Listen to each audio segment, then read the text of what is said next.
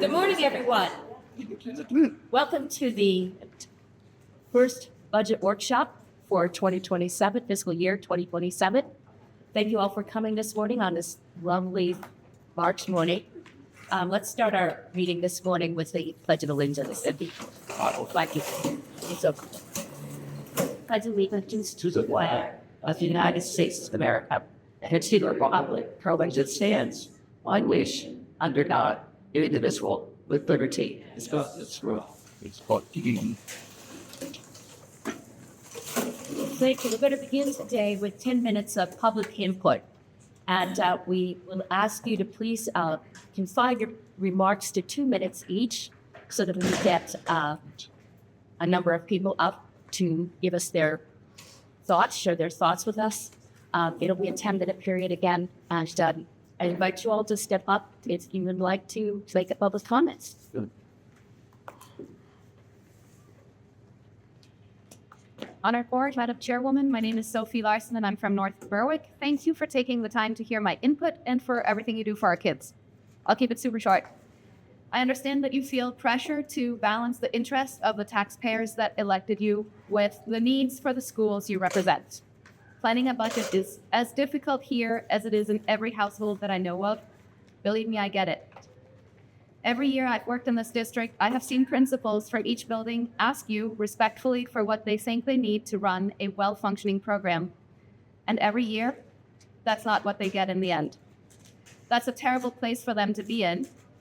And it's a terrible thing for our district to face the reality that our academic outcomes need to improve, while teachers and students especially make do with less than they really need. So I'm here to remind you that your duty and responsibility is to go to bat for the kids. Please, perhaps, try giving the principals what they ask for. Here, just like in every household, you get exactly what you pay for. Thank you. Thank you. Okay. Would anyone else like to share their thoughts with us this morning? Okay, then let's dive right into it. So right now we are handing out just the schedule for today. Go.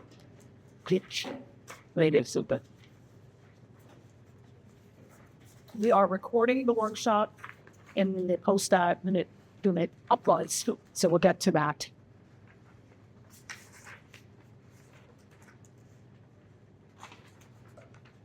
So typically what we start with is an overview from Denise, and then we go into the budget discussion by cost center.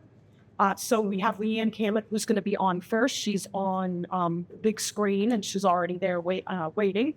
And then we start with the schools. We try to put the schools all together because there are some similarities. There are some things that you will see that, will make sense across the schools or the towns. And then then we'll have a break. And then we'll continue with the schools and then some of the bigger departments like special education, teaching and learning and technology. We'll have at 12:15 we break and we'll have a working lunch, but there's a 15-minute break right in there to just transition into lunch and stretch break.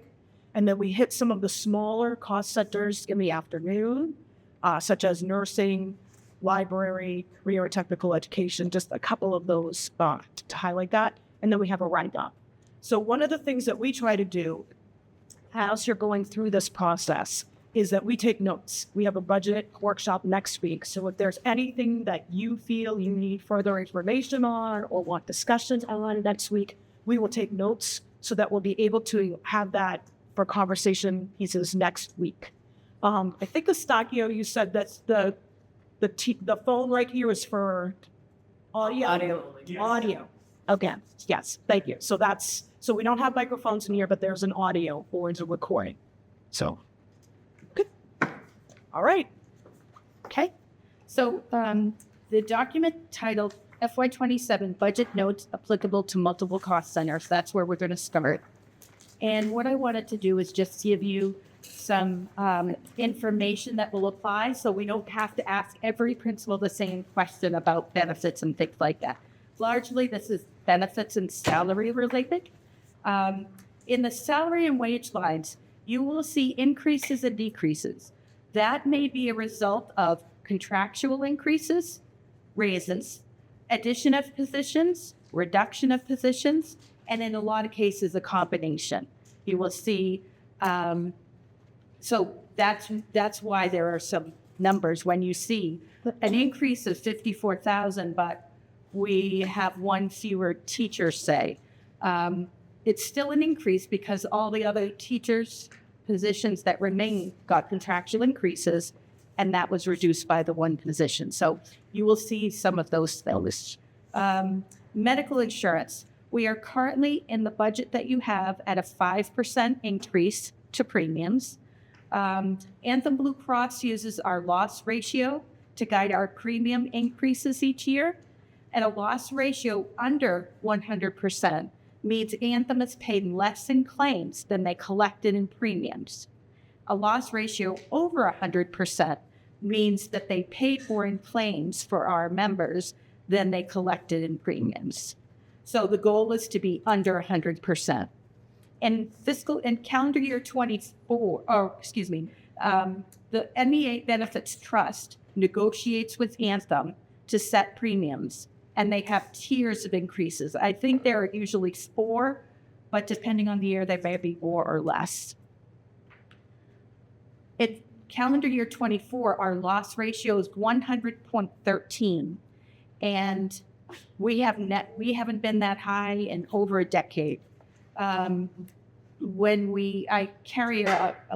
spreadsheet that goes back to, I think, fiscal 13, and I can usually predict we haven't been over the 100%. I was very nervous about that. When we budgeted at the top max percent tier because I was concerned that because we were over that 100%, that we were going to have significant increases in medical premiums. What I didn't know was that even at over the 100%, there were so many other districts, even around us, that were well beyond that. And so our overage wasn't as big a problem as other districts. So our actual premium came in at 7.636. So that was what we budgeted for fiscal 26. So as we budget for fiscal 27, our loss ratio is 91.56, which again is good. It's under that 100% mark.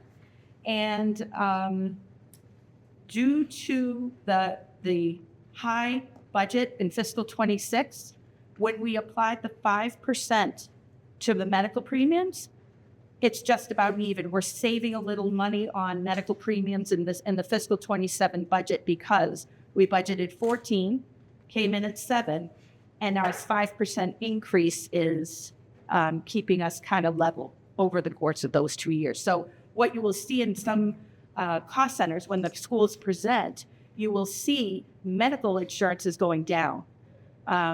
Sometimes that can happen if there's a reduction, but most of the time it's because of this issue where we budgeted higher than it actually came in.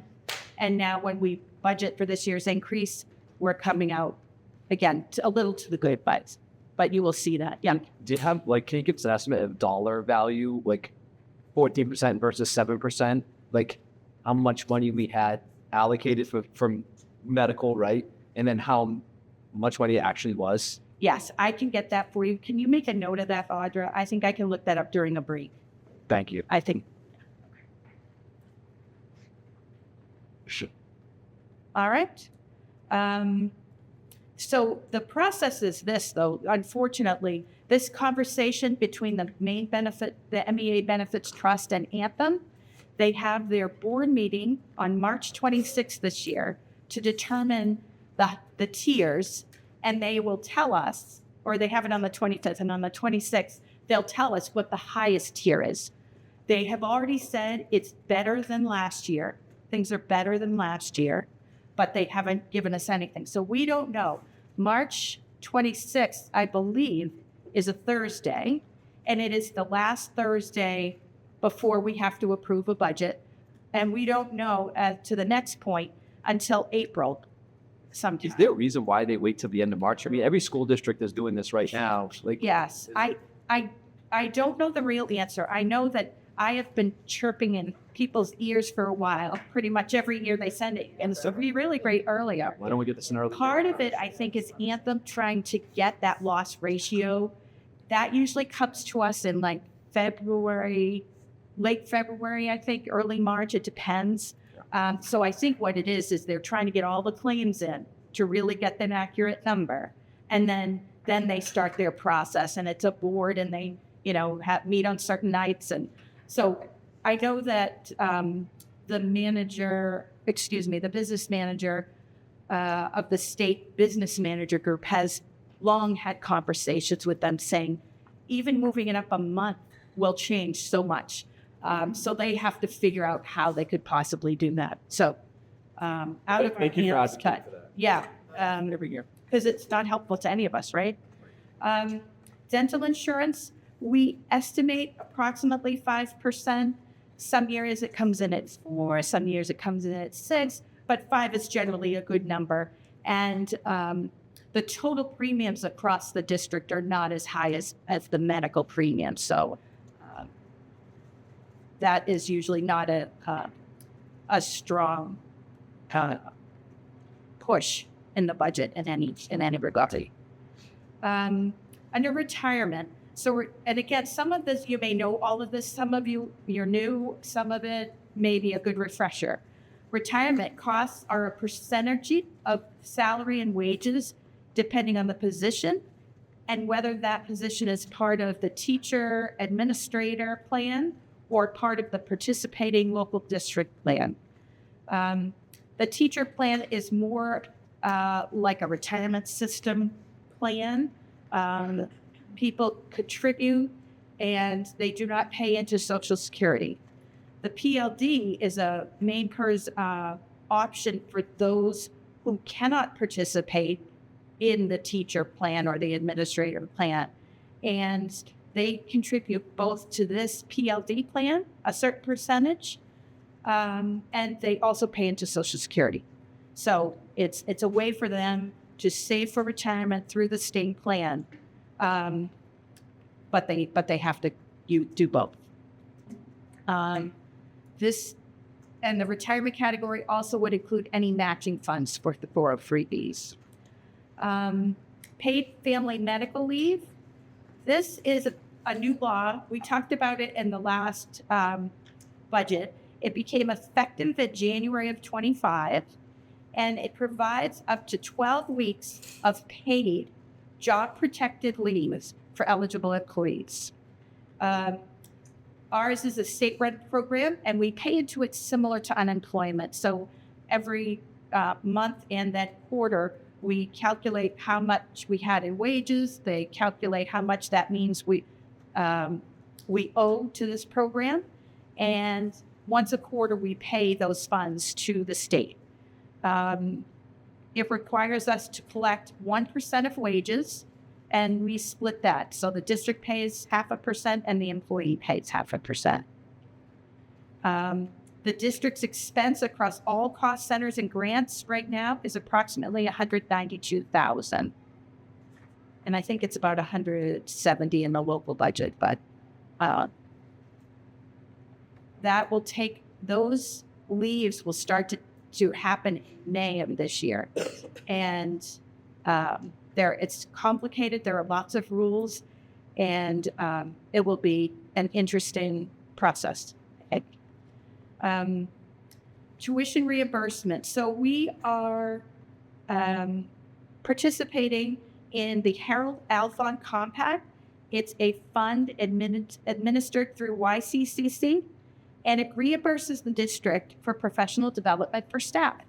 That can be either college courses, or it could be, district-run PD. It could be a conference. It really applies to most things. There are requirements of the participants. You have to live in Maine. So if you were a New Hampshire resident, you can't participate in this.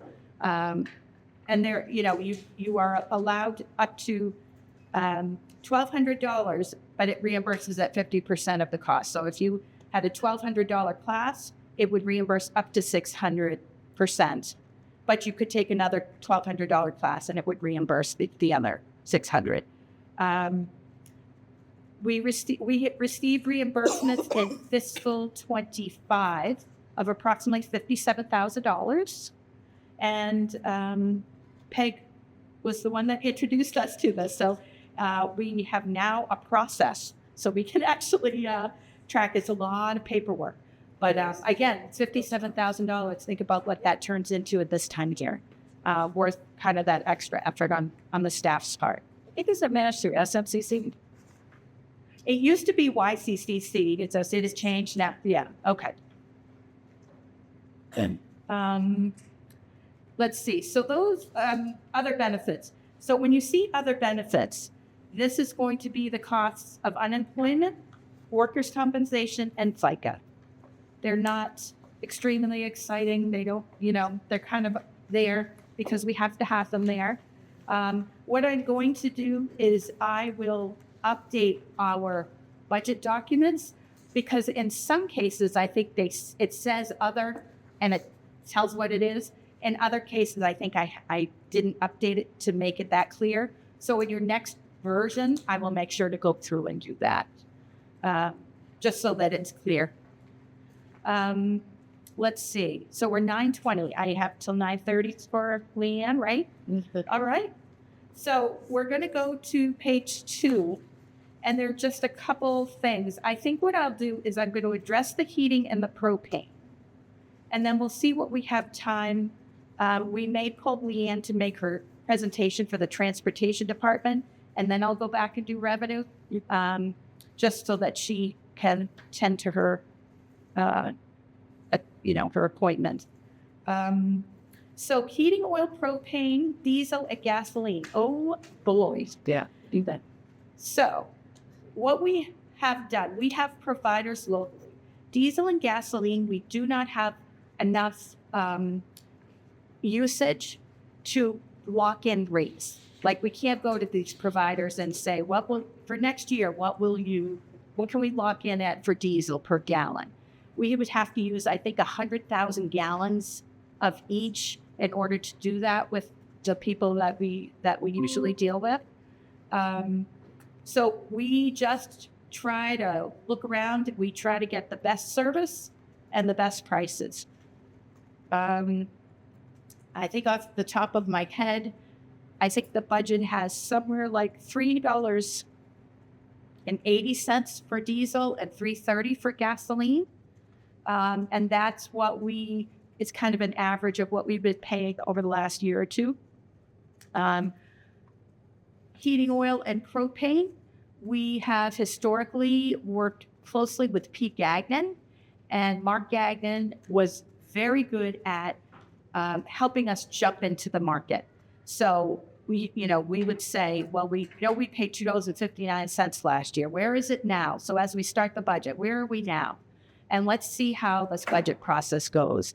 And if we got to the point where we could get down to the same price, sometimes we would lock in.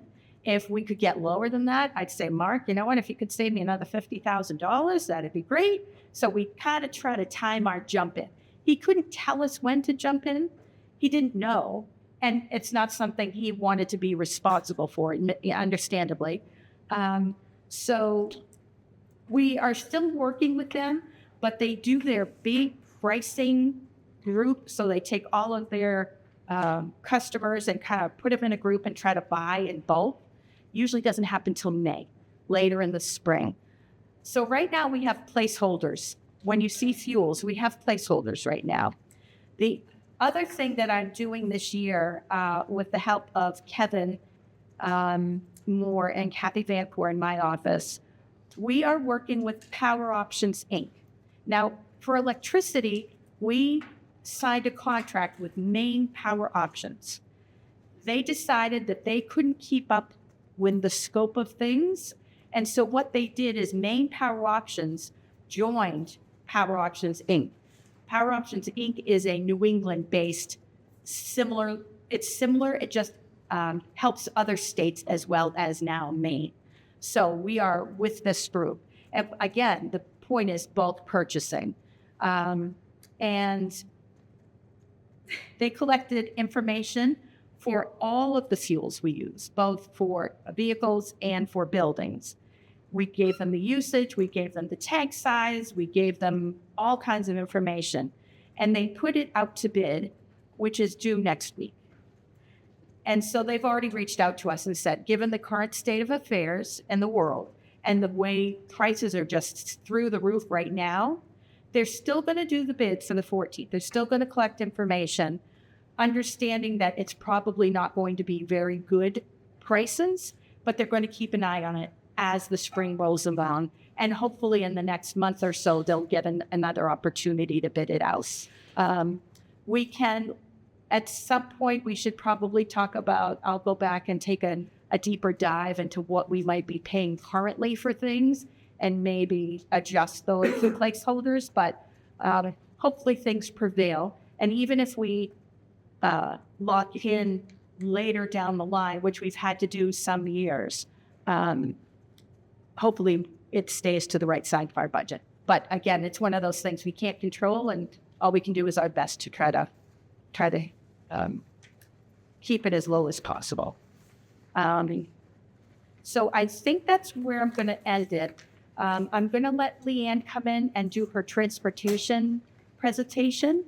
And then we'll come back and look at that ED 279, all that paperwork I gave you.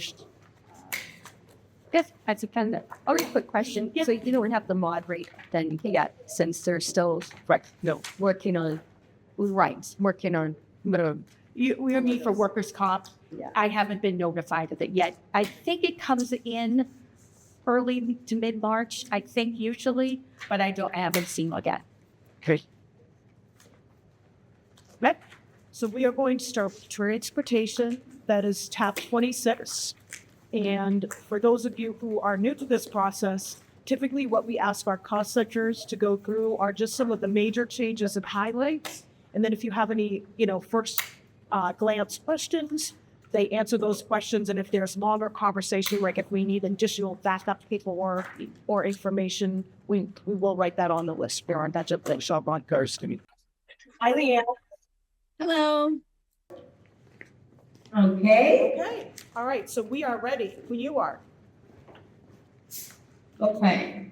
So in the staffing section to start, there's a new role that's been added to that position of the assistant director to help obviously with me and the role that I'm covering. Other increases are, as what Denise spoke about, regular increases, salary increases, and those types of things. Next increase, any questions on that? No? Okay.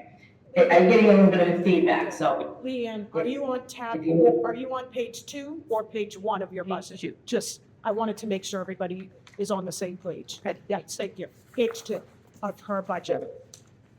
Okay, thank you. Okay, I think I'm hearing you, okay. Okay, the next section, so the first section for mine was the salaries and wages. The only increase on that is the regular increases in the new director role. This next section is the benefits, which I believe Denise just spoke about, all of those items. Jumping down to the contracted services, there is an increase of $19,800 for the radio system annual fee. That's a radio system that you'll see further down, that we're looking for a replacement of our current system due to the fact that the one we currently have is pretty much obsolete, and we can not communicate efficiently and safely with one another when we're out on the road. I'm out driving quite often, and there's a lot of static, so I cannot hear all the conversations that are going on, and neither can the drivers. It's a constant relay of, I can't hear them, can you relay for me kind of system. But this new system does have an annual fee for the air services to be used. That's what that number is. Denise did the bus insurance with a decrease of that. It looks like it's going to be going down a slight bit. Purchase price for the transportation. This field includes like homeless, out of district students, etc. There's been a little bit of an uptick in this position, in these roles, so we've increased that just slightly for that purpose. For the office supplies, we've added additional $2,000 due to this Teamsters agreement. They, mechanics now have a boot and tool reimbursement, and that's what this increase will cover. I know Denise just spoke about the next line item, which is our diesel and gasoline, after, evaluating what our current usage is with the 45,000 gallons of diesel at $3.80 a gallon and gasoline 43,200 gallons at $3.30. It's expected for this number to go down as the fuel usage that we've had is less than it had been last year. The other equipment that's including that number is the new radio system that I spoke about just earlier. We also have a snow blower that we've had. It's an over 20-year-old snow blower that was a house model that someone was disposing of that the mechanics were able to rebuild. However, it failed this year, and we really need, for the safety of cleaning out our bus lot with the snow blower for the island and all around the walkways and so forth, a replacement one. And the other item in that category is the salt spreader for our shop truck, so that we're able to salt and sand the area of the bus garage too for the safety of all. So that's what that number includes. Down now to the vehicles. This year, we're looking to replace one large bus, one small bus, and go with 4 vans. The vans, one is a replacement van for one of our vans that doesn't look like it's going to be passing inspection this year because they are older vehicles. We have a 2013, and then the other 3 is for the three that we're looking to use in the different towns. We help with student transportation for the mornings and the afternoons, because as you know, we've had some difficulties getting enough drivers to cover all the routes, and then we'd be able to have those vans to assist in that fashion, and then we'd also have those available for when it is our next 3 2014 vans that we currently have programs start failing, will be used for those purposes also, for dual use.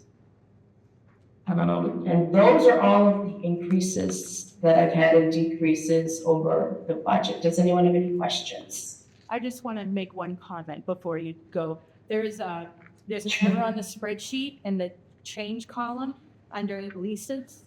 If you look over to the right, those are not adding correctly, but the budget numbers are correct. So I will fix that in your next draft. I just wanted you to know that they are.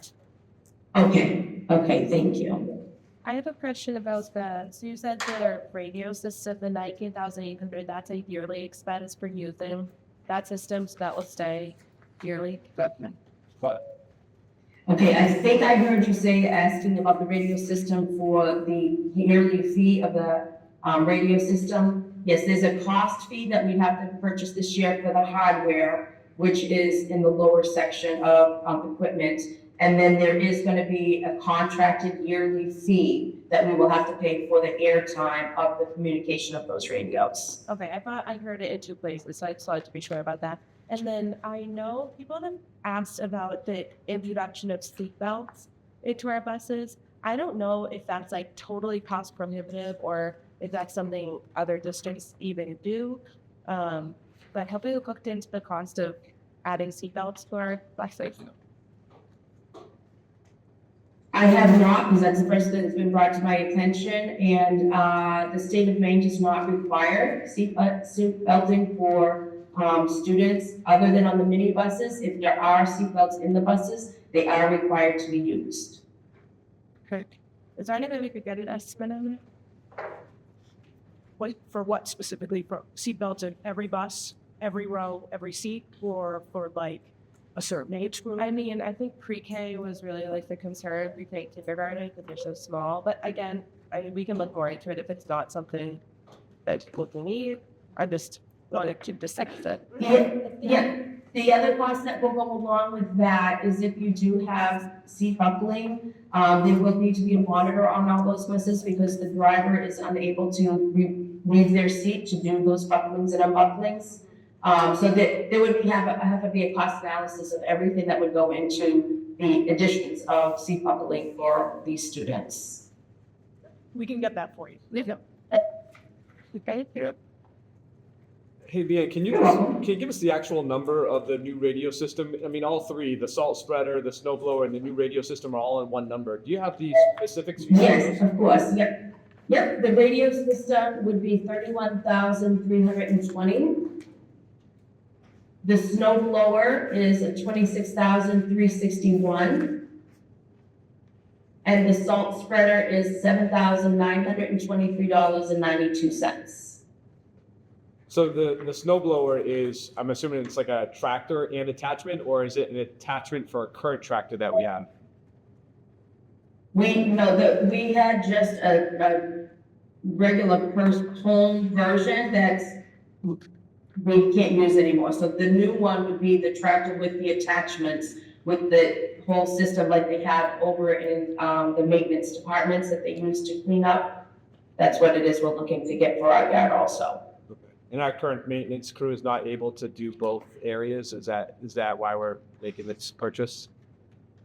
We've always been responsible for our own space, that we do have the contract that plows the parking lots, but all the cleanup around everywhere else has been our responsibility.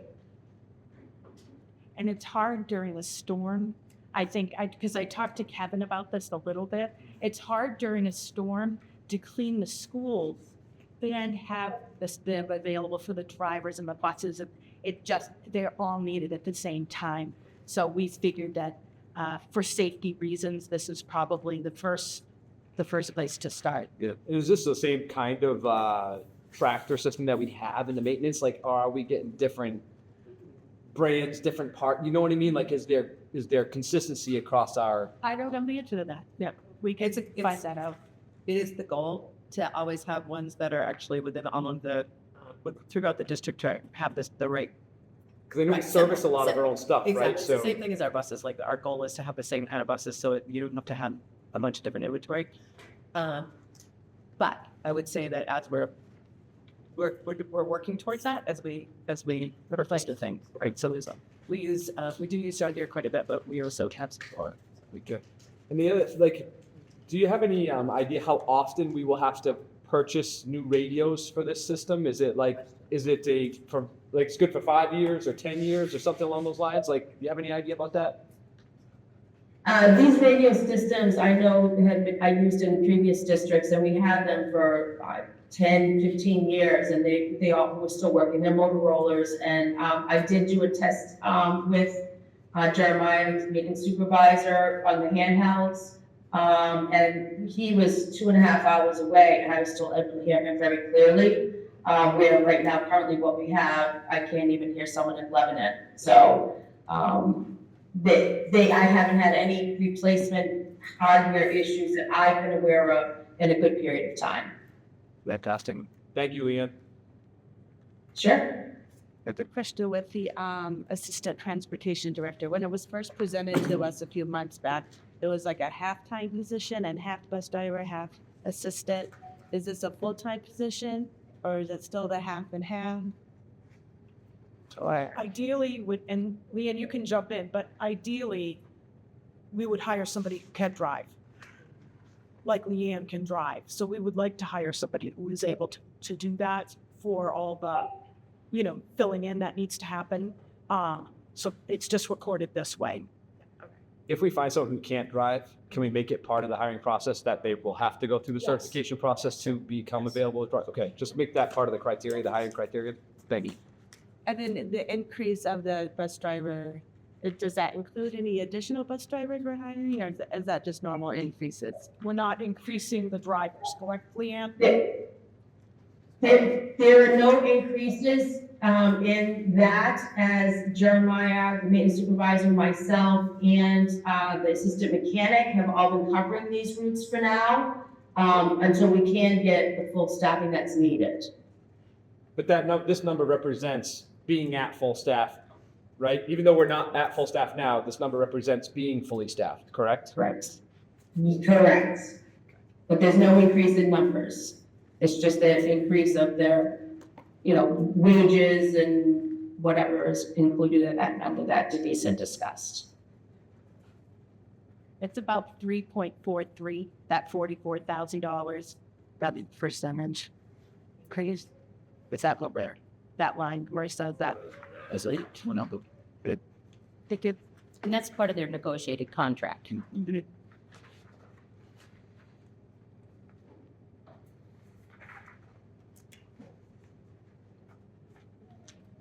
I'm curious, I know it had been mentioned at one meeting, the possibility to encourage more applications for drivers to, the potential to make some of the bus drivers full-time. I know that many bus drivers don't want to be full-time, but have we looked into, are there any that would that make the job more desirable, and what cost would that be to the district if we did offer something like that? Leanne, did you hear that? I did, but I hadn't looked into any of that, and I'm not sure if that would be something that I would need Denise's assistance with. Are you thinking about, like, so in the past, we've had the combination of driver with like custodial positions at the Timmy's to call them leftover, not the best. That's what we have up north. But yeah, so we've done that in the past. It has been something, I think we could talk about it some more. It was not, the separation ended up being more beneficial in the long run because it just cross duties. So, but we can look into things that maybe would support the buildings for people during those downtimes. Yeah. Yeah. We didn't have a lot of that. I think we had over the years, probably 2 or 3 who did it regularly. I'm not saying it's the right answer. I'm just Yeah, curious no, what it it's a create, and it is an interesting one. I think I'll talk to Kevin a little bit about it in terms of the dynamics of it and what happened. But because we did it for a while. Yeah, so there's definitely pluses. On that frame, last time we were talking about transportation, I made the suggestion that we do a survey, that we do an anonymous survey amongst our drivers. Is that something that I should make a motion and vote on, or can we, because I think everyone here wants to see a fully staffed fleet, and we'd like to know what the barriers are from our drivers. Like, what are the things that are frustrating them or stressing them out, and that can be part of the survey. I'm sure there's other questions we want to ask. Yeah, I think we, Liam, we can work on that together.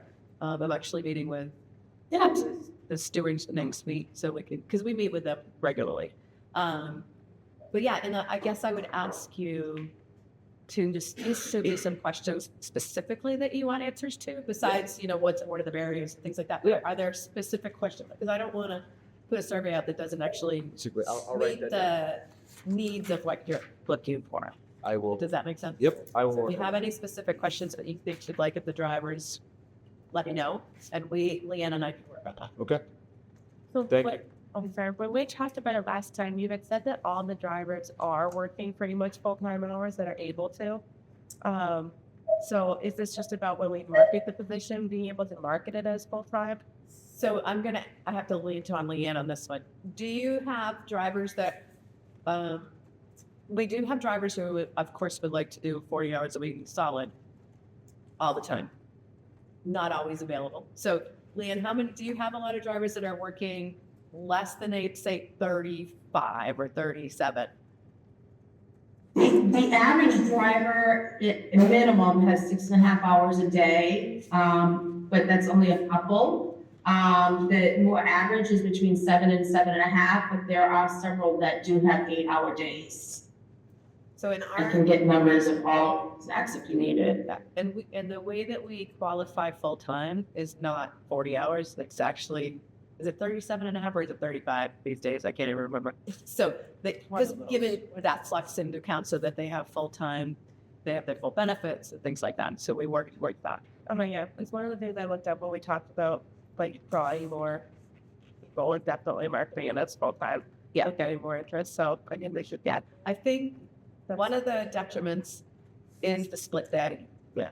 And for some people, they love that. They like have things in the middle of the day that they're happy to do.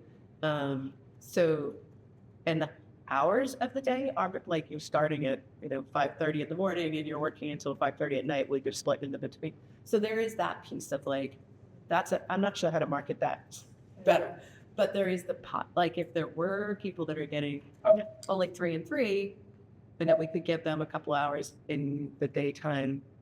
Again, it's just a difficult work schedule for some people. Some people love it. So Anything else for Leanne? Okay, thank you, Leanne. Faith, good. Thanks, have a great day all. Thank you. Too. Bye. All right, and we're back to Denise with revenue. Okay. So we're going to review the full revenue sheet later this morning or early this afternoon, however that works out. But I want to briefly go over the ED 279 as it relates to the amount of increase that the state is asking of our taxpayers. And I just want to, so what I decided to do is I decided to give you both the fiscal 26 ED 279 and the 27.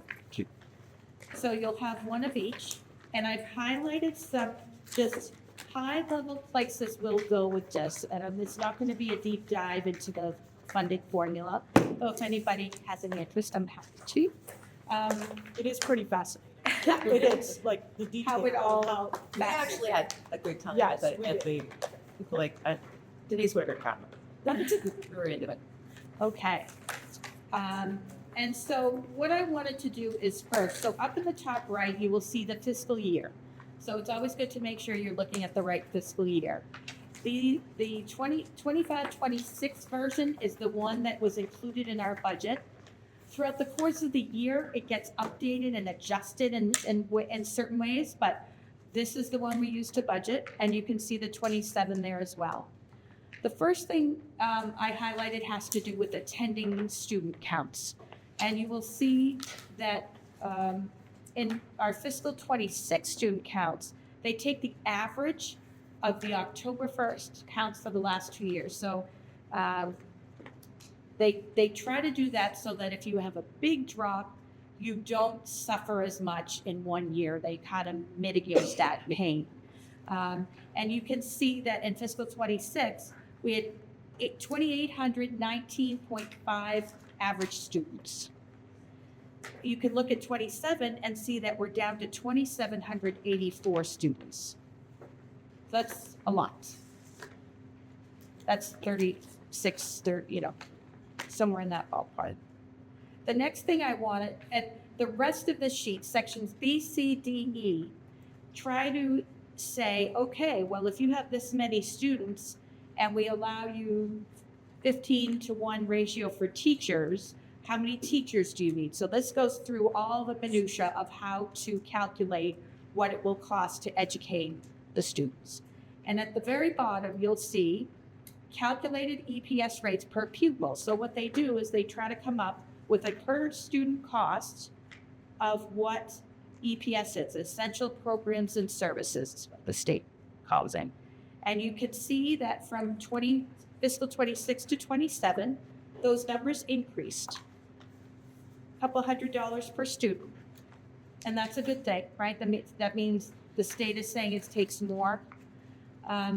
Page 2, I don't have anything specifically highlighted, but again, this is where they're adding other things that didn't get covered in page 1, such as extra money for having disadvantaged students, multilingual learners, and then you get into money they give us for assessment, technology, and things like that. So there's a whole big calculation. When you get to page 3, what you'll notice, and the only thing here that I wanted to point out, the top will give us money for gifted and talented, special ed, transportation. This will give us, again, a bigger, more complete picture of what it costs. Thank you for being with all the paper. I decided to blow it up big this year. I appreciate it. No, So you can actually read it. I can see it. yeah. Section 3 is total combined allocations. So what they decide at page 3 is how much, based on our student counts and previous expenses and all of these complex formulas that they have, they're saying that approximately $40 million covers these minimum requirements for education, staffing, and all of those other things. And you can see the difference between 26 and 27 is not very big. It's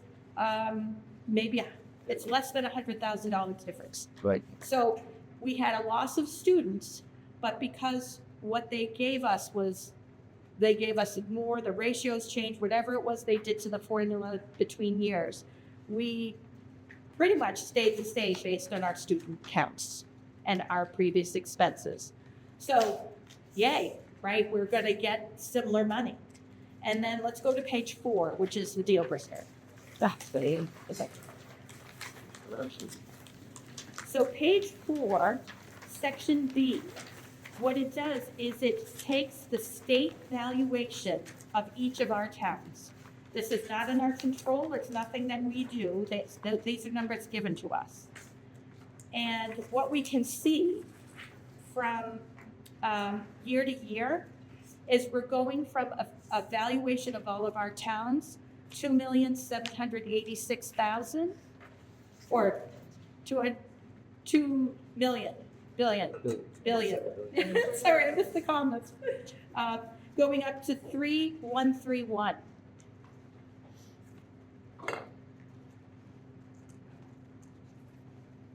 And what that does, when you look at the required contribution by the municipality, which is down in section C, we're going from 16,997 to 17,676.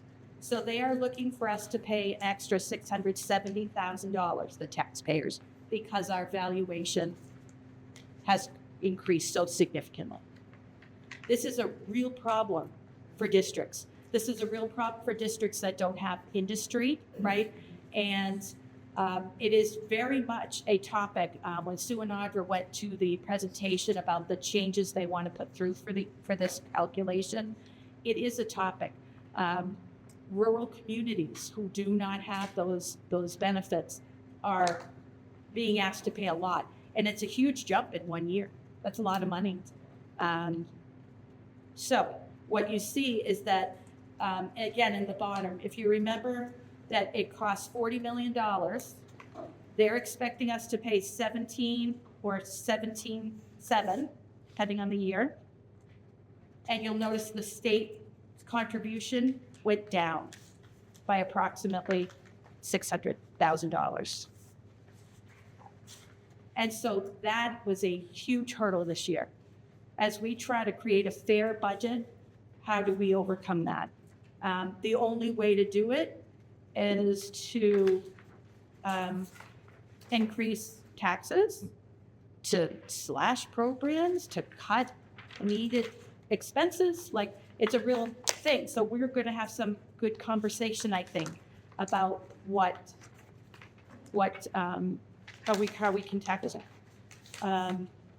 And that is a reason why our first draft is relatively high, because we need you to work through this process so we can come up with a decent increase to taxpayers that also is responsible to the kids. Because that's really, So can I just, Yeah. I want to make sure I understand, right? yeah. So because of the state valuations of our town done by the state, right? Our local contribution has increased about $700,000, and subsequently we've seen $600 less from this, 600,000 less from the state, Yes. right? So, is that the difference, or is the difference the combination of those two? Are we actually talking about 600,000 and 700,000, a $1.3 million difference? So. Do you understand my question? I think I do. Okay. So when you go through the formula, you find that they say it should cost us $40 million both years-ish Yep, to educate our, Yep. the basic. When you then tackle the valuation, yep. that's where the money comes off. Yeah, I guess I'm just saying, like, I'm looking at the numbers and saying, the state is saying our community needs to pay $700,000 more than last year, right? and the state is giving us They're- $600,000 less than last No, year. therefore, the state is giving us. Therefore, thank you. That's what I wanted to get clarified. Okay. English, good English. I'm usually a numbered person. Yeah. Okay. So, again, we'll go over the revenue sheet later in the day, but I wanted to kind of go through that just so that you understood where we started from. Good. Good? Yep. And if you have more questions, I'm happy to answer. Thanks. And Marissa, you have your little all set from the stackers. No, I didn't think it.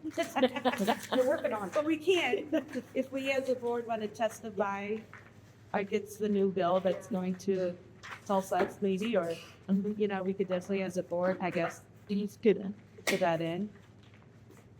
So I didn't want to do it personal, because I'm not really representing the board personal, of course. But as the board, if we all want to, we pick you up with. So we could talk about that the second. Yeah, work. Yeah, so we just had this huge meeting, we need more money. Good. All right. So we're going to start with our STIAs. Principal Michelle Keniston is coming up first for Knowlton School. And that is tab 13. Lucky 32.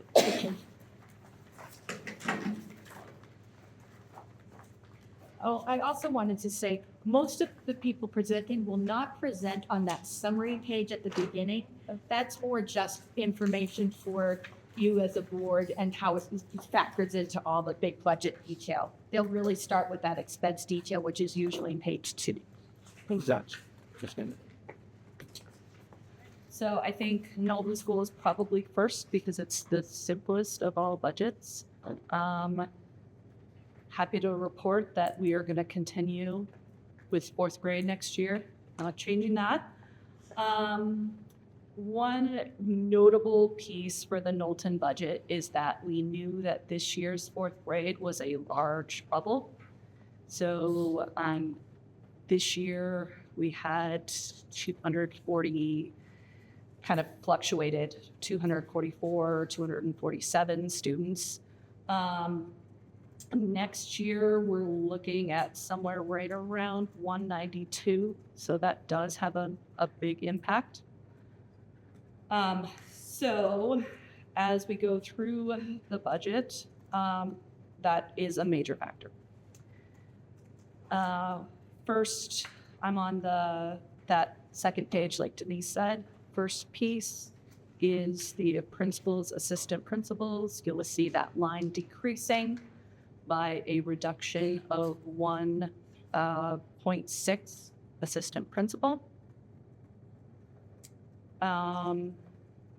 Teaching, the number kind of looks off, but I think it's that addition of salaries and benefits and such, but it's actually a reduction of 2 teachers, teaching positions.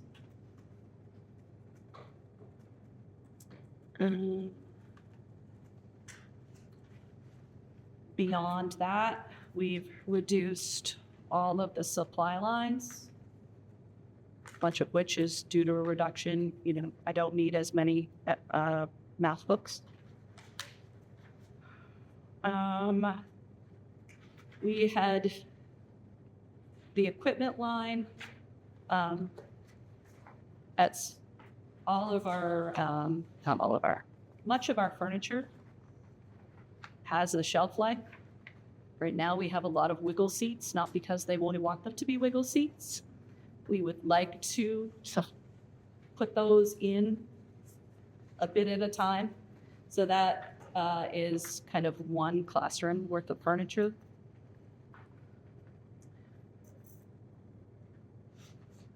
Kind of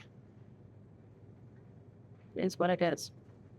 Is that a reduction of, are we going to have 10 assistant principals? No, we currently have a 0.6. We're going to a 0. And then for the 2 teaching positions, so what's the student to teacher ratio going to be with the reduction of those 2 teaching positions? Sure. So right now we're at 19 to, I think at one point we had a class that had 23, and that was just kind of how the classes get built in pieces at the elementary school, at the K-3 schools, because that they know the students, and then kind of when you put them together, the numbers in one class get skewed a little bit. It will continue to, next year, we're gonna look to be in the same place. It's gonna be 19, 20. Okay, But that might also you might end up with a class of 21 or 22 because of how that gets built. so if we reduce by just one teacher instead of two, we would be in a better position. If you reduced by one, you would be, I believe end up looking at 17 and 18. Okay, and the state recommendation is 15 to 1. So, For fourth grade. so Well, that's pre-K. Yeah, you look at pre-K. I think that the third grade level effect. Well, because I'm just thinking, because I mean, 2 is quite drastic, and then I know population is still going down, but if we were to do 1, that would be a really solid class size for us. So, Are we going to see any of these teachers in the NIS budget because Yeah. the fourth grade? Yeah, so we're gonna- Yeah. Okay. And just as a point of remembering, these are teachers that have already moved. Scare. Yeah. That's the reality of the human piece. It doesn't change the fact that, the student population is reduction, but just keeping that in mind that And following the bubble. these are also humans. yeah. And whoopee. So I'm writing this alley down as a topic of conversation to not move 2, to move 1, to keep class size at a 17. The 2.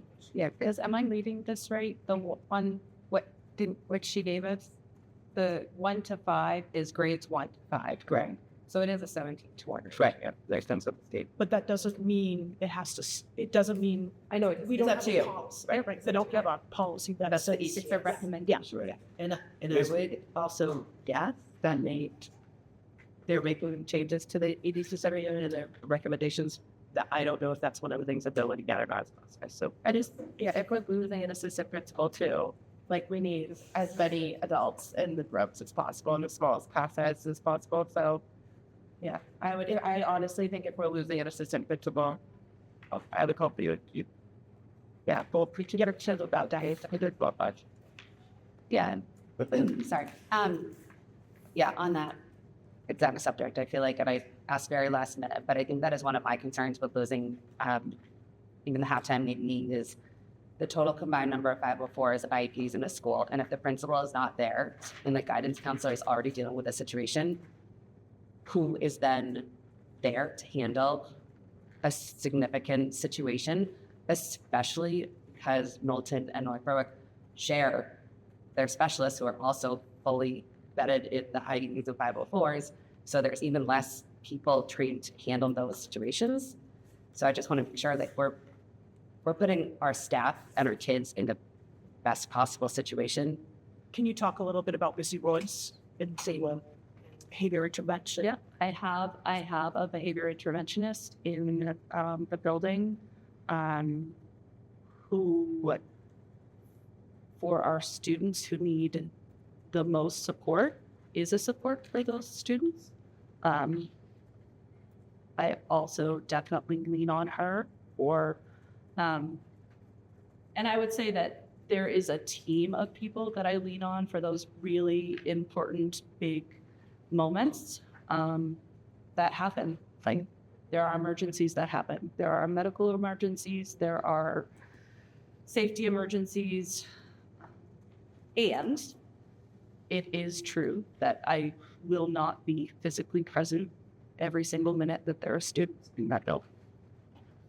Yeah.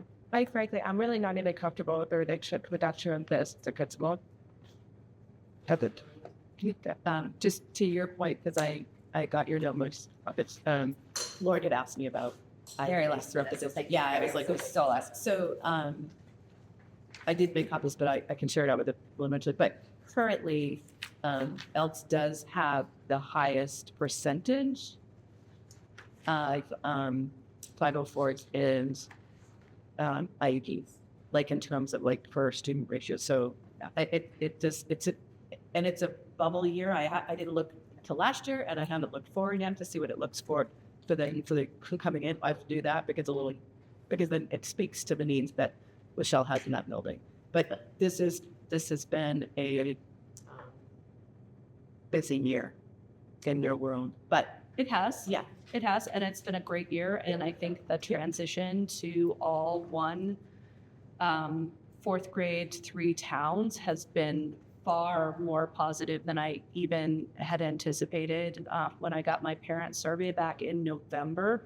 And knowing how difficult it was for people to have their 10 and 9-year-olds moving from town, their town schools, and seeing how high that was at that point. I think it was a 3.5 more out of 4-point scale. It felt like we're doing really good things, and things are going really well. Is this a huge support that we are cutting from students, family, and staff? Yes.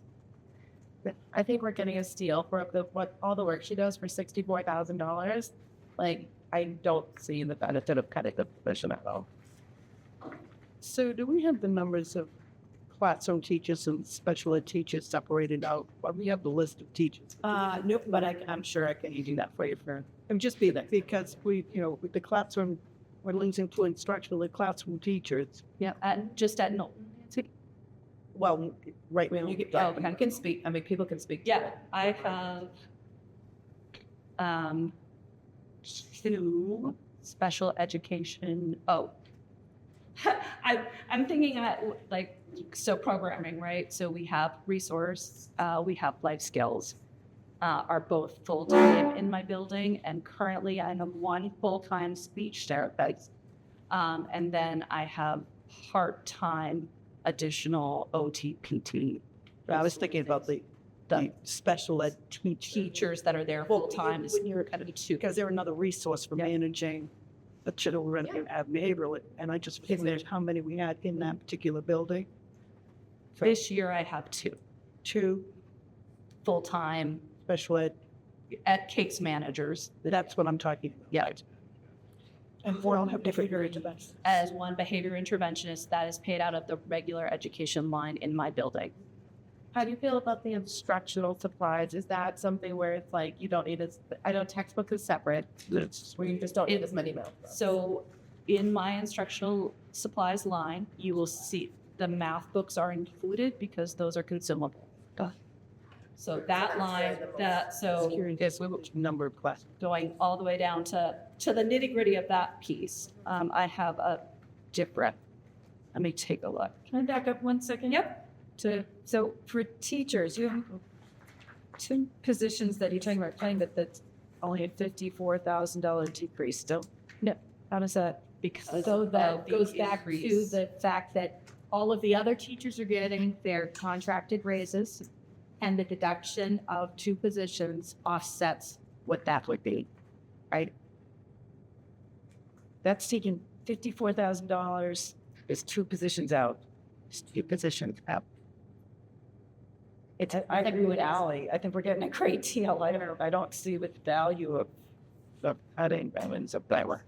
At least both of them, and I also. But if you add those 2 in, it wouldn't just be 50. But it's not just, so when you have a salary for a teacher, you have their, we'll say $50,000 salary. Right. You have probably $25,000 or $30,000 Other in benefits. benefits. I get that. So each person's somewhere ballpark like that. So what you're seeing for a $54,000 reduction. That's plus the again, benefits below. Yes, but it's also not just the reduction. It is the increase. People are getting increases and we're cutting, so that it's overlapping, and it comes to 54, right? So it would take a lot more than 54 to put the back in. Right. If I'm not mistaken, we would have to replace, if we left 2 teachers at Elks, we'd have to add 2 teachers to the intermediate school to cover those positions when those kids go up. Right. So not with that. Well, the 2 are already at the intermediate school, so we have the original 2. They are being added to the intermediate school. The 2 that are reduced at the Knowlton School if you wanted to So add this is that. an official reduction of 2 teachers. At That- Knowlton. that- There are presentations. I get it. I see now. Yeah. And I think if we kept two, then you have size, it could be like drastically. Yeah. So one, yeah, I don't think one is same, but I do agree with that. I think about that. So we have that for a discussion point for Thursday. My question is, would it help to look at what the salary, that wage line would be at the 2 or 1 position in? As of the One. Yeah, one. Okay. Well, and I wouldn't do it for the line. What I would do is say, if we were to retain one of these, how much does that total person? Yes. Like in, Regardless of what line it hits, what is the total have? right. And then I wanted to add volunteer coordinator as a flat stipend position to the stipend list. In each building or That any, so you want to talk through that?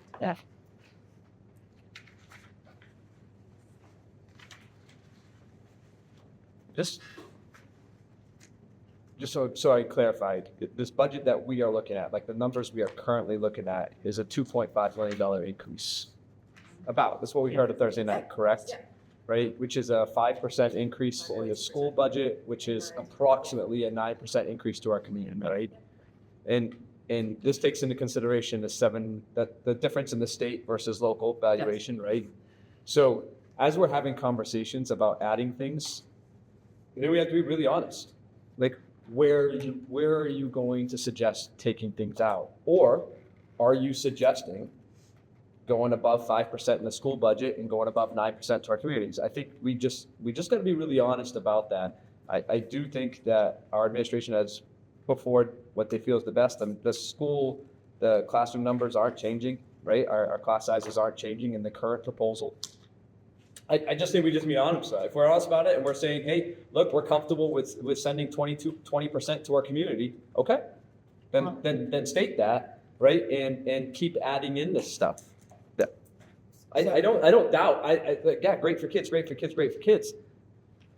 So I don't disagree with that at all, Josh. I think we need to be able to put forward a budget that is fiscally responsible and passable. But you also, I think this is important for you guys to be able to put out the information and thoughts that you have, so that everybody can discuss that and you can make those decisions together. Like you're always going to have that voice, which is a solid voice, which is great. And we all look at that the same way. We don't want to put out something that's going to be shot down in the community. But I do think it's important to hear what you think is also important and what needs to be up there. And then we did, right? That is what this is about. What we presented to you is our first draft of what we went through, and painfully, this is not easy for us. The AP positions, some people think are a luxury, other people's version of that is like, that's not a luxury at all, it's a necessity. And we also have the conversations about, you've seen them out, like, oh, we have so many administrators, but there's a lot of things to be considered. So we want you to be able to have these conversations. And I don't think that any of us don't know that we don't want to put out a budget. That's like, I totally agree. Yeah. We've got to be able to pass the budget. But I don't think it's bad to have this conversation. Right. And I think to Sophie's point, I think we need to be the fully flush it out, have the conversation, the impact, and make a decision, and also like taxpayers make a decision. I don't want to just go through this. What's the best thing to do? So The best investment your taxpayers can make by their town is educated kids. yeah. Amen. Be overstated. And it's true. But then there is the reality of like, how do we navigate this in a way that is beneficial to all? And as we go through the schools, you will see positions and different things that, again, will warrant further conversation. This was each year has become more difficult because of the valuation. We are losing,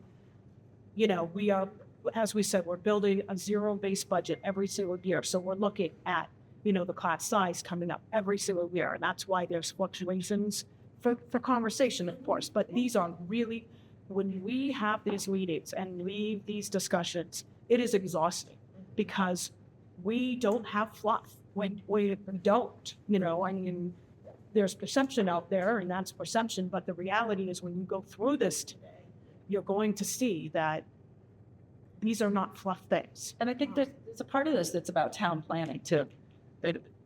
as we look at the way our towns are growing and residential evaluation is going up, we have nothing to balance that against. There's no businesses coming into town to balance that. So we really need to be having these conversations at town level too about what's the plan, that you can't keep expecting schools to educate more children or the same children or even fewer children with less money available as evaluations go on. And I'd also add to it, just part of our conversation is a recognition that past decisions that we make have an impact on now. You know, when we just negotiated 3 contracts last year, that added a significant amount of dollars to the budget. And we were honest when we were negotiating that negotiating these percentages would result in reduction in staff. We were 100% honest. And we said that. We said that during negotiations. And it was still pushed at that percentage. Well, it was one. I think that the reality is Also there. It was communicated. It was asked by the board to be communicated quite clearly. Teachers are exactly living in luxury right now. So That's not the claim. Last year. That's not the claim I'm making at all, right? I don't know that we all agree that 100% because of that contract we were going to fire teachers. I did not feel that way. Well, I do think that the reality of the world is that as things increase, we have to make harder and harder decisions. And personnel is definitely one of those. This budget is 84% staff, right? But that can't be 100%. I mean, I think part of this is when you look at that 279, you have to look at what's actually happening in these towns. Yes. As the valuation goes up and houses are piling in. I look at Farway. We have no industry to support us, but they keep piling in houses. The valuation is going up. I mean, how's it fall on teachers? It's frustrating to me because schools are the ones that get wholly blamed for this cost. Then there's really a planning piece behind it that needs to be scrutinized to it. So is this something? It's a big picture. Right, Michelle, you're getting stuck in it. Yeah. Could we get a list from the K3 and the 4 and then the intermediate school of the regular ed students and the special needs students? I think that's what you asked that. Just, the total number. So I know last year at some point, and I have the numbers of IEPs and 504 students in each of the schools. Can we get the regular ed too then? yeah, the total I mean, I number can for- go in and subtract them, but No, if it's like I do it, I can. Well, and write that down. I would say I'll that do even it. that is not going to give you a complete picture Yeah. of support. Yeah. Because I'm not looking- That's not what I'm looking at, but I just have always. And then the other thing, and I don't even want to know what to. Can we start getting mill rates? I know last year gave us, or somebody started Mill giving us the town mill rates, the budgets were going to increase. It's on. Oh, it's so on- that's different now. Oh, yeah. Is it where? Yeah, the rate is different from here. So at a certain point, it's cut the tiers on the revenue sheet. Right. I didn't do it in this draft simply because it was not anywhere close, but I can certainly get that. Just, I'll do. I think part of it is important so that we know the actual dollar value that we're putting on our towns with our budget, because this is a lot of, And it again, it's less a mill rate and more of what this standalone school budget would add to taxpayers, right? That's what you're looking for, the number Lauren usually asks for. did I beat? And I always ask the Yeah. $100,000. And so I can certainly do that for this draft.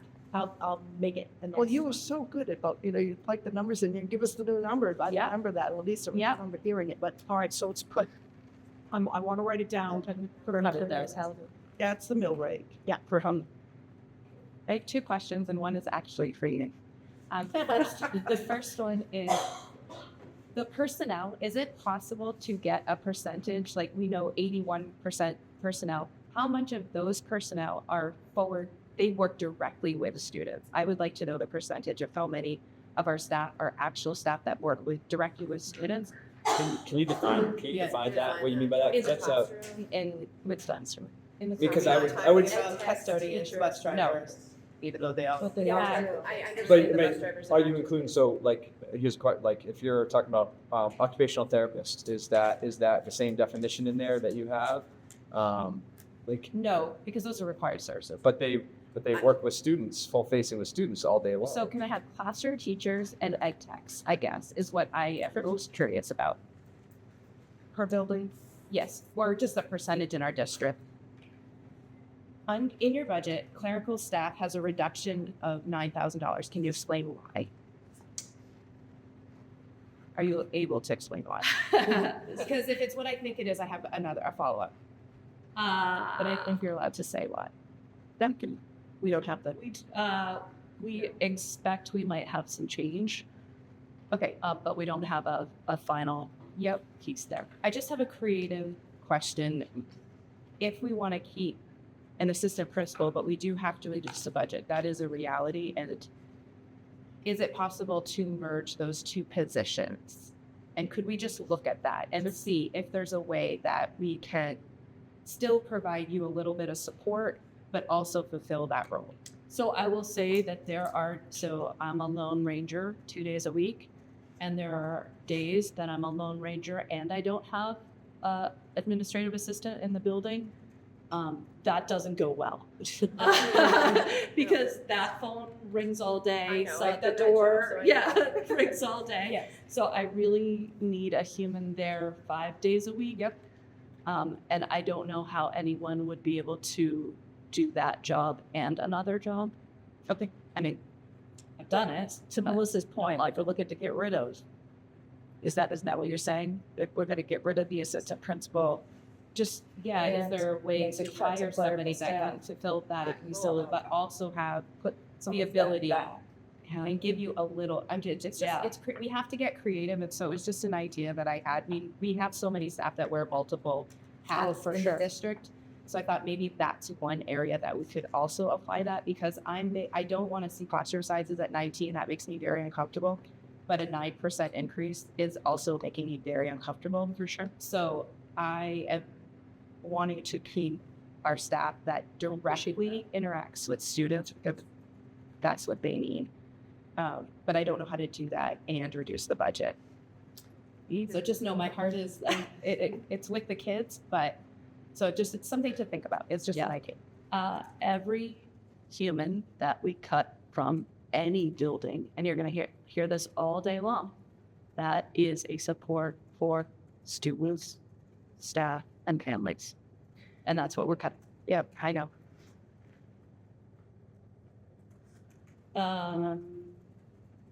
Back to the budget. So Allie, to your point, like math workbooks did go down, and that brought you don't have this level of specificity.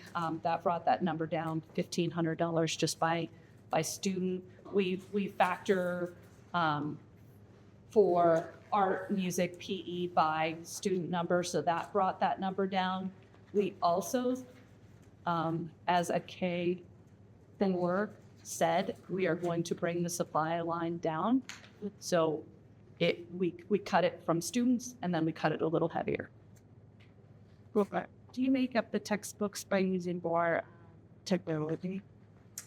Certainly, we use a ton of technology. There are no textbooks that I'm buying other than your work tech and stuff textbooks. I would just like to see the amount you cut extra. So once you're factoring in the reduction of students, the textbooks, what's the amount that you're cutting? So I can kind of speak to general. We've tried to have that supplied number in the past. We've tried to have that come in at around $155 per student. Right now, I am at $131. Okay, so I would like to add to the budget whatever the difference in that affairs. I don't think it's big to make there, right? Yeah, no.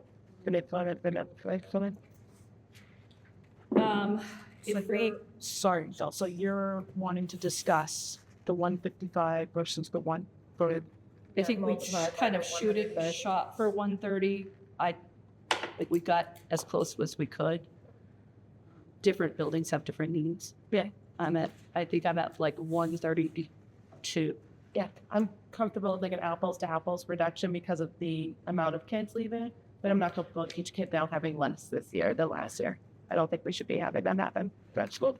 If you look at my stipends page,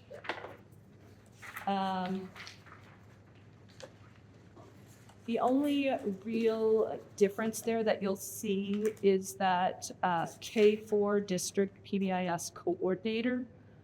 And I believe that position was paid this year as well. It's just moved into my budget. And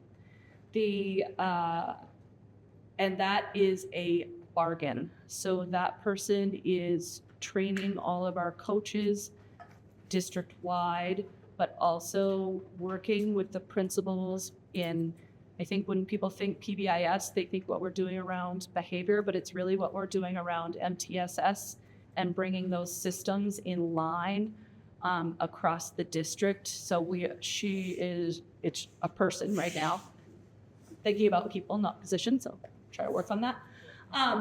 We are working as buildings to build those systems in each building, but building them in a way that there is consistency among all the buildings of our MTSS programs and interventions. And then as we merge buildings, those systems stay consistent, like right down to the paperwork piece, because that matters, right? When parents feel like they're moving from one system to another, that isn't good for anyone. And when students feel like supports are changing, we really want to bring that all together. Why are we reducing that in this year? That No, it just moved. It's just in my budget. So it used to be before. It used to be all in Michelle, because Michelle was an early adopter of the PBIS, all of those supports for kids. And what we've done now with this district-wide coordinator is we're assigning a quarter of the cost to each of the buildings that she held. And that's, so we are splitting it out, so that way.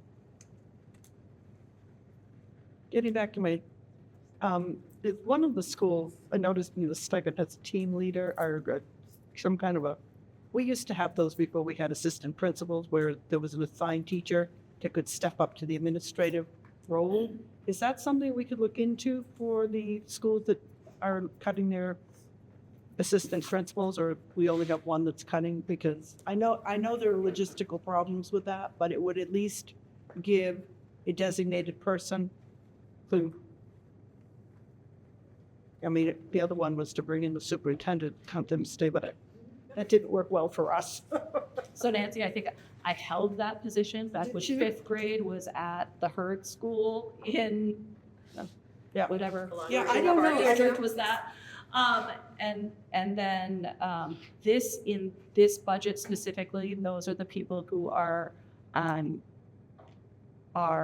putting out agendas and running. No, I'm not So talking in about addition- these. I'm talking about somebody separate who is the person steps up to, if you have to be out of the building and somebody has to make an administrative decision, and sometimes they do, then we just give that person a stipend, had a stipend position. So, and training. like a word. Sure. Yeah, lead teacher. Yes, I wrote that down. Is that the right words? Wrote that down. Yeah, I don't, well, it's two different states, so I have trouble.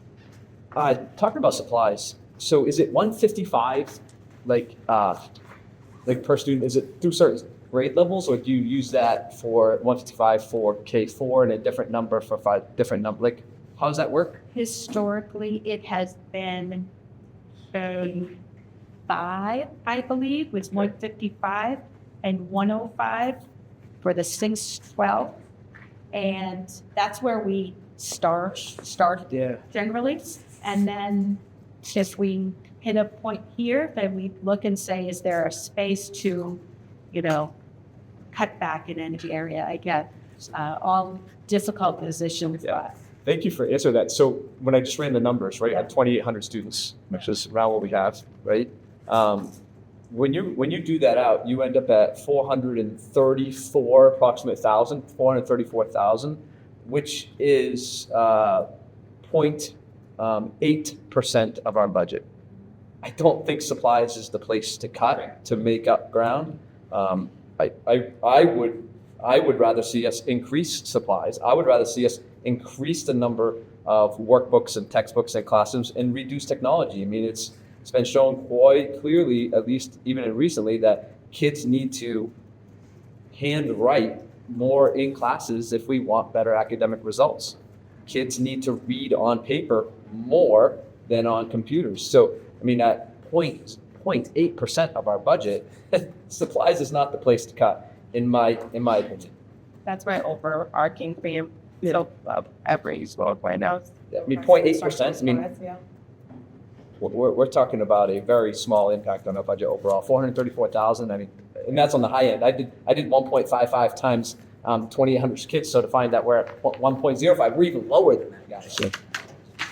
So that supplies is not the place that I would go. Again, I would be more in favor of increasing supplies, not reducing supplies. How about on what's good Thursday? Can I ask? A general question. PBIS, are we required to offer, is that a like state requirement that we have PBIS? It's the program that we ourselves has been the most beneficial, and at least this in my biz. So we've all, and they've been trained and we're seeing really good results and they're from it. Well, and I would say that it's just a structure. It's just the structure. No. I mean, I've worked in the school. I understand UAS. I just didn't know if it was something that we had to do or if it was just this is what we chosen to do. No, and the cost has really been fading. So so the elementary schools in Knowlton was the first, started in a 3-year cohort. The cost for that was really just in getting the adults to the trainings. Right.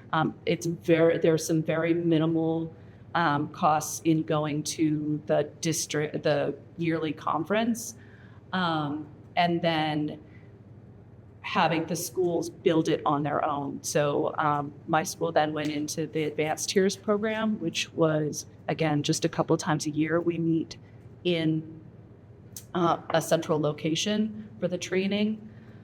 But then, I think a benefit to the district is that we've had staff. So our district PBIS coordinator has taken the 3 classes, has got the micro credential on her own, and then gone through and done the trainer of trainers program, which we just kind of had to support and say, yes, as a district, we're going to support this person is going to be doing this work. But again, not an additional cost. So.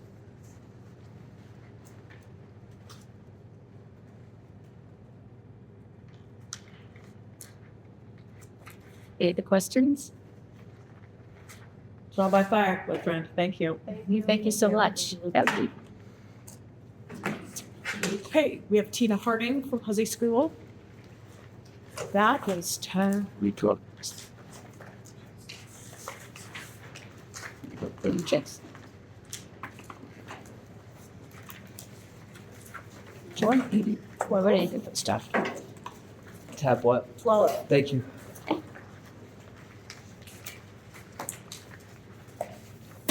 So Denise, keep it over the summary page. We'll start on the second page, the expense detail by category.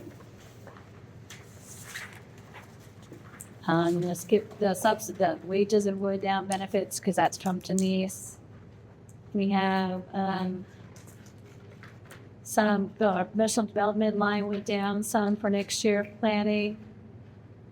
With small increases on postage and such. Supplies and books. And a little bit of an increase in copy paper, a decrease in instructional supplies, again, based on numbers of students. And then just what the cost of some of the supplies were.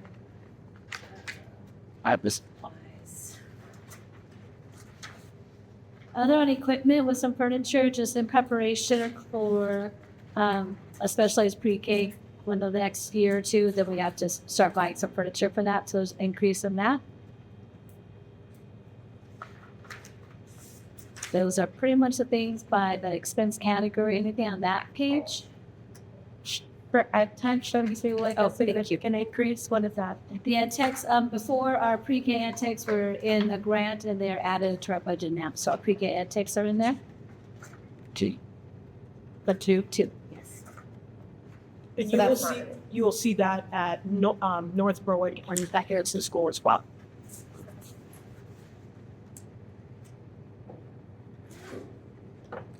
And professional development, things like a significant decrease. Is that due to you moving into a program for professional development this year, or is that just what you had done? We had extra for our literacy consultant and other people we were paying for before we included in our budget for school days. So we took some money out of that right now. So is each teacher that's at the school now still going to be receiving as much professional development as last year? They will receive PD in different areas. It won't be the same because it's not, but yes, they'll still get some PD.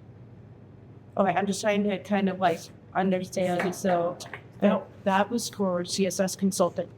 That's or that amount that is decreased. It was for CSS consulting. So the staff will not be receiving that type of density of PD, but there is going to be less PD. We will still we're looking at different literacy, and then there's always things around our NTSS training, other things. So we'll still have our PD. You can also use that Harold L. for that as well. Yes. Yes, sir. Yeah.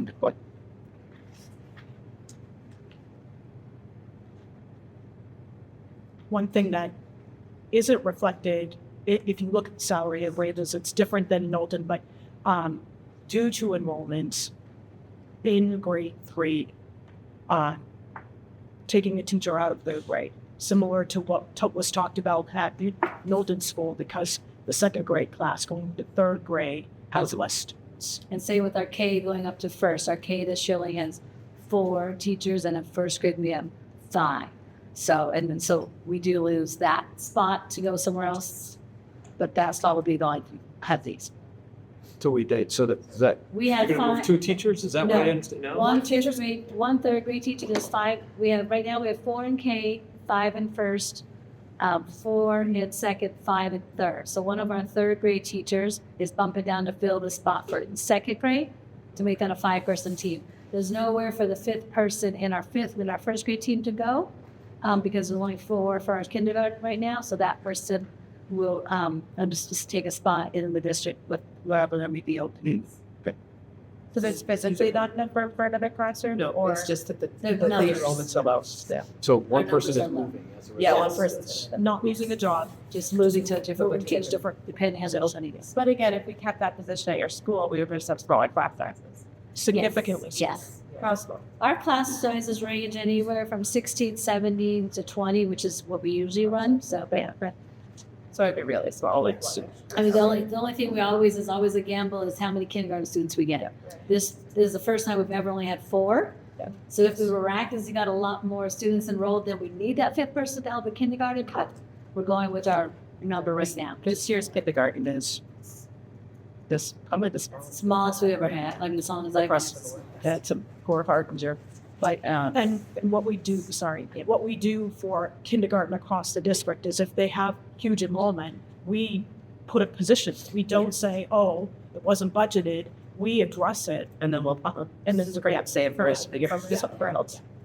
And then instructional supplies, do we need to say this for every school? Because we got it written down. I have it written down in the conversation. Peg, did I interrupt you? Just a question. So this budget reflects 1 less teacher at school?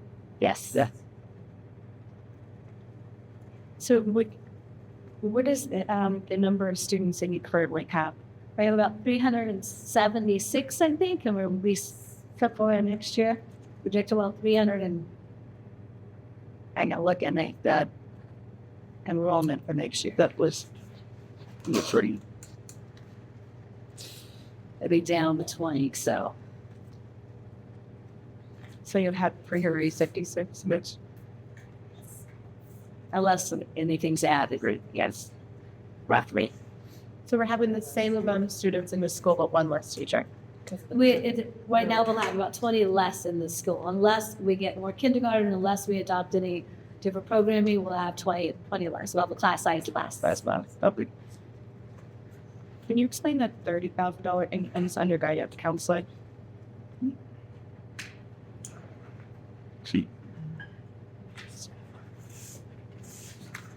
That would be just staff turnover, different person to pay, but that changed before, so it's just here.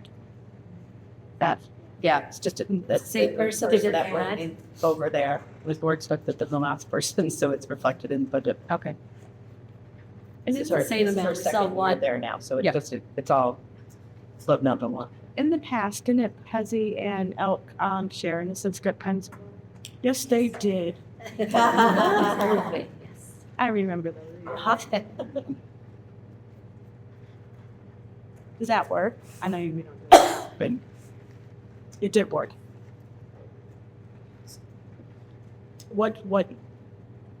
Where it didn't, to Ally's point, where it didn't help is that always just put one of us in the building.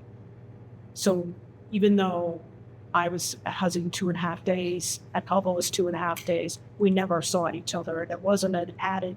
That's different than what you're asking though, right? Because that was when you were a principal, Right. and you start. And you started. There's like, well, you're talking about two designated principals principal. and then sharing an assistant principal. Gotcha.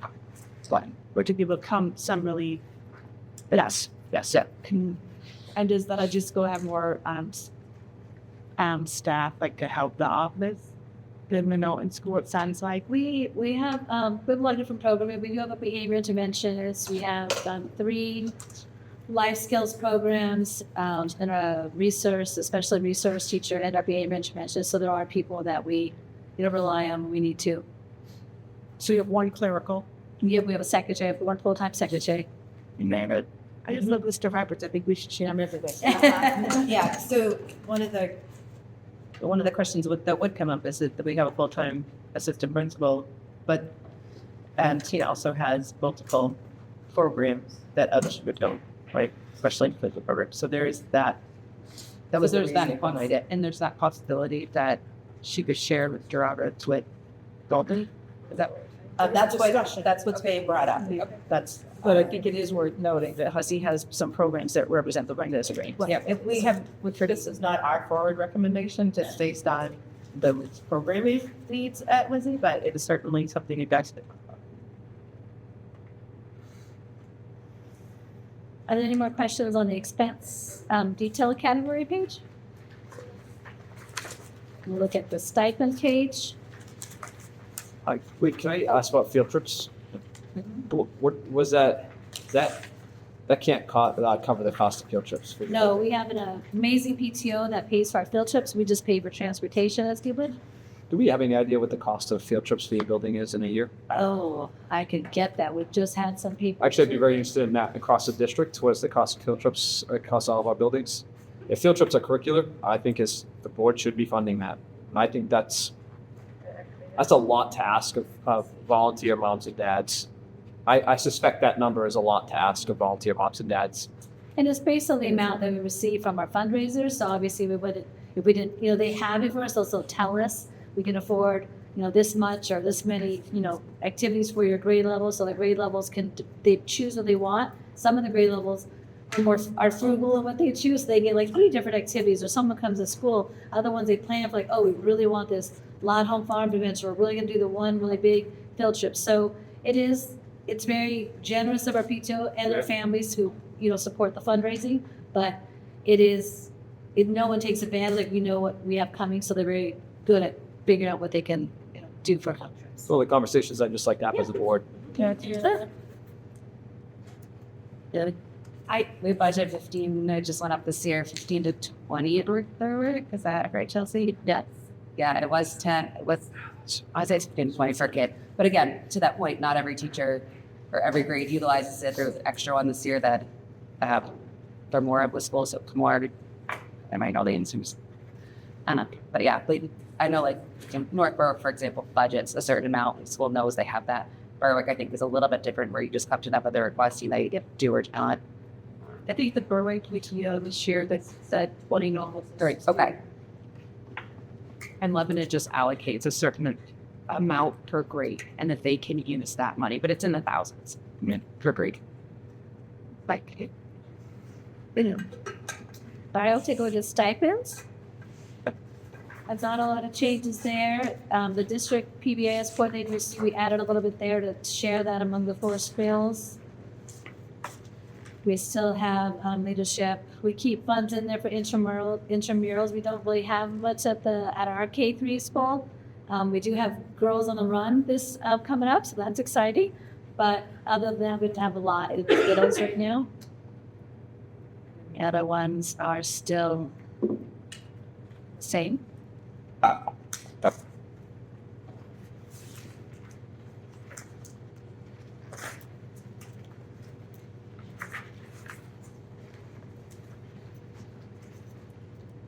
Very much surprised. Any questions? Thank you very much. Thank you. Thank you. Principal Avila France for North Berwick, and that is tab 17. So before she starts, I have a revised page that is in my office that I need to bring you because I made an error on the Excel spreadsheet here and it didn't correctly reflect fiscal 26. I had something classified as wrong place. So I will get that at the break so that you can skip, but it directly relates to what she's going to chat us through what that was. Okay. Here's the maker. All right, so we're looking at starting with the expense detail by category, and if you look under the salary and wage section, the very first change, which might be what you were referring to, yes, is the elimination of the half-time assistant principal in North Berwick. Similar discussion with the Knowlton School that I know Michelle was talking about as well. And so that brings that line down. And then the next change would be under the teacher line. What we are looking to do is add a behavior interventionist to North Berwick to be in line with the other schools and as part of our MTSS process. We are looking to split that position, so it'll be half-time regular ed, half-time special ed. So you'll see the cost reflected as half of my budget. In addition, we are removing a teaching position due to enrollment. So we are looking to change. We have currently three sections of kindergarten and 3 sections of first grade. We are looking to go down to a multi-age K1 class. So we would have 2.5 sections of kindergarten, 2.5 sections of first grade. We had a retirement in second grade, so it doesn't, we just wouldn't fill that retirement position. So it wouldn't be, nobody would lose a position, but we'd have a reduction in the position, if that makes sense. And that, just because I know this will probably be a question, what will it do for our enrollment numbers? We have very small class sizes in our kindergarten and first, in our kindergarten. And so, and in anticipation, looking at the pre-K that we have coming up and the numbers that registered for that and the anticipation of what we might have, it would put at a multi-age classroom, we would have between 15 and 16 students in the K1, in each K1 class. So it puts us in line with everybody else too. Currently in our kindergarten classes, we have between 11 and 13 kids. So we're small. It's nice, but it is small. All right. The ed techs is that same, the 2 ed techs for pre-K coming out of the grant funding. And I believe the reduction, and you can help me out with this, for the, in the counselor line is social work counselor, is that correct? Putting down a portion, because they're only the part-time in our schools, and I think it's just they're putting the last. Is that we? Let me take a look. She explained this one to me because I had asked this question. Yeah, let me look at that. You can keep going. Okay. I'll circle back. Thank you. Any questions on that part of the salary? How many kids? Pretty much like that. We are at about 220, and we're anticipating about 213 next year. Yeah. Social one. Yeah, down 1 month. Okay, so the reduction in the school counselor is we have a social worker who comes 2 days, I believe, or we would add a 1 day. It doesn't. We still have a full-time counselor here. And then you're adding a behavior intervention. And adding a behavior interventionist, yes.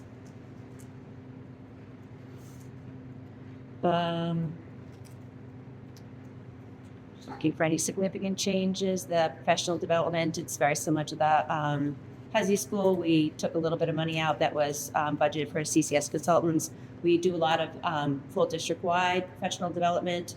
I have money in there for our PBAS conference that we go to, and for pre-K teachers to go to a conference that they it's suggested that they go to regularly, and then some other opportunities that we thought that we may need to give.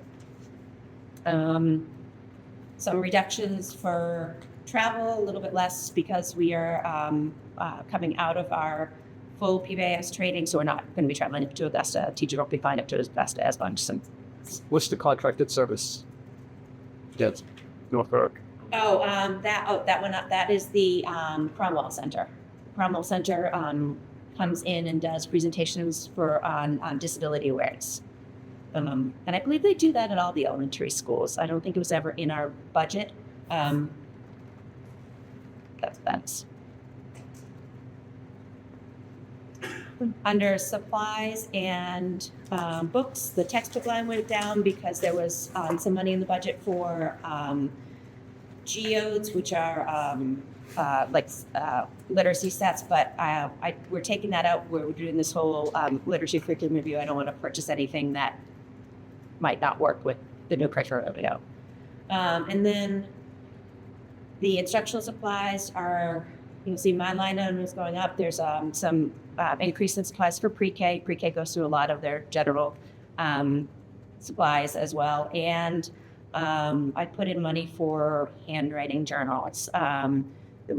Teachers have been kind of pulling things on their own off of Teachers Pay Teachers for different handwriting within Northbrook. So we're going all over to handwriting without tears, hopefully, and the journals for them. Our copy paper line went down. We're just not going through as much copy paper, which is nice. It looks like you don't have any copy paper in the budget, is that correct? Yep, we have a surplus actually, a significant surplus of copy paper in storage. So we are all set for at least another year. It's not everywhere, but nope, George Clark. And I think field trip transportation went down just simply because of the number of students. We budget $5 per student for our transportation costs, so that, again, our PTO helps fund a lot of that. We do other fundraisers throughout the year that help offset the cost of that. Those are all significant changes on that page. Any questions there? And then on the stipend page, you'll see an increase. One is that PBIS coordinator that's split across our schools. Also, the addition of a PBIS coach, which we do have and have had. We just wasn't in the budget last year. I'm not sure exactly why. We've managed to find the money to pay the PBIS coach this current year. And then I also added in a couple of extra people who are part of our leadership team. They don't facilitate PLC, so they're going to get just a $500 stipend. But so we've added somebody so that everybody is represented. So we added one of our special ed teachers is now in our leadership team, and also one of our specialists. So currently it's our music teacher, so that we have all areas are part of that leadership team this year. And then I added in a stipend for a social media coordinator, just trying to get all those Facebook posts out there. It takes a lot of work at trying to get all of those. And also part of that would be, we still do a yearbook, Northbrook Elementary does a yearbook, so that would also help coordinate those pictures for that person who does the yearbook as well. Yeah. The team leaders, is that because you meet with them outside their contracted time? Yes. Yeah, we meet early in the morning. And we also have a meeting over the summer to do some planning. I'm still uncomfortable if we're using an assistant principal position. I have it on here. Okay. So that's Yes. yeah, right. It covers in the previous nomination. Yeah. Any other questions? Thank you. Anything? Thank you. Very. All right, we have Hanson School. We have Carpenter, still on Hanson School. After this, we can take the break. You guys up one? So it's there. Yes, we'll try. But yes. Good. All right. On Mr. Coates, when you what's that? I was on September difference. I'm on tab 11. Oh, thank you. Thank you. Yep. In here. Deborah has. Use Rick. Okay, so here's my proposed FY27 budget. It reflects an overall increase of $310,724, with the majority of that increase occurring in salaries and wages. So here's the why. The increase in salaries is primarily due to staffing and increased enrollment. So we have the need to add one additional classroom for third grade. The 2 pre-K ed techs that were previously funded through the grant are now on the operating budget. And this also then includes a 0.5 behavior interventionist program, allowing the school to fully be staffed in that area. So while the staffing increases account for most of the growth in the budget, there are several areas with reductions or minimal increases, including purchase services, school admin, maintenance, and instructional supplies. These adjustments have helped offset some of the staffing costs and keep the overall budget increase as limited as possible. So if you look at the purchase contract services midway through that second page, professional development, instructional staff is down due to a reduction of a literacy consultant. The professional development office reflects the estimated need for our current clerical admin staff. Professional development guidance allows for 2 conferences. So my school counselor, when he goes to a conference, he actually speaks at them. It's not just attending. So I included 2 for him. The grounds allocation is for 1 building. And there is a reduction in instrument repair, as Harrison does not have band anymore, but it still has instruments like the ukuleles that need repair, things like that. So that's a reduction that within. I know I'm hopping. So if I look at that, I've just gone over that. Postage is in there. We've kept that the same. The purchase services for admin grounds, again, reflecting 1 building. The travel in district, that's down just because staff development movement is also down. The copier usage is reflecting its actual current usage. So it's best guess, but so that part is down. In supplies and books, you'll see that that's up. Okay. So remember, we're adding a 3rd grade. So we're going to see some changes in those things. Instructional supplies, a little bit less. Again, guidance, it's reflecting 1 building and up 2. And maintenance supplies, admin allocation is reflecting 1 building. Can Go you ahead. speak more office supplies? Yeah, office supplies confuse me. This is a whole new process for me. So office supplies, it's not pencils and tape. And so office supplies includes all of your PBIS. It includes incentives like appreciation to our bus drivers, those types of things as well. So like when it comes down to like staples and pencils and notepads and things like that are in our supply closet, that's like $500. So like PBIS would be like a $3,000. Like our students who get tokens for following school expectations, they get to buy things from the store for supply things. So our PTO helps as well in some of these areas, but that's up.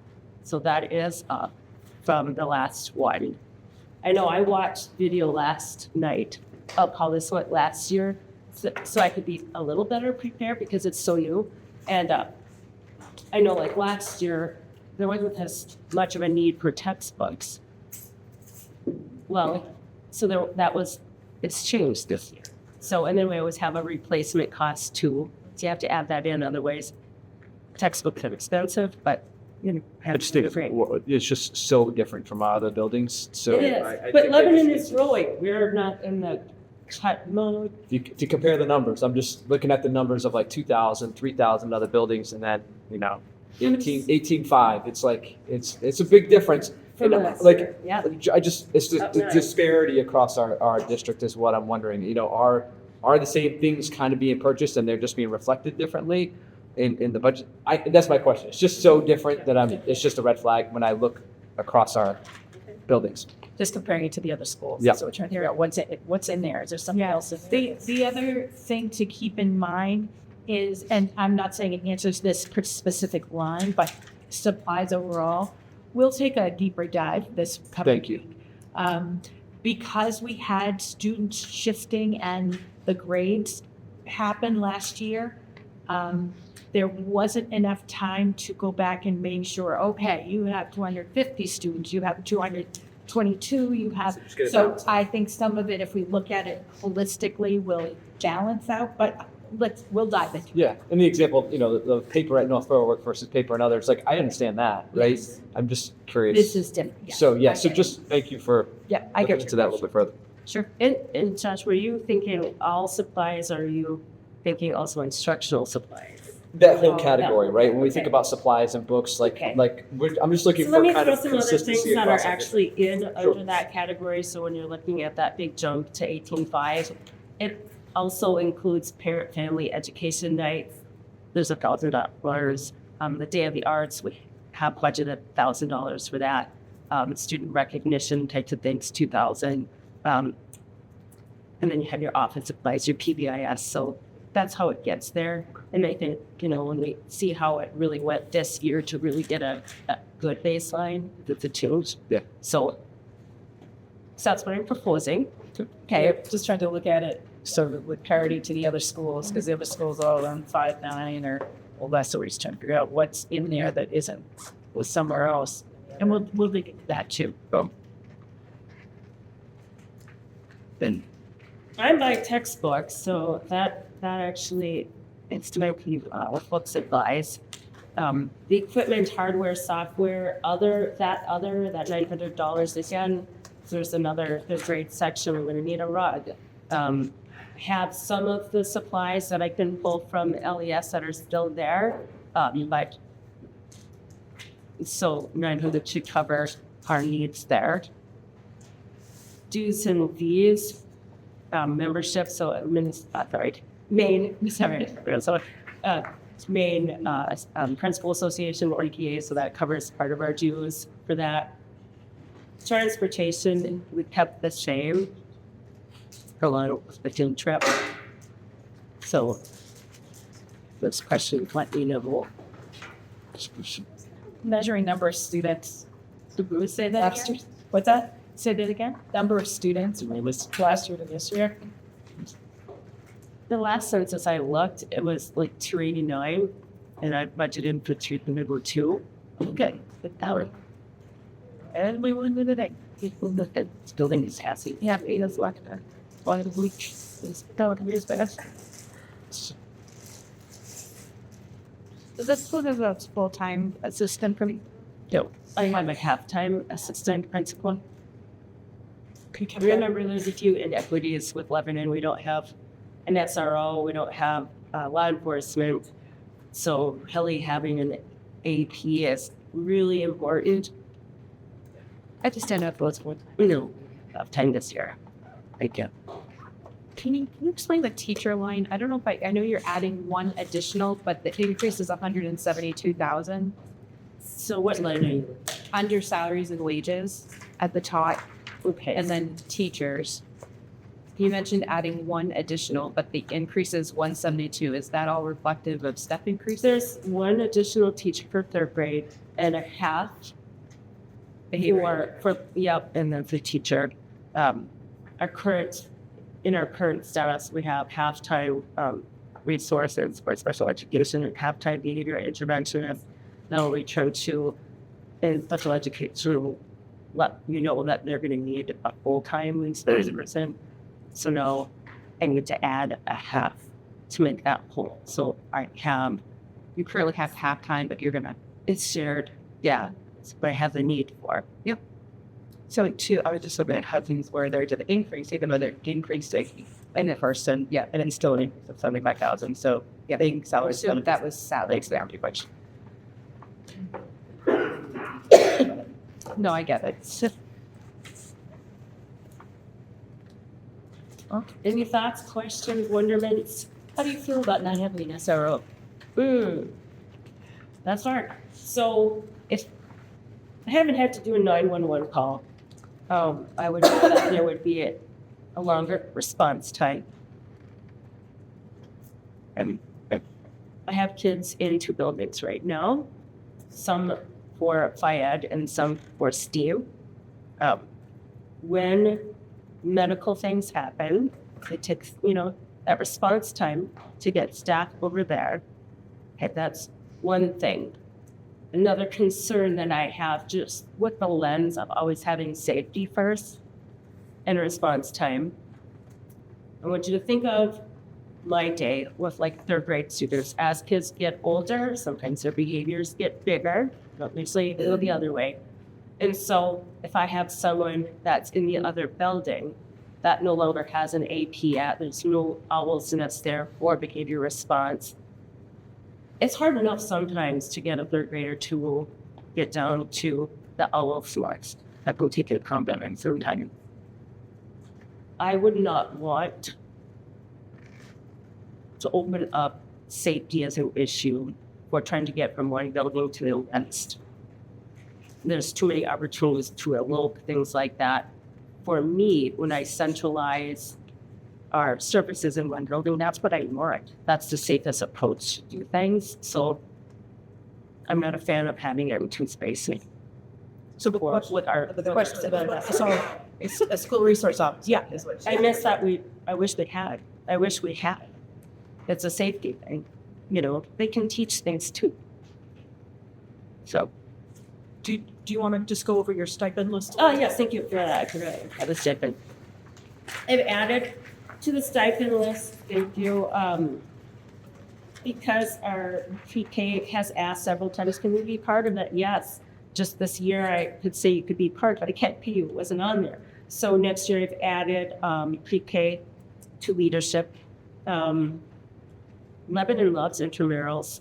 They're absolutely fabulous with kids love them. So we have that in there still. I re-added mindfulness camp. It wasn't here last year, but our students really benefit from that. And so I put that in there and have it. We still have our civil rights team leader, our social media coordinator, stipend, our team PLCs I've added to reflect having pre-K and all of our specials. If you have a typo on yours, it'll say Huzzy, but it should say Hanson PBIS function. And then we share the costs of our district K-4 PBIS coordinator. So those are in my stipend budget. What's mindfulness camp? Is that something they've done before, or is that My school counselor did it before, and I went down how he did it just because I wasn't sure what he did. Really tight. So it's, how did you do that? They signed it. He ran it in a 5-day week, 2-week kids. It's designed to help children develop those awareness, emotional regulation, and coping skills. And so my school counselor did a 5-day week, 1-week program that ran twice, 2 weeks total, and 2 groups of kids got to do it around 5 to 10 joined each time. Total did it from 8:30 to 12:30 In the summer. in the summer. Okay, I was gonna say, Outside of the school year, yes. do we do mindfulness in any other way than the bar? How about your school? We do that as part of the programming that Second session. The second step is something they do. You want to be bars of just heads on.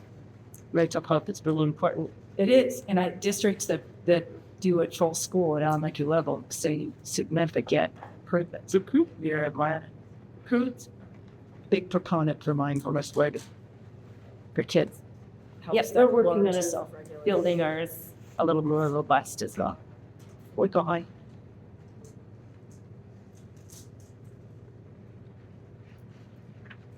flipped. Any Super big.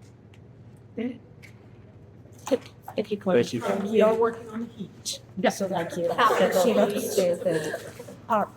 Let's 10-minute break. Does that work? We stretch break and then we'll go on to the other. We'll go on to the other schools.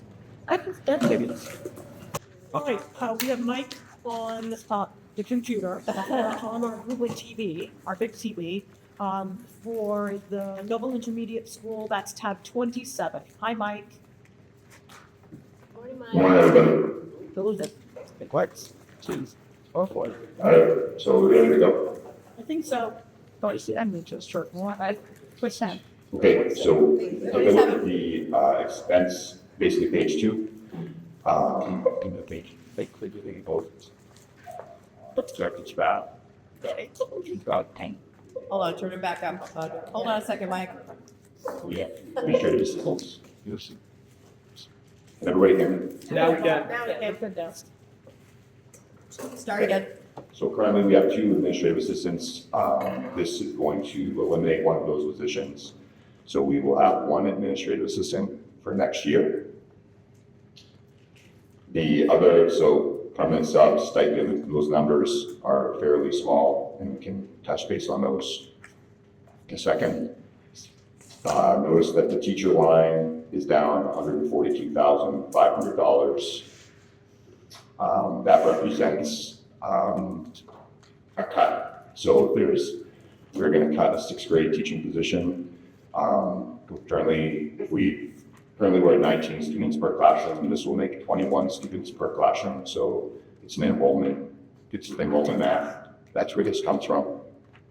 We'll also be eliminating a physical education teacher, a health teacher, a behavior interventionist, and an intervention coordinator. Those are underneath the teaching contract. And then if you look at the ed tech line, that is currently an unfilled restorative justice facilitator / coordinator ed tech position. And that will not be filled next year. Is that basically just Can you repeat the list of cut positions? It was phys ed, health, behavior. Is that it? Behavior interventionist and whatever. So, So 1 6th grade teaching position, 1 physical education teacher, 1 health teacher, 1 behavior interventionist, 1 intervention coordinator.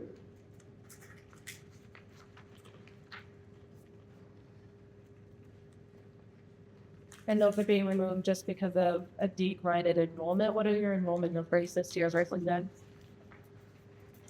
My enrollment numbers are going up 62 students next year. Currently, we have 368 students. Next year, we will have 430 students. So also note there are 2 teachers coming in, so there'll be +2 on the teaching side. Okay. So are you taking that 6th grade teacher and moving them as one of those positions? So currently, we have 20 classroom teaching positions in 5th and 6th grade. Next year, we will have 21. So we're adding the 2 for the 5th grade classroom sizes and subtracting 1 6th grade. So the net is an addition. The net is 1 additional classroom teacher in our building. I'm confused. How is this number going down? I mean, I understand there's differences in salary rates, but that's a lot of positions being eliminated for an increase in enrollment. Some of the, so to clear, for example, we also looked a little bit at equity across the schools as we try to do every year with and that. So like, for example, clerical, every school has 1 building administrative assistant except at the middle and high school. So they currently have 2 here. That was a continuation from last year. So they moved that forward, the 2 clerical positions here. That does not need to happen.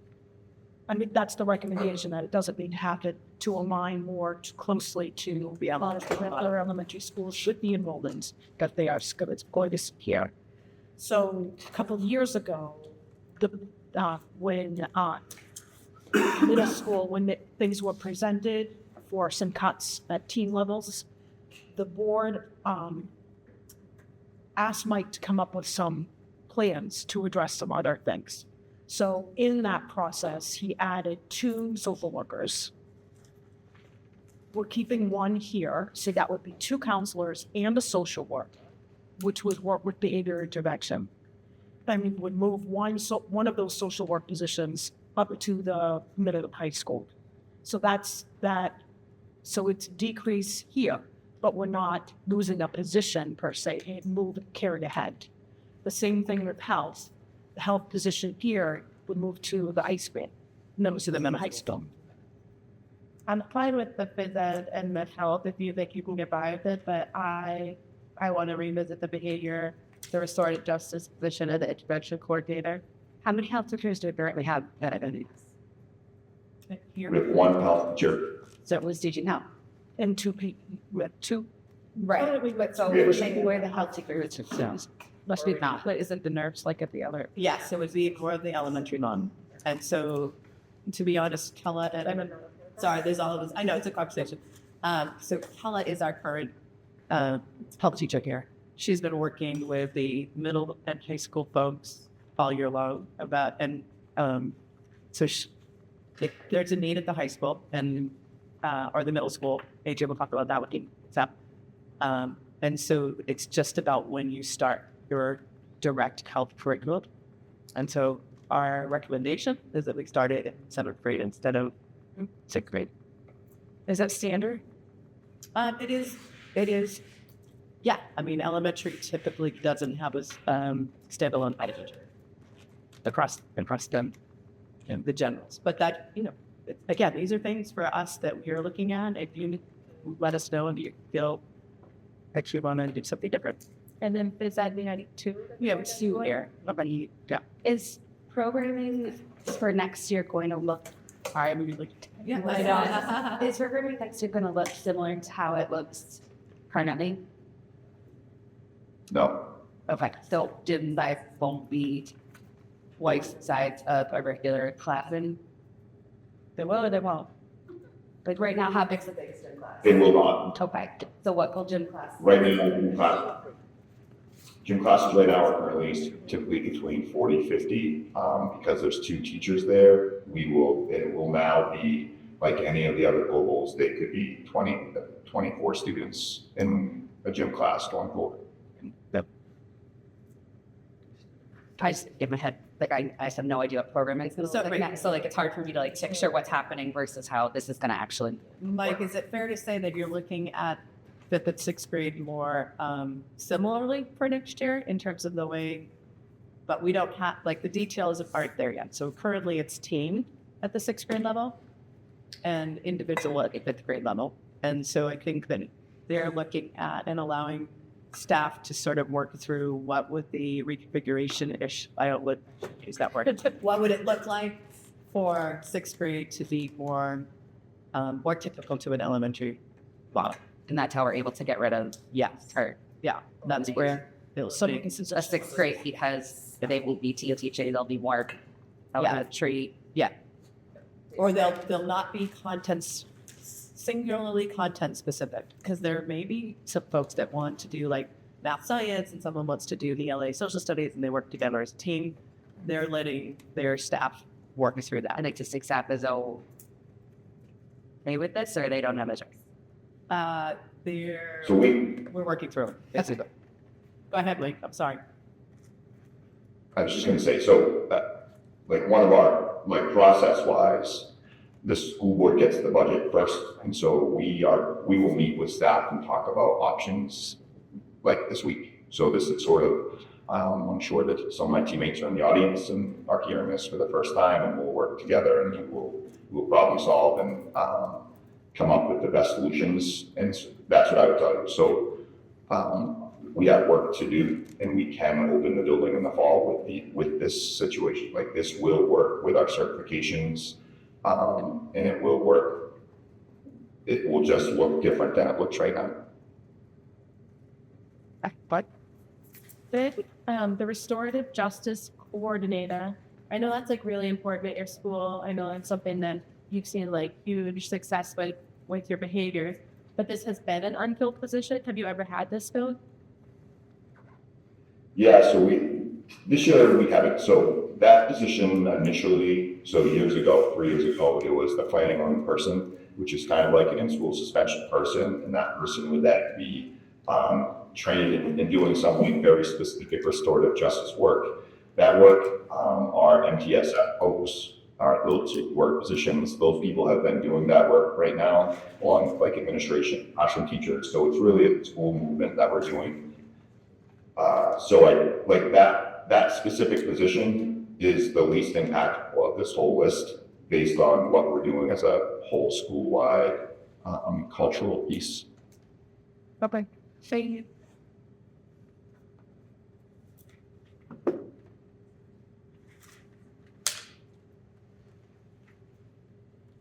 Do you want to keep going through your budget, Mike? Yep, I do. So you'll look at, when you get to supplies and books, you will notice that there's a sizable increase in instructional supplies. That is partly because last year's budget, when there was the big shift getting sort of the elementary to 5th grade.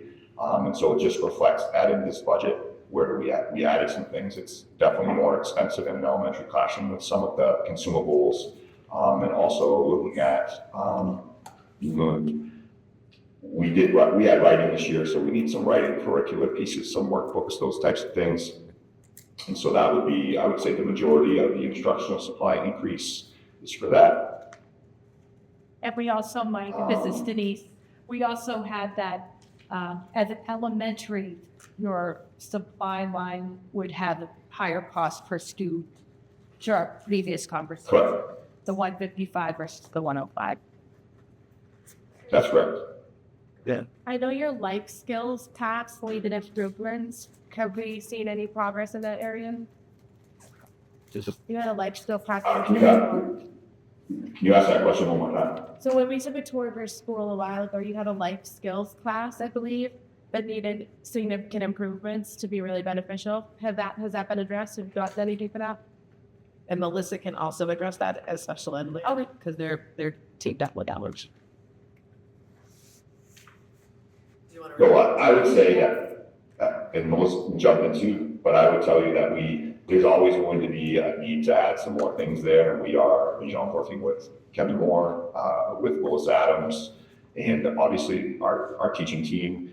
And so we do need to do more, but our shift anyway, like we have shifted the room this year, it's in a different spot, and we've done a few modifications, things like we've designated a bathroom specific for that program, and I have not, teachers in that program have not come to me and said, hey, can we have this? And that has not happened, and so right now we're okay. Did you want to say anything, Melissa? I mean, I can just say quickly, we moved into the classroom space with plumbing installed, so there's places for like hand washing and food prep, that kind of thing. We're doing cold food prep and things that don't require cooking, and pushing down into some central office space for some of their other ADOs, activities of daily living. And so we're using multiple parts of the building to meet the needs. At some point, it would be a lovely want to get a stove or something of a mini kitchen in there, but I think it's a want and then a need at the moment.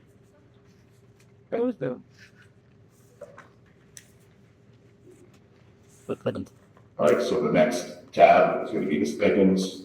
Again, they're very similar to what they have been, just like the other elementary schools. You'll notice an addition of $1,000 for the PBIS coach. That's our sort of shared piece. And also an addition of $500 for council advisor.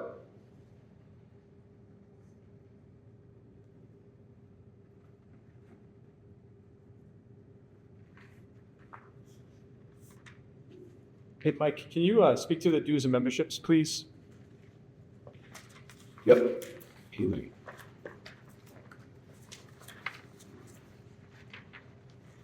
So these are things like the Maine Principal Association. Some of our teachers belong to content-specific organizations. Could be like middle level or like physical education associations, things like that. So that would be where our dues and memberships come from. Are any of these dues and memberships required to do their jobs? Like I know, like if someone with sign language, like if it was a sign language person, they have to belong to an association in order to do their job. The request for dues and memberships, is it a requirement in order to do their job or maintain their certification specifically? No, I don't believe it is. And Mike, there's also band fees and things like that, right? For students. That's correct. Those are budgeted. Correct. That is dues and memberships as well. Thank you for saying that. Let me pull in. I'll be at the time of it. So there's the band all-state fee, Modern Band Summit, Maine Musical Educators Association. There's festival fees, Choral Directors Association, and all-state fees. And so one of the other dues and memberships is Roots Reusables.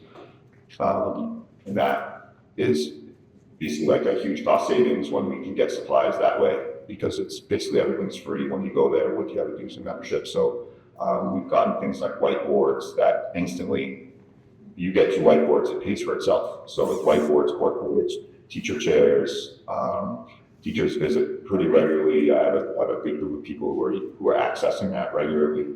So, because not all of our schools are members of Roots Reusable. What is it again? Roots Reusable. Roots It's Reusable. it's a Never heard of it. organized program that they charge per kid, basically.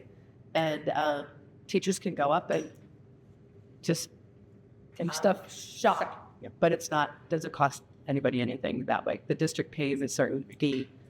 Sometimes we do, in the past, we've done the whole district, but it hadn't been really cost efficient that way. It was, so now mostly it's like building by building. We scurry up enough people to make sure that the dues are worth the what they bring back. Denise, you don't remember what the cost is, do you, per kiddo? So Mike's cost here is $1,600. Mike, I don't know if you remember the per student cost, or I don't remember what my head is, but it's relative. Again, for $1,600, you basically go, and if they happen to have Post-its, then you grab Post-its or markers. Or I got 2 office chairs the first year I was in the district. They have different kind of offerings depending on when you go. And people donate things to Roots Reusables, and a lot of times it's businesses that are sort of have the money and they just Liquidating. yeah, or they're getting rid of all of their they're upgrading all of their own office stuff. So they, if it's of the condition, they said that to be utilized. So yeah, it's a great group.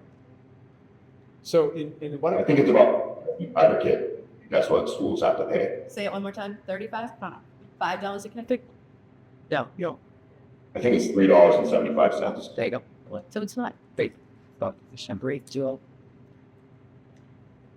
So the when it comes to the music fees, these fees, do they need to be paid in order for our students to participate in those festivals? That's correct.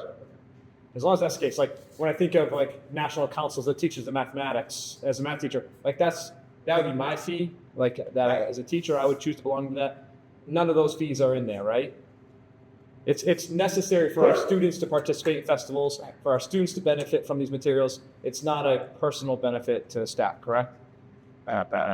Correct. Music Educators Association, I'm not sure if that's a, Is that a requirement in order to go to the festivals? I guess that's the question I'm asking. I'll put it down. Thank you. Find out. If it is, absolutely, totally support it, because our students benefit from that. If it's not required, then I'd Or contraction is required. Do we have requirements to cover the cost of teacher organization? We do like for speech and language. Yeah. But we don't. Guys. Yeah. Great.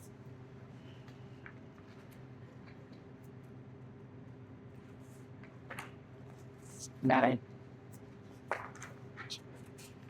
All right, please.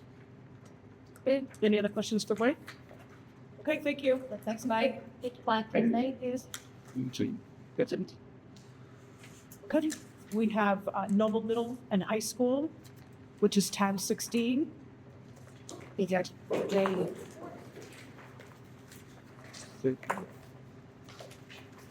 And AJ is going to be presenting a few. So if you're going to present this, then you're also going to present adult ed. We have Gary here. But I think the order had athletics in between, Yes, so we yes. can keep. Yeah, we'll just keep Here, that in keep between. that That's order. fine. That's good. Jess, I think we've asked the question, but we're sort of the details. Yeah, right. And Perfect. Stu, yeah. Yeah. So looking at, sort of items with increases and decreases, the teacher increase is contracted, sort of salary. So we are not looking to add any position, looking to stay level with where we've been. I would just say, and we had sort of talked in the fall, that we had a position that we were fortunate to be able to fund through a grant. Our social workers who focused on attendance. And so part of what we are looking to do is absorb that position with an existing staff member who is retiring. So a couple of weeks ago, you folks had accepted a retirement. And so that position was sort of an alternative education at the middle school level. And I am sort of proposing that we move this social work position, kind of slide them in, and I think they can do both roles. And a little bit, just we had talked at that time about what some data looked like when we did that. And again, certainly the good, the bad, the ugly, sort of ascribing it to one person is always difficult because it's been multi-pronged. But I think it's pretty exciting. So in 24-25, and again, please remember at that time we had one less grade of students. So we had about 1,050 students for the 24-25 school year. And we had 306 students who were sort of noted as chronically absent, which is about 29% of our students in grades 8 through 12 for the 24-25 school year. This year, obviously, we're not done, but looking at the percentage, so the state says that if you miss 10% of your days, so 17 or more for the year, and so looking at where we're at right now, we have 255 students out of 1,275, so it's far from perfect. We haven't eliminated chronic absenteeism in our district, but we're down to, it's a flat 20%. So we've seen a 9% decrease from 29% in 24-25 down to 20%, which I think is a risky big drop. So we've been really happy with that. The group that we've been able to have that position most successful engaging with families has been our younger students. So that's part of, given this retirement, sort of having her work with those 7th, 8th, and pushing into 9th grade students. I think it makes a lot of sense for her to be with both of those roles. She'll be working really closely with the students and then also with the families. And that family piece has been huge. We've a lot of families that she's working with that may have 3 or 4 kiddos in their family. And we find that, oftentimes if one of those kiddos is chronically absent, they all are. So, but yes, so that is looking, sort of that flat piece. Moving down through. Wait, dude, just on that topic. Yep. Is there any goal in mind? Yes, 0 is the ultimate goal. I understand. But is there a comparative average across the state of what we see in high schools, just generally as far as a population being chronically absent that we're trying to get to? Yep. So it sort of statewide, it's around 25%. Okay. I would like to get us under 50 because I think the hard part is with chronically absent. And again, absolutely no judgments. Families have opportunities to go on amazing, but you have a kiddo that goes on a 2-week trip to go see something amazing. Even though those absences are excused, the chronic absenteeism doesn't distinguish excused or unexcused absence. So they're starting now with 10 because they missed 2 weeks. So it probably isn't reasonable to get to 0, and that's okay because there are some awesome opportunities that happen with kiddos. But I think if we could get to under 15%, that would be a pretty good spot to be. If we continue with this role, can we disaggregate that data? We can in the future. Yes, we can. And really look at problem chronic absenteeism versus opportunity chronic absenteeism. Yes, and I think the tricky part is there's a little bit of sort of the middle of both of those things, and certainly more chronic absenteeism. But when you have like hospitalizations and students that have. I'd like to see that. Like, I don't know Like what the disaggregated would be, but Perfect. I'm very interested to kind of see us start collecting that data and watching it and seeing the impact, because I love getting to 15%, love to get 10%, I love to just keep it going. Exactly. Yes. But I think I'll look at the disaggregated data, we can say, yeah, okay, we're at 15%, but look at these opportunities that kids are getting. Yes.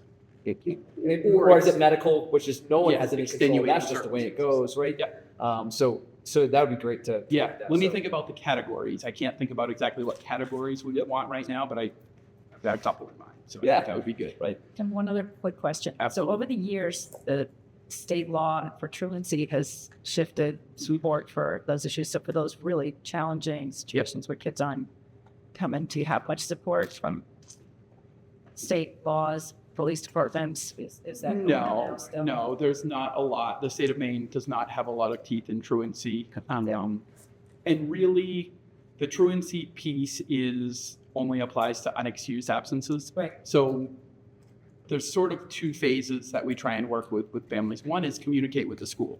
That will not make the situation perfect, but it will help the family avoid truancy, because if you're calling and telling us that your kiddo is sick, again, we don't know. Right. We're never going to prove one way or the other, but at least having that open line of communication is really helpful. So that avoids the truancy piece because it's an excused absence. Right. But still, the student is missing instruction. Right. So it's a bit of a double-edged sword. So moving sort of down through here, we're not looking, as far as the stipend pieces go, we have been able to absorb, I would say, our grade 7 moving into our building with our stipend. So we have some funds where we've been able to offer some intramural opportunities. And so we're just offering, if we offer for grade 8, we're including grade 7, obviously, and naturally into those situations. So we have not seen a need for an increase in the stipends line. And I'm going to move down through. Just to go in this category, salaries, wages, the increase in social worker is due to the coming off the grant. Am I assuming that correct? The increase, I think that is an ELO.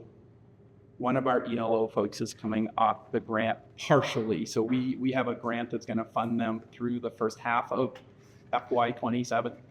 And so it's I believe it's ELO for Humid, sorry. Yeah, let me look at them. You guys get on that back. And then I was curious as to retirement, where is that coming out of? So it's the teacher line. Oh, okay. But it's being refilled I'm just under that social work. So it's possible that we need to recategorize that number. So I was Maybe the wondering if teacher it's should down come to down a teachers little and then more, up and the in social social worker work. should go up a little more. Yeah, it'll be a net. It'll even out from totals. But you might be right that one line should be a little higher and one should be a little lower. Right. but then it's obscured by increases Correct, yes. for other. Yes, it's not going to go to zero because of contractual increases, but So the social work ELO, that increase of 66,000, it's irrelative, but right. it's a halftime ELO and this social And work this trade-off, the swap. Thank you. Nothing as far as, so we're continuing to see in that sort of purchase contracted services, some decreases in postage and printing. Those costs are continuing to go down a little bit. So nothing really big in that area. We're seeing similar, I think it was North Berwick Elementary with copy paper. We are fortunate that we are like the hub of where it is stored.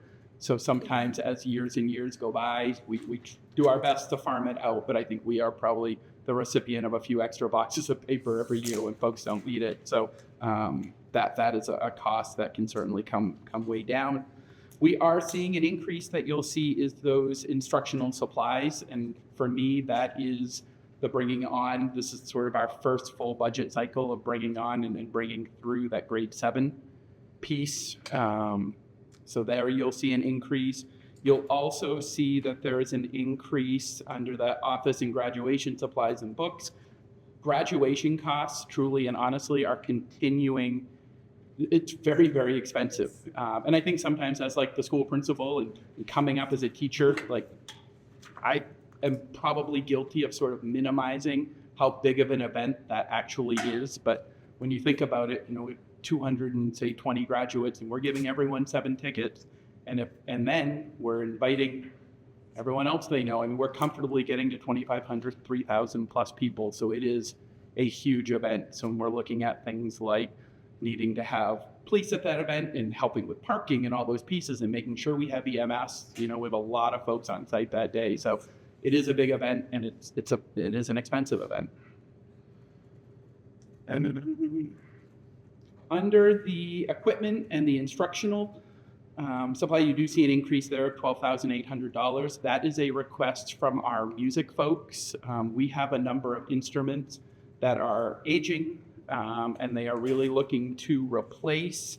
And I can tell you, and give me just a second, what we are looking for.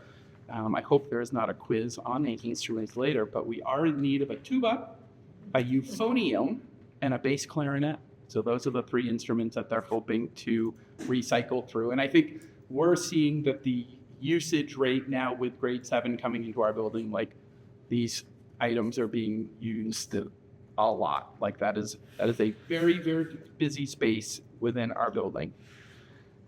Is that line typically, is that for all music equipment? So are we typically spending $20,000 a year? In this particular year, we're up to 30. Like, what else is in there? Also in there, so that is where we get some equipment if we need any for our shop, with pretty high turnover of things that break. So we have $3,500 for our shop. The other piece for musical equipment that adds to the need for this current year is we have some music chairs and our music stands that we need to start turning over. So that's like an additional expense that hasn't typically been a part. So we're looking at probably about $7,000 or $8,000. That does not include direct music supplies.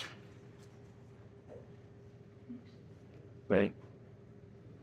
And then, and this is someone, for those of you folks that have been on the board, I will admit I am sort of guilty of yo-yoing this line a little bit, and it's not really crazy expensive with us looking at $13,000 for field trip transportation. But one of the pieces we have for our 7th graders for this upcoming year, we have received the opportunity, looking ahead to next year, to travel and do some collaboration with the Gulf of Maine Research Institute, which is going to be an awesome opportunity, but it's going to cost. And the other things we have seen is with grade 7 in the building, but also just generally as our music program has continued to increase and improve, they're going to more events. We're having more students. We used to be able to take a van to all states. Now we have to take a bus to all states, which are really cool things, but we are just, we're seeing that there's been a lot of expenses related to those opportunities. So I guess it's been one of those pieces that, I think a couple of years ago, I'm like, you know what, we'll try and do it a different way. I'll put it to 0.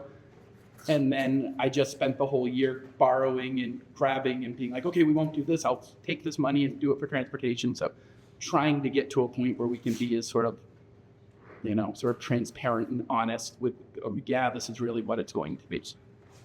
And AJ, just because we missed that line, is it the same question to the high school regarding memberships, Yeah. all that stuff? Yeah. Is it the same, like it's required so that our students It can is. participate? It's not a preference? Yeah, and so the other piece we have, just to add on to that, so yes, music competitions, all state, one act festivals, and then we have like our National Honor Society, Student Council, Yep.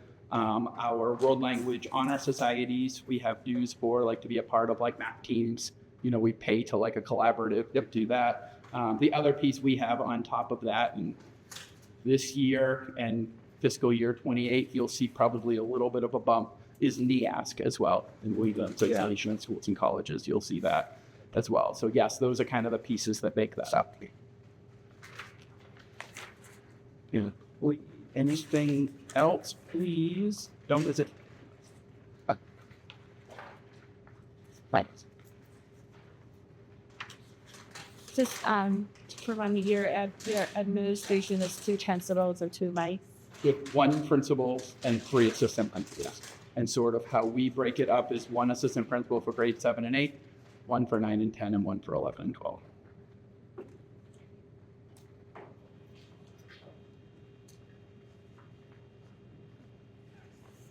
Oh, I heard going to talk about like a student opportunities coordinator of stipend position. If someone is able to get out to the parents, kind of like because you guys have so many opportunities in school and it's so varied, and I find that like just connecting all the dots is one of the harder things to do. So I don't know if that's something we can talk about for opportunities coordinated. Or Yeah, I think just a thought, it may be hard for one person just truly the way, because like we have our music folks and they tackle, Aaron and the folks in athletics tackle that piece, extended learning opportunities, and then you've got early college. Like, I'm not sure. I'm just not sure what it would look like for one person to try and span all those areas, because they are all pretty specific, but certainly something to because it's look even at and talk hard, about. like it's even harder for a parent to Yes. try to coordinate all Sure. those things when we're not there. Yes. So yeah, And I think it's different than at the high school level than it is at the elementary school. very much so. Yes. It's just so much more. Yes, the volume. And was their guidance counselor. And I think I mean, that's been my experience. The guidance counselors are phenomenal. Anytime I have a question or I'm looking for something for my kid, I reach out to them and they always come back with a lot of information. It's just parents need to know they have that resource, that they Yes. are able to access their kids' guidance counselors, and they're more than willing. Absolutely. Yes. It's when they come to like, your kid should do this, or, yep, or darns. drop off prevention coordinator. Yeah, that's you, right? No, so that, let me look here, under stipends, right? Yeah. Is that so? I just was seeing like why it's like blanks. So it's one of the few that is a level. So if you'll notice in column FY 26, it was 2363. In 27, it's 2398. Oh, okay. So it's It references that chart below. Yes, I think the fact that it's blank, that might be what you're it saying. just threw me off. Yeah. Got it. Just like the- Absolutely, because everything else there is flat. Yes, that one's it's tied.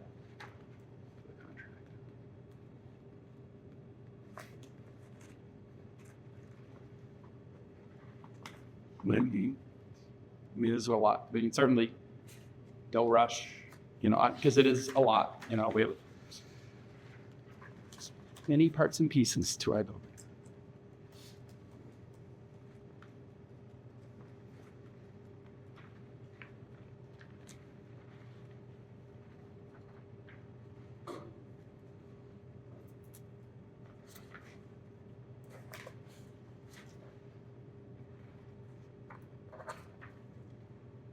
How are the levels determined in a stipend where? Is that for some the teacher? So I think it is, and again, probably it's not perfect. And I think in many cases, often it's many, many years old, but it's determined based on the amount of time. So you'll see similarly when Aaron presents his budget, they're both sort of tied together, that a varsity coach will be a higher level than the sub-varsity or middle school level. Also, certain seasons in athletics are longer than other seasons, so that factors into it as well. So I think those stipends that have that level, as opposed to being flat funded, someone at some time ascribed that, hey, this is comparable to, this is the number of hours it's expected that the person will be working on this. I'm just wondering if it has like policy as the teacher, but phones are able to numbers.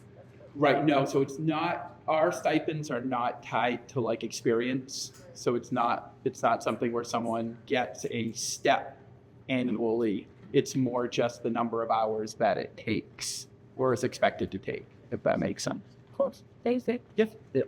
Grade 8 yearbook advisor. Is that more of a middle school yearbook? It is advisor? middle school now, yes. So we have a 7-8 yearbook and a 9 through 12 yearbook. And one of the things as we look back, you guys may find it quicker than I will, but you should notice that our high school yearbook, here, I'm not seeing it at the moment, but our high school yearbook has the stipend decrease. Like you'll see the yearbook advisor has been taken out because we now do that as a class. So it works out. It's a really good thing. It's a small savings in the whole scheme of things, but it's just a nice thing that we're able to offer. It's something that students are able to do. So kind of good on both ends. Any other questions, folks? Okay. Thank you guys very much. Thanks, sister. Okay, and we're going to tab into for academics with Aaron Moore. So that from there, There isn't a microphone in front of me to inadvertently yell into like I did first there. So off to a better start today. Athletics remaining pretty status quo. What we've done in the past here. We're looking to add one additional, not stipend per se, but we're looking to add to our intramural line for middle school for NMS. $1,000 to help maybe push a fall cheering program here at Noble Middle School. So that should be up there as well. Moving down to purchase contracted services, small increments, professional development increased by $500. A lot of these conferences that our coaches are engaging in clinics, obviously things are increasing in prices. So we have included that $500 extra into our costs. Purchase services for referees, you'll see a $3,600 increase.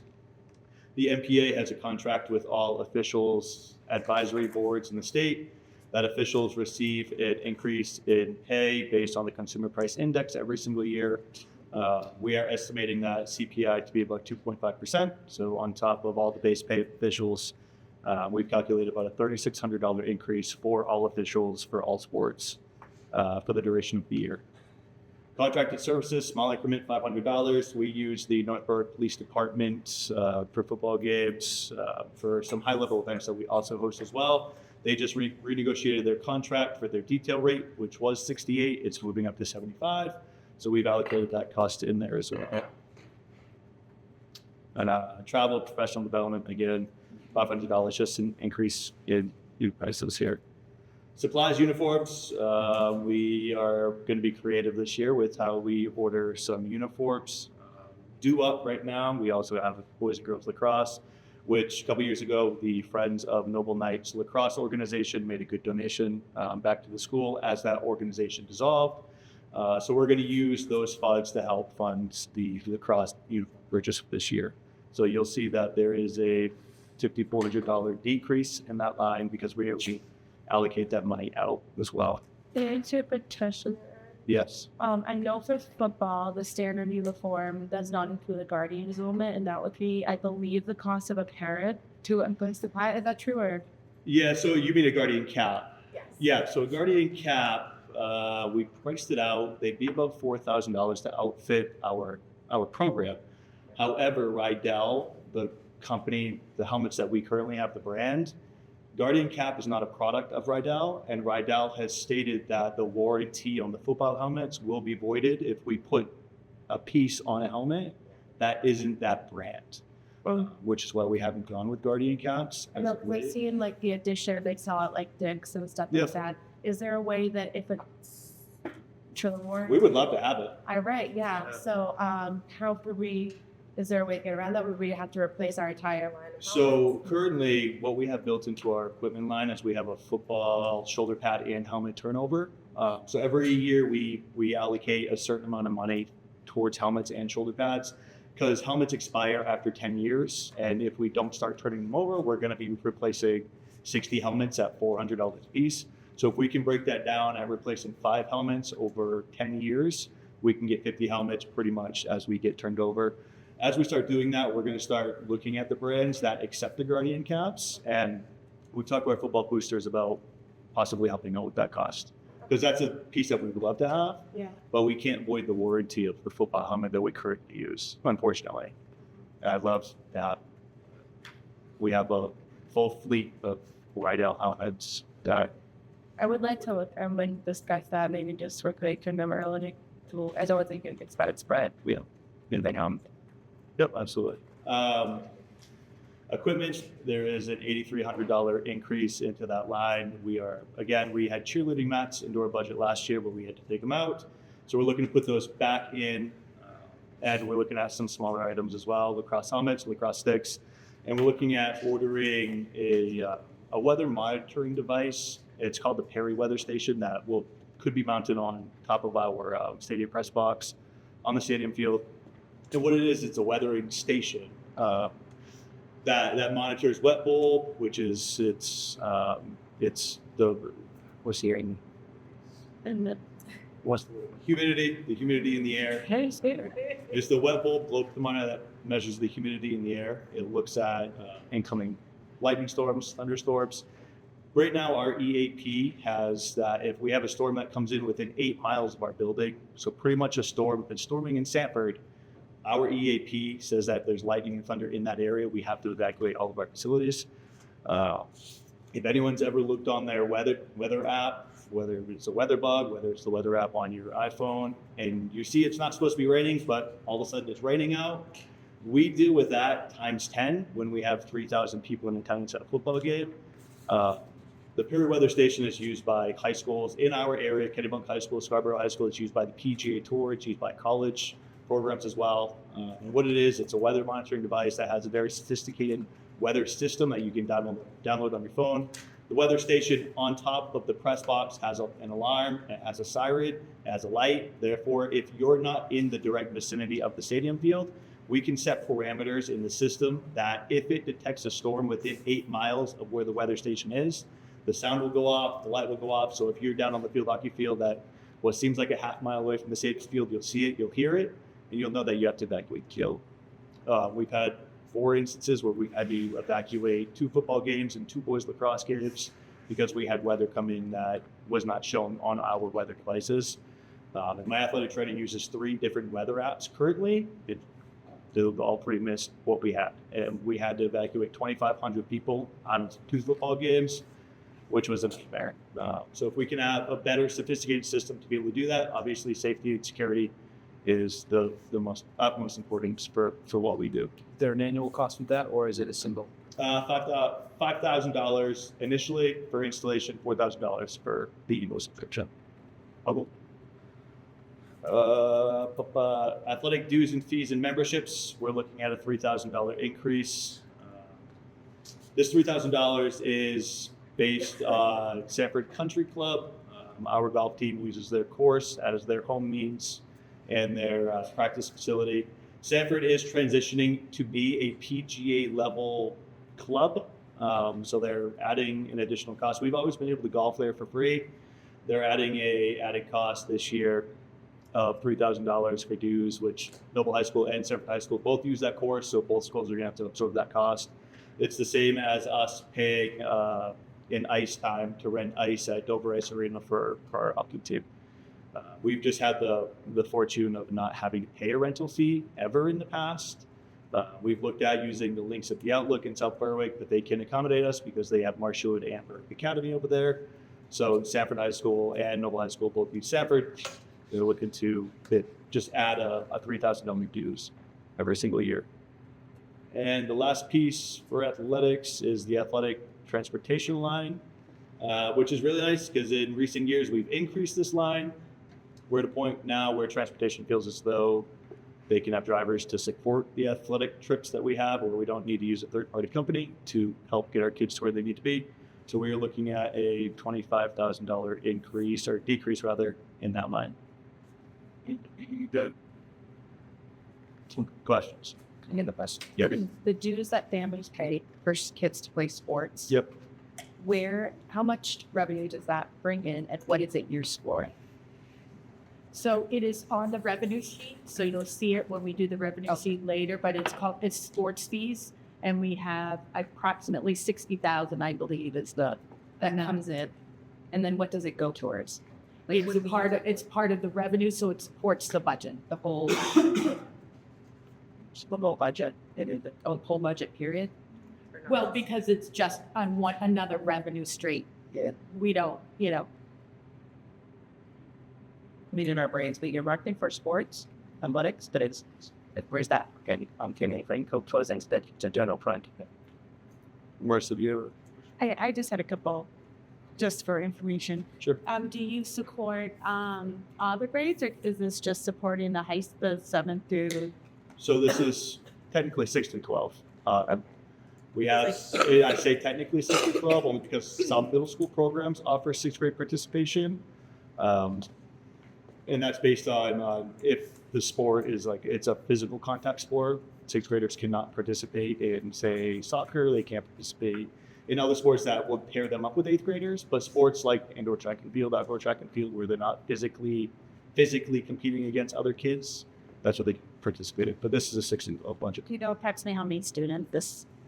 So last year at the high school level, we had a 44% participation rate. That was 9 through 12, which I think based on the high school number last year was 940. That's about 410 kids that play at least one sport at the high school. The middle school, we approximate right around 200 student athletes. So about 620, 630 student athletes. And then does every team have their own booster club?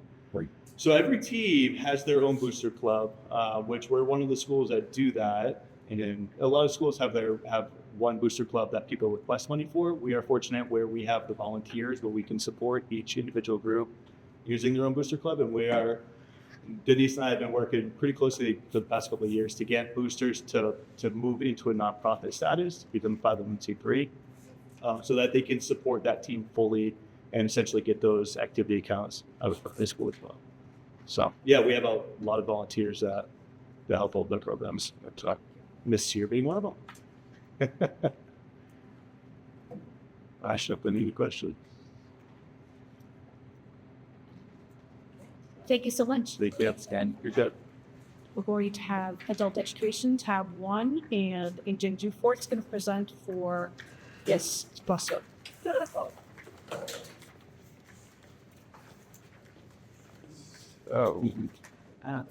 Kind of go through the numbers first, and then Dr. Vivi has given me some information to share as well. But first, looking through the numbers, so the salary and wages, you'll see that increase of 4787. That is contractual increases for that amount. The benefits piece, that is the biggest change on that budget. And Kevin, I'm like 99% sure I know the answer, but if I'm wrong, please correct me.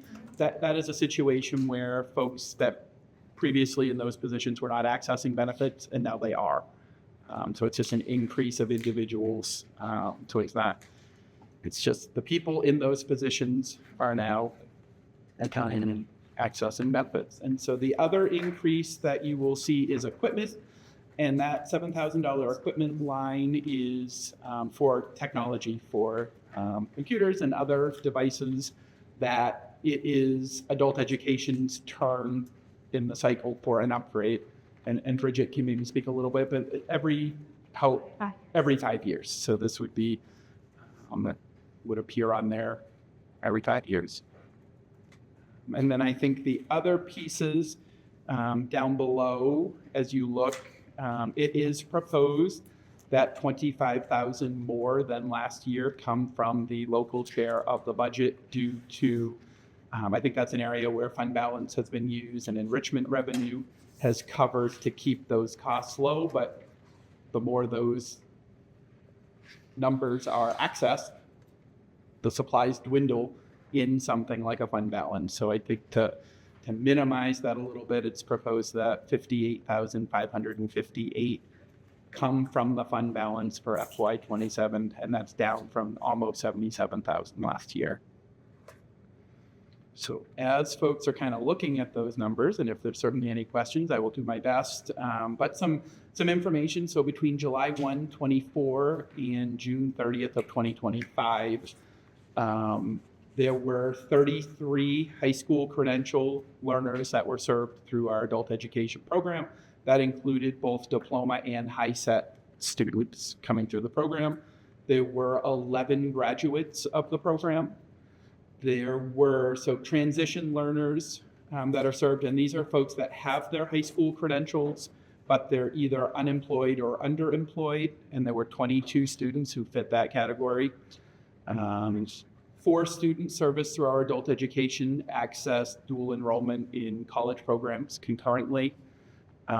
34 multilingual learners access programming, and then 5 others were considered MLL students, but they weren't accessing the MLL programming. They were accessing other programs, but they also needed some supports to be successful in their program. And then on the enrichment side of things, there were a total of 611 individuals that participated, so 611 students, and that represented 1,378 registrations. Obviously, With enrichment, you have some folks that may access 2, 3, 4 programs, and then a number of folks that just access one. So that's the discrepancy in those numbers. You always will likely have more total registrations than independent people. And I can certainly, if it's helpful, I can forward to Ms. Beauvais and Ms. Austin those numbers if someone didn't. I apologize. I didn't warn you to write them down if you want to before I started rounding them on. What's the change in career advisor? The dumping salaries made this. I can take that. Okay. So we had a change in staff in the department, and we hired someone who is absorbing that career advisor role as her role as the assistant director. So if you notice, the assistant director wages went up while the career advisor went down, and that is again is one person just shifting the responsibility to that role. Thank you. Favorite question.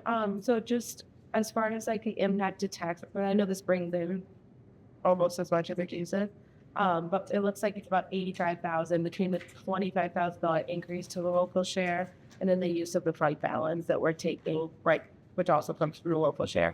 So that's about 85,000. With all those people attending, can we not increase the cost of some of these classes to make up for that? That's good. Yeah, that's a good one for Audrey to write down. Okay. And we can let Nicole see what that would. Yeah. The other thing to note in that revenue section, you'll notice the state subsidy is up. The state subsidy itself went up to just over 62,000 from the 53,872. In addition to that, we are supposed to receive 24,000. And what they did is they took in the ED 279, they used to give us money for the courses that kids took, and I think it was largely the high school completion. It wasn't the enrichment. And we got a certain amount of money toward those classes for, is it 16 to 20? The 16 to 20-year-olds. And what they've done is they pulled it out. So if you look at your 26 and your 27, ED 279, I believe it's on page 2, and we'll see that adult ed in 27 is no longer there. They pulled it out of the formula and are giving it to adult education directly, and there's some method by which they calculate it, but I don't know the specifics of that.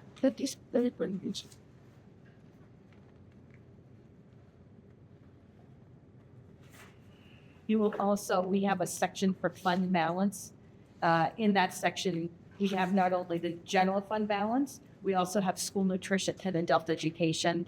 So you can look there as you're trying to marry the information about this revenue and what we're taking from fund balance versus local share. Good.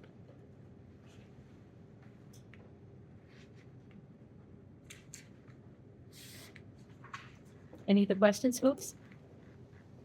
Thank you again. Thank you. We're going to just take a 5-minute break if you want to grab something. So you guys have already heard about 2 of my position additions, which equals 1 full-time teaching position. It's sharing the behavior intervention position at North Berwick, so that would be half special education, half general education. And then currently at Hanson School, our behavior person is doing half-time in the behavior program, and that's a self-contained behavior program, and half resource. And then the Owl's Nest is doing half resource. And so there's a lot of, it's getting a little, I think, convoluted, might be the right word. And so looking to pull back and restore our behavior program because it is the self-contained behavior program, K3 in the district. What the addition of a half position out at Hanson School does is restore that to a full-time resource, a full-time behavior, and we have a full-time life skills program out there. Does this take you out of your hybrid role? This current plan take you out of your hybrid role? Aren't you doing half-time? Over Samus, that's me. That's you. Okay. It's okay. The other, so you'll see going down sort of some of the other salaries and wages. The increase to, I think the ed tech line is really just about increases that were negotiated. We do have some decreases when it comes to ESY. We've had lower ESY enrollment and fewer kids qualifying for that. So that has come down. Physical therapists, I'm going to switch my screen for a second. So there's a slight increase to physical therapists. We have a part-time physical therapy provider, and we're looking to add another day to her contract with the number of children we have with significant physical therapy needs. So part of that increase there just represents that added 1 day to the position. Speech is another spot that has seen an increase, and part of that is to add a 0.5 speech position. And that would be somebody who could not only help service our pre-K, but also help with the testing across the district. Right now, we're contracting virtual speech services in some of our places. Virtual speech testing is difficult, and so trying to find some ways to help support with in-person evaluation as much as possible. Arlen, scroll down for a second. I think that's it for my anything significant in the salaries and wages, unless you guys see something that makes you raise an eyebrow. Where are so the IEP coordinators is nothing for. What is, did that fall somewhere else? The IEP coordinators and director, assistant director, and the local entitlement grants. Cell phone terms. Good question. And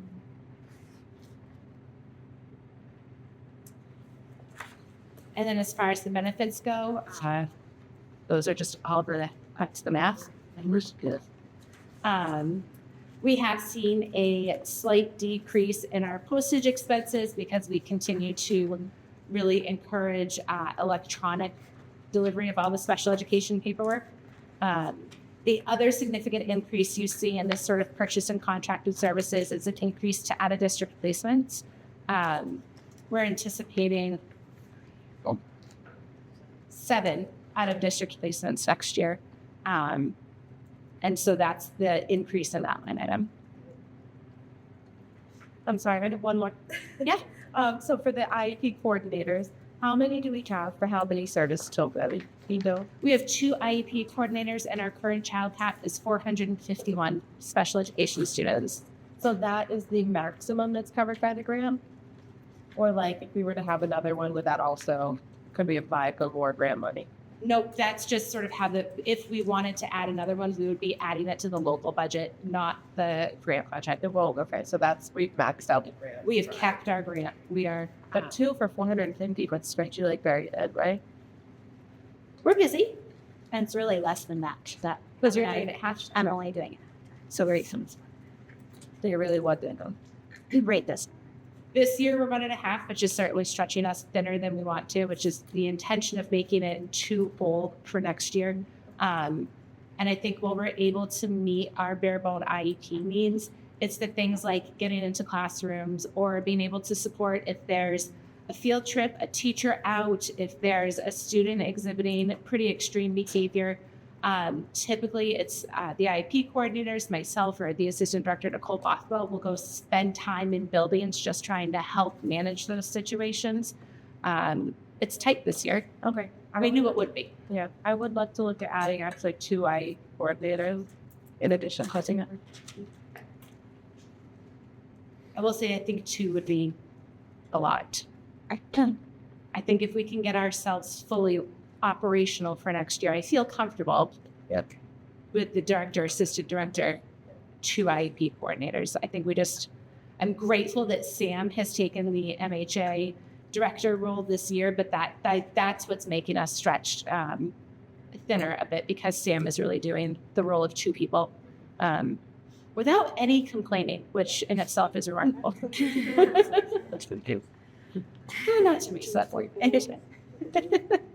Any other questions about out of district placement?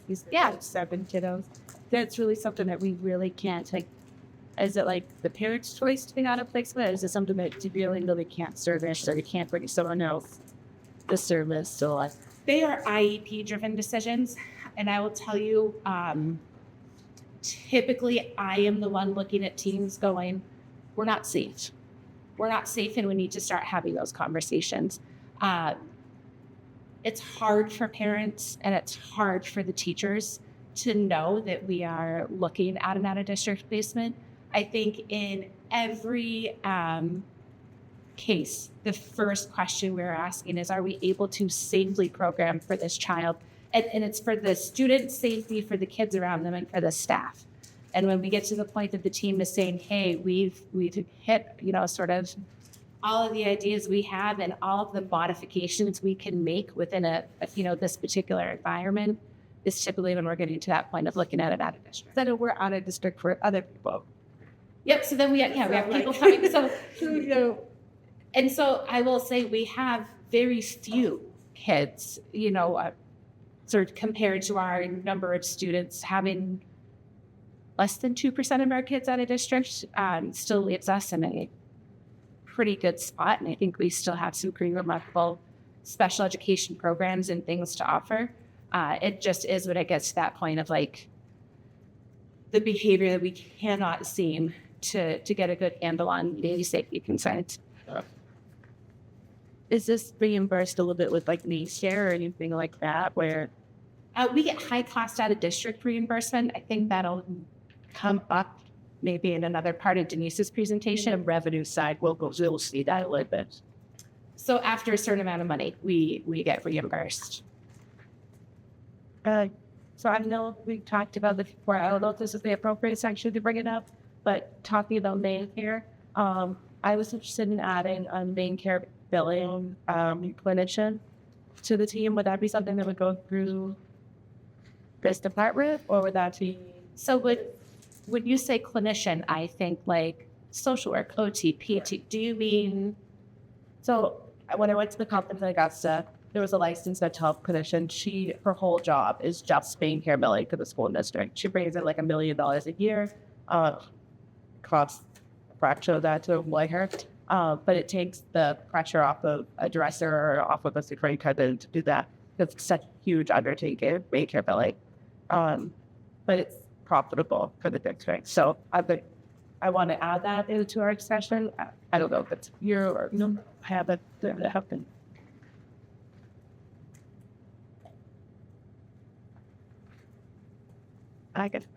Would you be in charge of fee as well? Yes. I'm sorry, in charge of fee? Faith is appropriate public education then. Right. That's what that is. Stuff like that. Other questions about the special ed budget? We can switch to MHA. We have a social cut. She is supposed to be checked. Oh, yes. I think I don't know if you want to do Sam Hollister. Be back here, so you're. I have gone over my 7 minutes. I've totally blown it now. That's okay. So we have been looking at the special ed pre-K and have been able to talk with folks at CDS and the DOE. They will fully fund the classroom teacher, and they will fully fund any ed techs that are required. And then I'm still looking at how we could get the related service providers. I don't have the same funding sources I would for the teaching and the ed tech positions. But those pre-K classroom positions would be fully funded. So this is your special purpose pre-K. Yes. Going forward or just next year? Just next year. It was like a one-time. So after that, it becomes our responsibility as a district to provide FAPE to all the 3 to 5 year olds. There's still 100 questions about what the funding formula is going to look like once that happens. But because next year we'd sort of be voluntarily taking on FAPE, the state will pay for the positions. So we get my money for FAPE that like the Medicare, like able to take over. I know when my kids did go up to CDS, like they did the so do we get revenue for that? Marissa, can you? I'm having a really hard time hearing you. I'd love to be able to hear you. My voice. Because I don't want to make any waves. With CDS, they did the insurance, right? So my kids had speech therapy at 2.5. And so the insurance always took over or main care. So if we're going to provide these services for 2.5-year-olds to 3-year-olds, is main care going to reimburse us? I think that goes back to Allie's question about of someone who could take that piece on for reimbursement. Right now, reimbursement's happening through something called Sync, which is the CVS portal, and happening through state funds. And we wouldn't be billing private insurance. I think it's a discussion about whether or not we would get into billing main care. And we did research it previously. I think we came to the board and we went so far as to almost press the button and realize that for all the work, the duplicative recording of data, and again, we'll talk about this in depth later, but based on all of the things we had to do and all of the people taking their share of the money with that, we were going to net a couple, was it 20,000, 10,000? It was like 14,000 or Yes, 14,000 for all that work and all that chaos. At that point, we didn't think it was worth the trade-off, but I'm glad it's on the list again and we could talk it I through. want to talk specifically to the woman who hosted that seminar because she really had like a very special formula that she was using. And she was like so passionate about getting other people on board with that. So yeah, I want to like that. Look if I pull that app and use one. Yeah. And we used to, as a school district, when, 20 years ago, we were pulling in many hundreds, over $500,000 anyway, sometimes 600,000, 700,000, 800,000 a year. But it was back when they were reimbursing us for self-contained classrooms and also, I forget what they called it was the resource stuff, but I forget, it was self-contained day services and something else. Anyway, we satisfied all that.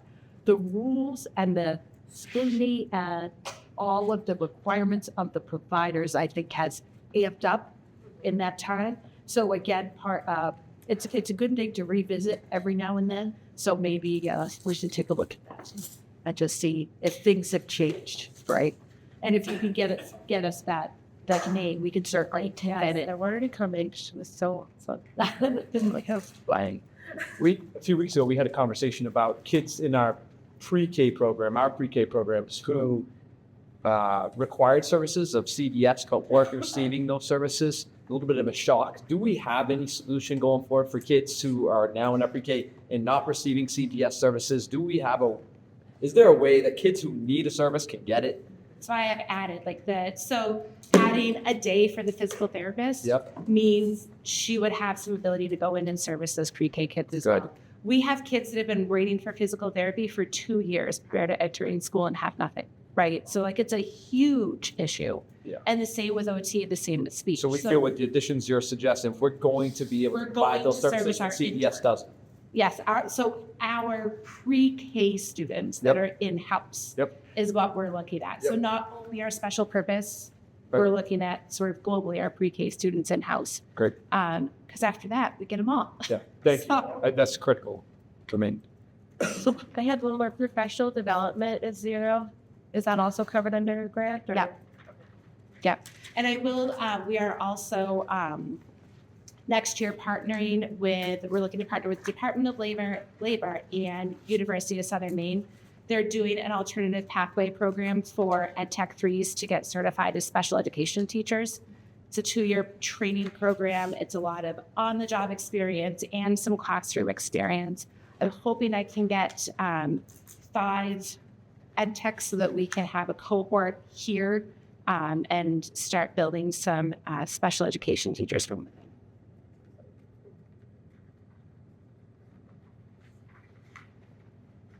What's the special education teacher? And there's not so I sigh because if you're in the elementary school in a self-contained classroom and you are toilet training a lot of our self-contained students, your caseload's going to be 8, 10. Probably just talk general special ed. We're hovering right around 20 to 25, depending on grade. Some spots we're at 35. And 35 is the state cap.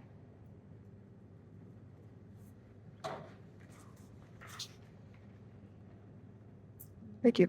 Welcome. And I will say we have the caseload, and then we have the special educators, who service kids who they do not case manage. And so it might be we have a student with a speech language impairment.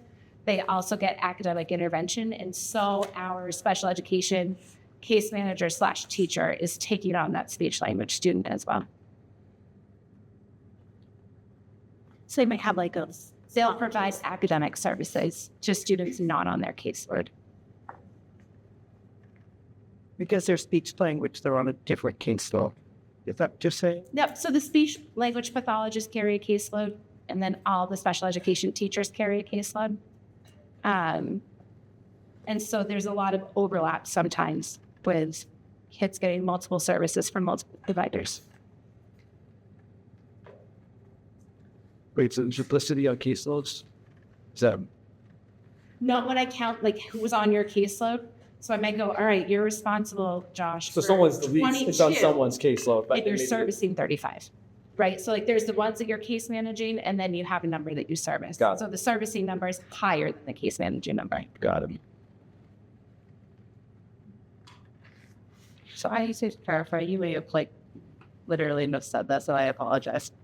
Numbering. Okay, so for the 451 students that need care, what is the ratio for total? I'm looking for the same as the classroom ratios, as far as how many people are exactly with them. Done. That is a lot, right? It's a complicated. Yeah, because it goes from self-contained rooms, which are, pretty low caseloads, but high need students, right? Like 8 to 10. But what it's So- hearing that some cases it's 35 to 1. So you might be providing services like speech. You might have a caseload of providing speech to 35 kids, but your actual Caseload that you're managing is like 20 students, but you're providing services to 35 students, right? PT, OT is along those lines. So there's a difference in the if you have a specific skill, right? In speech, for some kids is like once a week, right? Or twice a month, right? There's really no way to average. No, So if I'm a case manager at the high school, I used to be a case manager at the high school, I'm a special education teacher. So I have a caseload of maybe, let's just say 22. That would kind of be it. That's about the ballpark for a school case manager. However, I would teach a class too. So one of my blocks is teaching a math class, an intervention math class, or intervention reading or writing. Yeah. So some of those kids might not be on my caseload. So I might have I might have a caseload of 10th graders, but I teach intervention reading to some 9th grade students that need intervention reading services. So those kids aren't on my caseload. I might go to their IEP meetings, but I don't handle their paperwork, all the legal stuff. I don't do the academic testing and stuff for those 9th graders, right? I do that for my 22 that are in 10th grade. But when it comes to the block a day that I go and teach them, I'm responsible for their reading and their, the curriculum involved in that. So it's kind of, but that's what it might be. That's what it is at the high school and the middle school level. But when you get down to the It's not elementary, quite, because our middle school, high school teachers are teaching 2 blocks of intervention academics and case managing. So it's a little two. Yeah, so it might be 2. But I'm just saying, in general, so that's how when we separate, we're saying we have 22 kids on our caseload, but we also have a cohort of kids that we might actually help teach reading or writing or math a couple times a day too. So, case management is about IEP writing. So that's that you are maintaining those IEPs.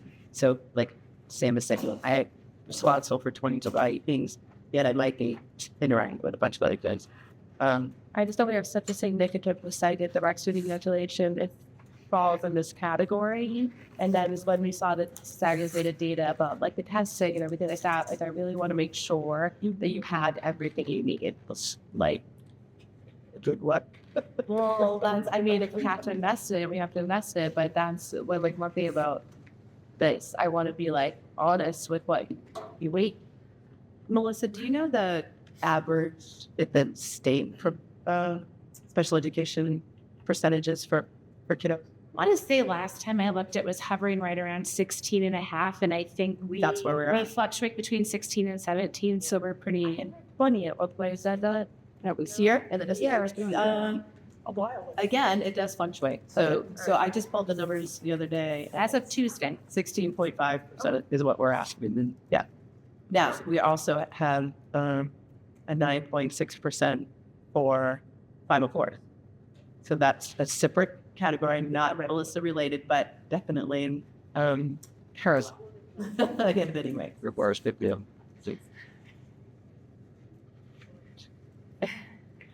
And All right, MHA. What tab is MHA? Tab 15. 15.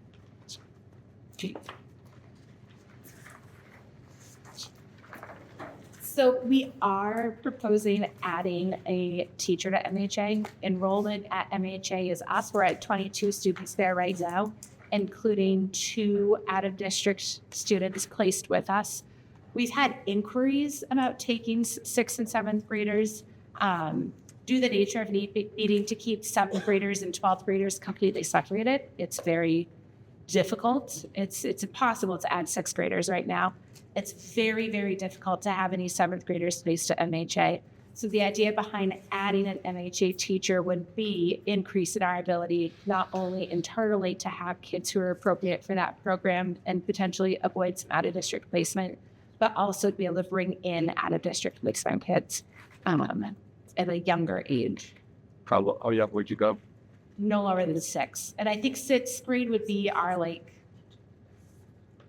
Yeah, I mean, we've had increase this year for, if we could have taken 6th graders, we would have a few more out of district this year. But I think that would probably be the lowest, the model we have right now, and we'd have to increase probably more teachers. What groups do you have to keep separate?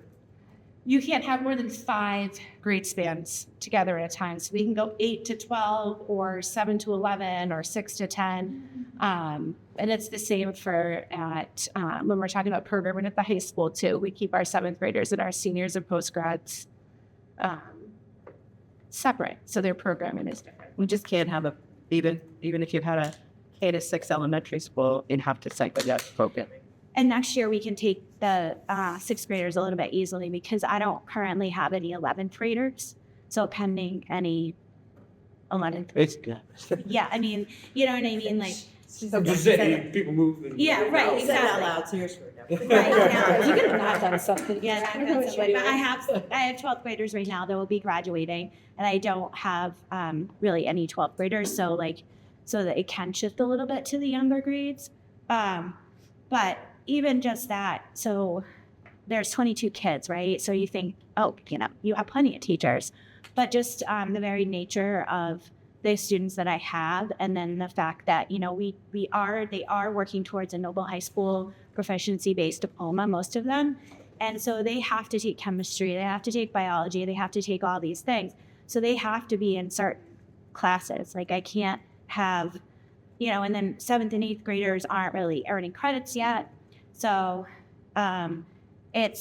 so we have to have different sections, and there might only be 3 or 4 kids in one section, but we do our best to group 9 and 10th graders together, and they'll one year they'll have bio, one year they're going to have environmental science because they have that grade level. The same thing with math. It's really hard. That math drives actually the rest of it. Is the grade span restriction, is that the federal law? Is that state law? What is That's that? it. I think that is a federal law. I think it's I will double check. Yeah. I mean, because we always have representatives coming up saying, what can you do? And provide some more flexibility. Right. I also think there's a certain there's a age 12th grade or 11th Yeah, I grade. don't discount it, but I also know London schoolhouses existed with kindergarten through 12th grade, and they had all kinds of services, not services like today. I mean, I get it, but I just think sometimes with good intentions, the state is sort of restricting things, but when we're trying to serve what kids really need, what we need is flexibility, not restriction. So if it's a state thing, it gives us an opportunity to advocate in such a way to advocate for our students, right, in our district. If it's federal law, well, we're kind of at a spot. So It's uncomfortable having 7 seventh graders with 12th graders for a variety of reasons, not just, with them, their emotional. I get instruction we wouldn't want in the same class, but same sense, what I heard you guys say was it has to be very separate. And how separate does it need to be? I know it's not I don't want to take a deep dive on it. I was curious, is it state or federal, and then we can operate? Yeah, I mean, they have lunch together. They have, they have common time together. But I'm just saying, the curriculum is different. Well, sure. A seventh grader is reading at a different reading level.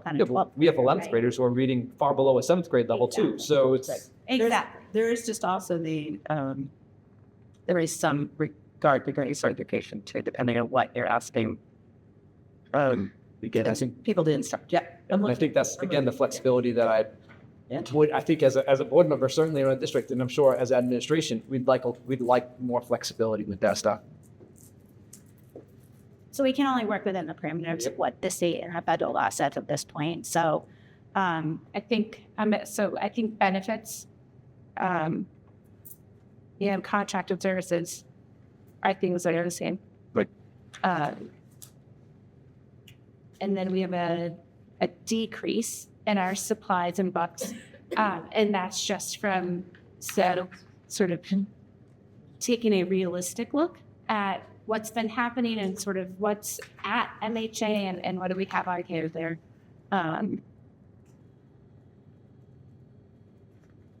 That's really it.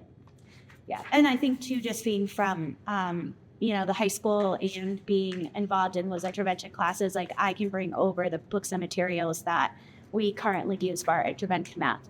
So, because the goal of a student would be to eventually be able to go back to Noble High School, maybe on a part-time basis or whatever.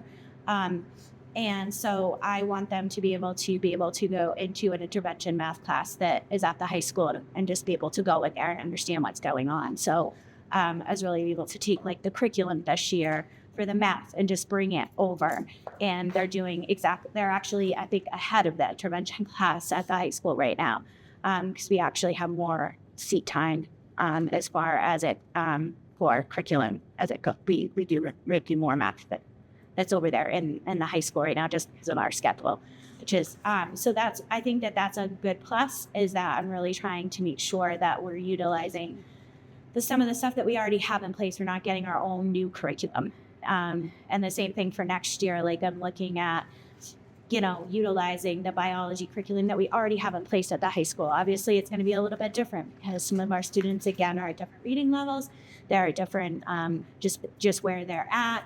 But it's still the same type of thing. So if they were able to go back and transition over, they would have some of the same base knowledge, because we're all working towards that same at the end when they get up and through graduation, and Mr. Dufort gives them a diploma, they're getting the same one that a student at Noble High School will be getting. So we really need to make sure that what we're providing them is a comparable gauge. So those are just the things that we've been working on. And I think, we've increased our school this year. We've taken 6 kids since the beginning of the school year, which is quite a bit. So we're up to 22. As I said, if I had the capacity to take more, I probably could have 5 to 7 more kids there right now. We're just not there yet. We didn't fulfill an ed tech position this year. Just even having one more ed tech we'd be able probably to take more students.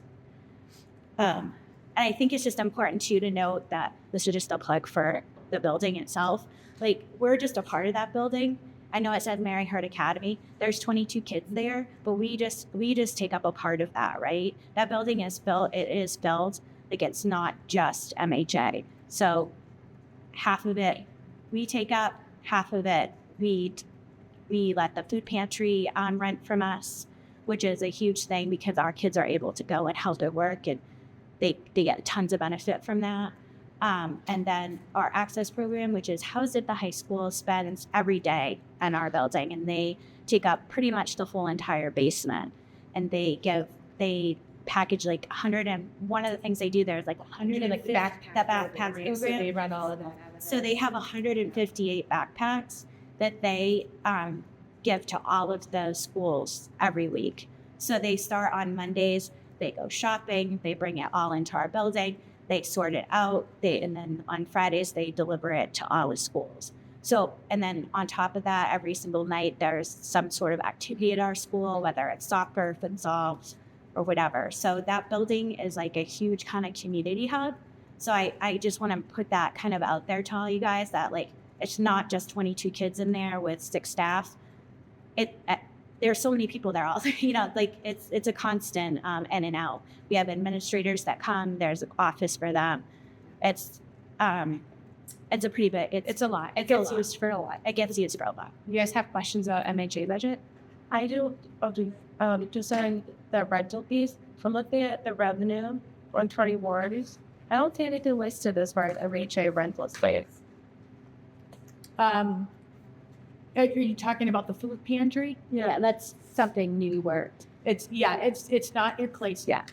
So that would be What it's in there. It's just under miscellaneous. It's not a lot of money because I don't break out every single thing. But there is some extra money in there for fiscal 27 for that. But they pay for like Yeah.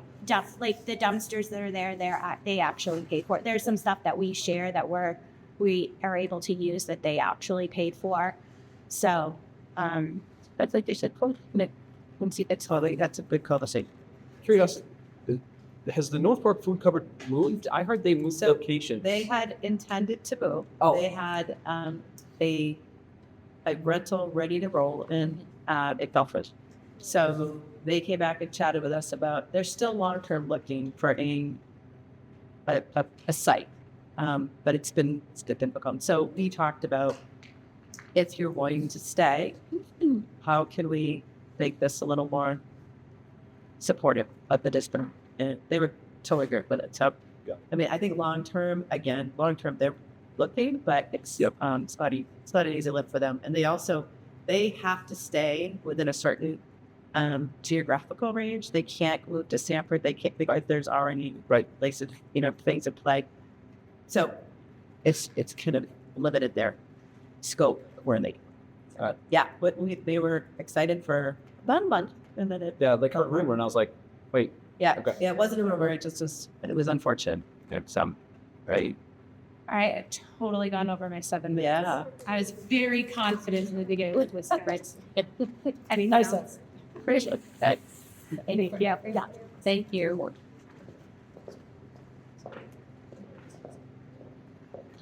Sure. So just wanted to be mindful of time. We have look back at the schedule, we have a natural break right after facilities and maintenance, meaning we'll have all of the big cost centers focused from the schools and supporting that base. Right now we have teaching and learning, then we have technology, then we'll have Kevin. So again, being mindful of time. Do you want to bump the stuff at 1 o'clock, that's scheduled at 1 o'clock to Thursday night? It's not going to take the bulk of the discussions were these morning topics. The rest of this moves pretty quickly. I would like self to be moved into today, but then the rest of Yeah, it's really up to you guys. We're just looking to join.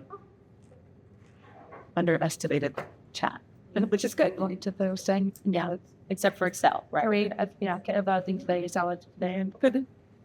And you could attempt it. But just that you need to enjoy. I think I could do that. Okay. Yep. All right. So we have Shannon Swiger here for teaching and learning. That's tab 24.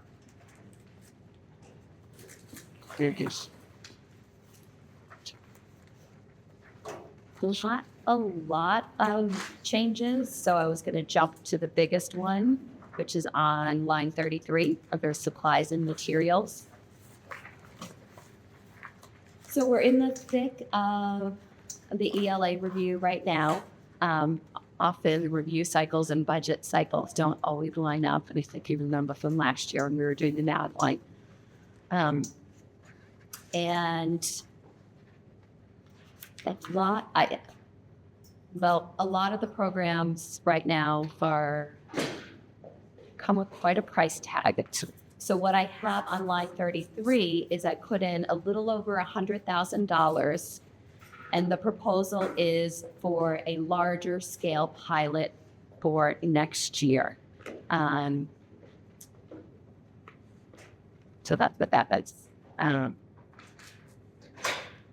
We're looking at, if full adoption K-8, you're looking at anywhere from, $400,000 to $500,000. So I think before we make a serious fiscal investment, it would be great to have not just the presentations that we've sat through, not just like one unit a teacher explores, but to live and breathe this curriculum a little bit more in depth. And still that is my proposal, and that's what I put the funds there for. Bear that in mind.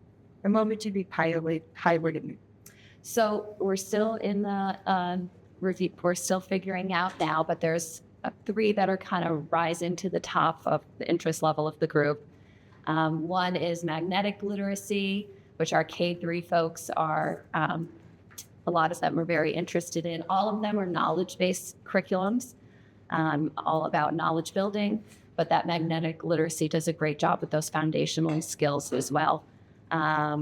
Arts and letters is another one, and CKLA and Amplify is another one as well. So we're still we just ended some presentations. We're now exploring districts who are currently using them. We're still in that hunting and gathering phase, and we'll probably narrow it down to 2 programs that we could potentially pilot larger scale next year. Was like you said, CK. Amplify, CKLA, and the what? Oh, is that the same thing? Yes, they're the same thing. Yes, Amplify, CKLA.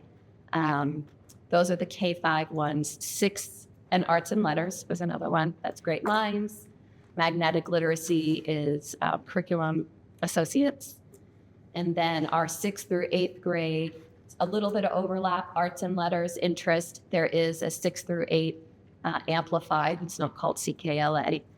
So there is some overlap in curriculum that the grade levels are interested in. When you say pilot, is it going to go into like every classroom or every school, or are you just going to do bits and pieces of it? So they would pilot the full curriculum the full year. Pilots are not free. So to have every teacher do it, I would have to really increase this number. The 100,000, I think, would be enough to have a good representation from all 3 towns for our K-3, each grade level having maybe 3 or 4 teachers piloting. And then when we get up to the 6 to 8, we don't have as many teachers. So 1 or 2 teachers at each of those grade levels piloting. And if we wanted them all to pilot, again, I would have to significantly increase that number. But I think we've done this in the past. Before I was in this role, and elementary was looking at new math programming. I believe North Berwick piloted for a full year, and the other towns continued on with the old new program. We've done piloting in different models. And they all have pros and cons. I think it would behoove us to really live and breathe something.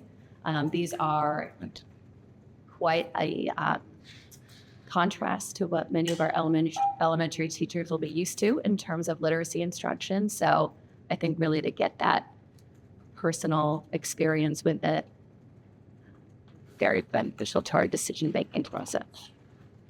How different are these programs? Like, are they 3 drastically different? No, programs? they're all knowledge building. Yeah. So really the core is rooted in those social studies, science, literature themes. They're really using knowledge as a way to build those literacy skills.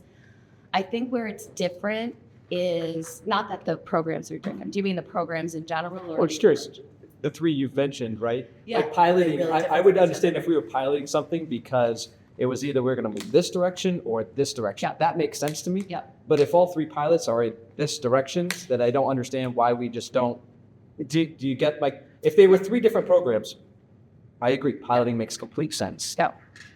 But I'm not saying to pilot 3 different programs. I think we're still working towards narrowing. But it down. are they that drastically different that piloting makes sense in comparing the programs? I would think what I've heard you say is that all 3 of these are very different from what our staff is currently doing. Yeah. Right? Yeah. So I think the question is, if all three are that similar, why don't we just make the shift in the fall? And knowing that it's going to be $500,000. I guess, what does piloting give you, the teachers, the team, that what will it give you at the end of next year that you don't have now? You don't have access to now? Well, one, I wasn't sure how fiscally conservative we wanted for this budget. So I think part of the pilot is you are purchasing materials that if you decide, actually we like Amplify better, you made an investment in other programming. We could either option. You could do a full. I heard her as we're pilot one of those, not all three of them. Correct. Like she's choosing one to pilot. So rather than a new idea for she's the district for certain people to try. Three of those. As a comparison to what we're doing now? Yeah. Yes. So do we want to totally move how we're doing things? Is that what I'm hearing? Yeah, We want and to it's go a on drone. Yeah, like, so that's from what we do now. Like it's one of those three. Right. That's what I heard. Which of these programs provides the best foundational skills for K1 and 2? Right now, it's looking like magnetic literacy, and our K3 folks are really excited about that program and excited about exploring. I'm trying to get their hands on a unit right now. And it could be that our K3 schools go with a program like that, and our 4 and up go with a different program. Again, they have a cohesive knowledge building. Granted, they're different programming. They offer different bells and whistles and different resources, but it could be that there is a split. Yeah. One more question.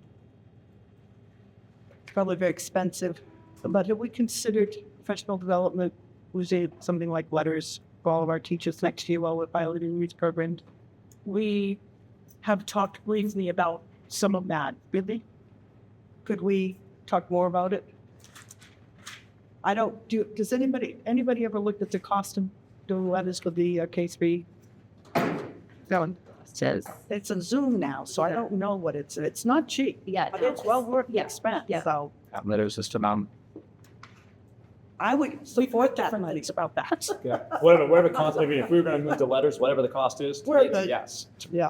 I've seen it in action. I've been through professional development. It's phenomenally professional. There are different things about that. So we certainly have that on the list to price that out. I have the demonstrators if you'd like to look at them, if you'd like to see them. Okay. Yeah. When is, just to give us an update, when is the ELA review by the state going to be?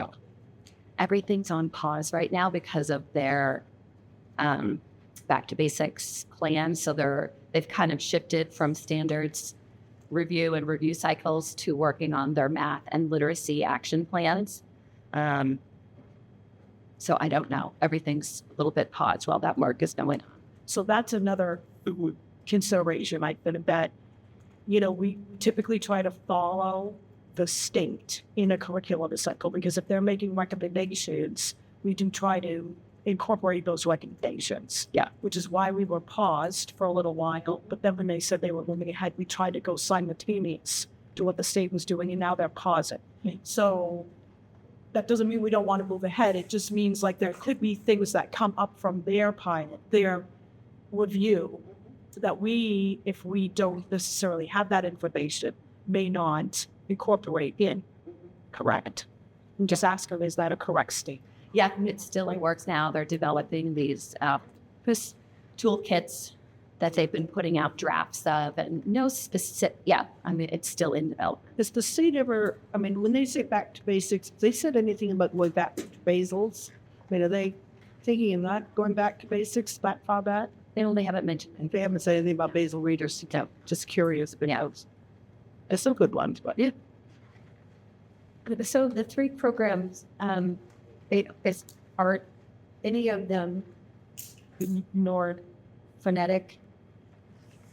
So more of like those phonics and rhythmic words. They all have a component, but yet that magnetic literacy for our K grade, it seems to be the strongest. And again, these programs are new to us, so we're all still learning about them, but that one stands out for our K3 folks. Have we talked about DIBELS or early assessment for these K2 So part of this ELA work, I was able to get a free Dibbles pilot going on right now. We have a subset of about 10 classroom teachers who are doing it. Right now, we just had a training, and so we'll get to kind of reflect on that process by the end of the year. And Are you comparing that with other? So is it just you just found Dibbles? Or just Dibbles, yeah. Is that something that we could also add to the discussion so that we could put the money in the budget if we should decide we want to go forward with that? Yeah. When are on teachers going to be? So they're doing around now and then at the end of the year. So very quick. And what part of what program is that part of? So Amplify has an M-class Dibbles. They're the only online Dibbles, which just makes it easier for teachers and more accessible for the data. So since they were doing presentations for us, I kind of sweet talked them into giving them a Dibbles pilot for free. Yep. So are they doing the pilot online? Yeah, well, so the data's online. So it all gets uploaded, and you have your students rostered, and all the different assessments are there, and the teacher is doing it one-on-one with the kiddo, but they have an iPad, and the teacher has their computer. And this is what's program? Amplify, yeah. They've partnered with Dibbles and the University of Oregon to do. Yes, yeah, I remember that. To make it a little more teacher-friendly. I really hate kids reading on a screen. The research doesn't support it. It's not good. I just saying that makes me a little nervous. Obvious. The other thing is, I know the state is going through their rehash, and we know our state, in comparison to the other 50 states, is in a bad place. So following the state's recommendations make me nervous. Just those things being true. We want a good assessment. We want our kids to understand phonics and the basic skills to a very high degree. I love the knowledge base. That's huge. We can increase knowledge.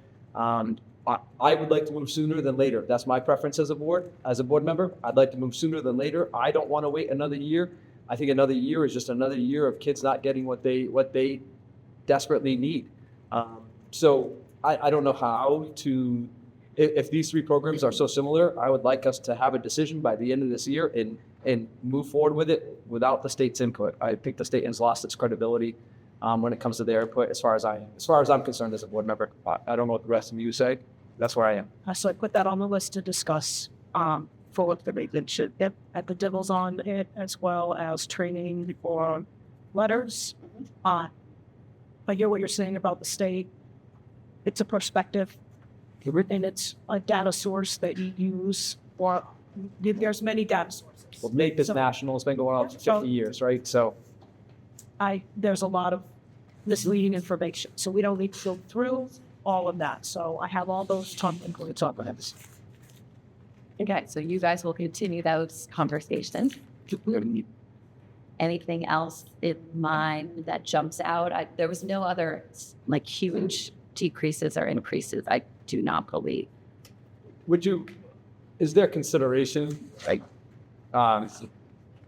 is there consideration for an assessment system that we've had this discussion before, that we can use to evaluate our district? Where are we? How do we know that? And how can we measure our progress going forward? Do we have that system in place now? What are we using to determine where we are, right? And how do we know it? And then do we have a plan to monitor those measures over the next 10 to 20 years? Does that system exist here currently now? We would probably say elementary that yes, we have that. We may disagree with that. As a district, not just one elementary, like K-12, do we have that system in place? Not K-12. Besides our state assessment. Yeah. Again, I'd like to have our assessment. As the state changes their assessment, at least you can look at the last decade every 3 years. It's not helpful to us. It's just not. And the only way we can really measure ourselves and over a long period of time is to have make a decision about our own assessment system. And if it needs to be certain assessments in this grade level and this grade level, that's fine. But just, it's going to happen. We're going to do it, and we're going to make decisions based on that. Again, that's my preference. I would love to see that in this budget. This is where it would be. Well, it depends on a lot of stuff falls under technology. We've had a conversation about this 1 or 2 years ago, and at that point, the board wanted to move ahead with not talking. You know, we had a couple of meetings that they talked about this, and felt like at that point in time, they were ready to move ahead and move on to different topics. So, I can have that conversation. I greatly appreciate it. Thank you. Under literacy coaches, it's blank. Correct. And math coaches. So can you explain to me why no literacy coaches, why math coaches? So I think we've talked about this a couple times. A few years ago, must have been right after COVID, we had some retirements in terms of our literacy coaches. We put the posting out there, and there was some other factor going on. We didn't get any candidates, and we were at the time working with a consultant who was providing literacy support, and we just couldn't fill those vacancies. We opened it for 2 years. Yep. And more finding the candidates that felt would meet the needs of our district. So that's why that's blank. Like, Yep. But with if we're going to be introducing a new literacy curriculum, probably, I'm assuming that's what the math coaches are doing, is helping staff to understand this.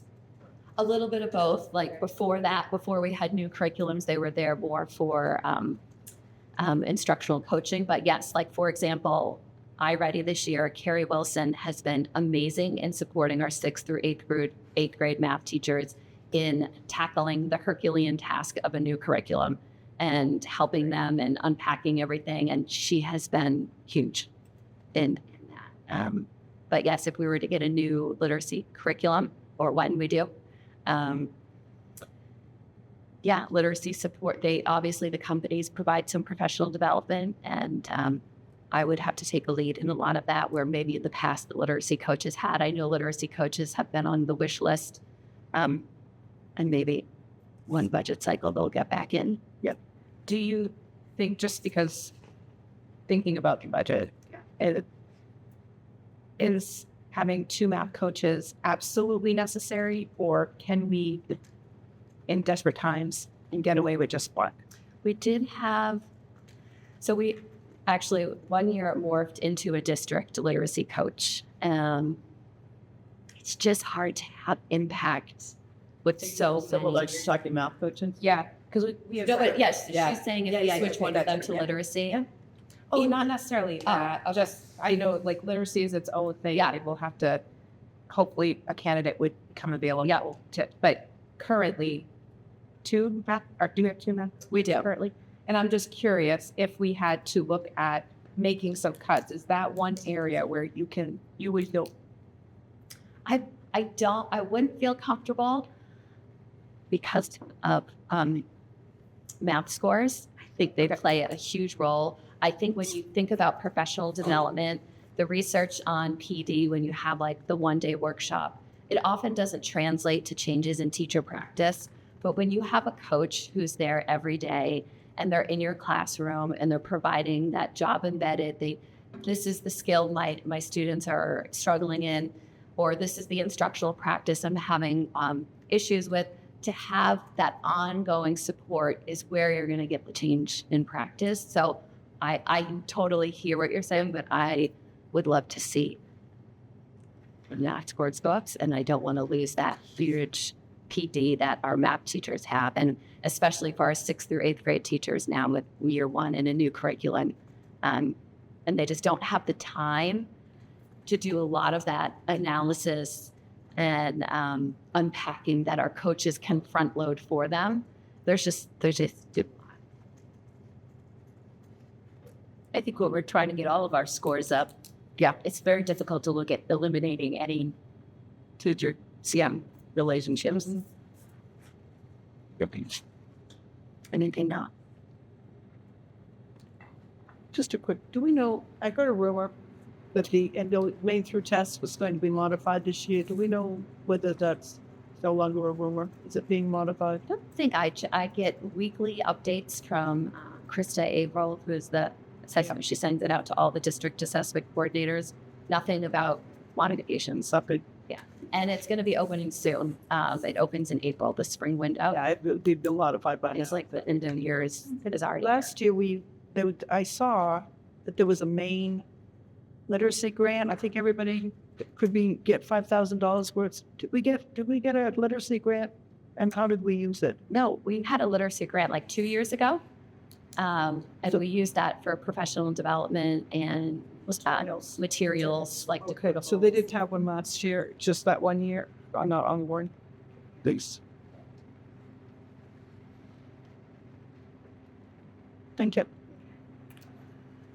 Thank you. Okay, so now technology. Kevin, thank you for waiting. Wait, We're almost there. Technology is 25, tab 25. Good. Have you looking at the expense detail category, so tab 7. I didn't. Do you want to type in? I didn't. What? That's just didn't work well. So I just wanted to frame this. I think it's helpful to do so when you're looking at a district-wide departmental budget. First of all, every decision we make as a technology team is around supporting teaching and learning, providing a secure user experience, and leading in innovation. So all of our decisions around the budget are informed by those goals and purposes. You're familiar with our staffing student numbers. We work with over 3,000 humans in providing individual technology, but we also provide 6,000 other devices, and that includes access points for wireless internet, camera stations, food service devices, servers, phones, projectors, printers. There's a whole lot of technology that we work with across all of our buildings. We also answer over 6,000 help desk tickets and calls with our staff. So provide a lot of support, and we're proud of the work that we do. So our budget includes educational software, infrastructure software, and hardware. And our increase as a department is about 8%. So in the first category of sales of salaries and wages, where you have a 4% increase, our staff in general get a 3% increase. And the rest of that is attributed to a bit of a shift in our staffing. We had our assistant network manager resign towards the beginning of the year, and in talking through her purposes and evaluating our team and where the need was, our team agreed that where we want to provide more staffing is in supporting teachers and supporting the growth of computer science in our district.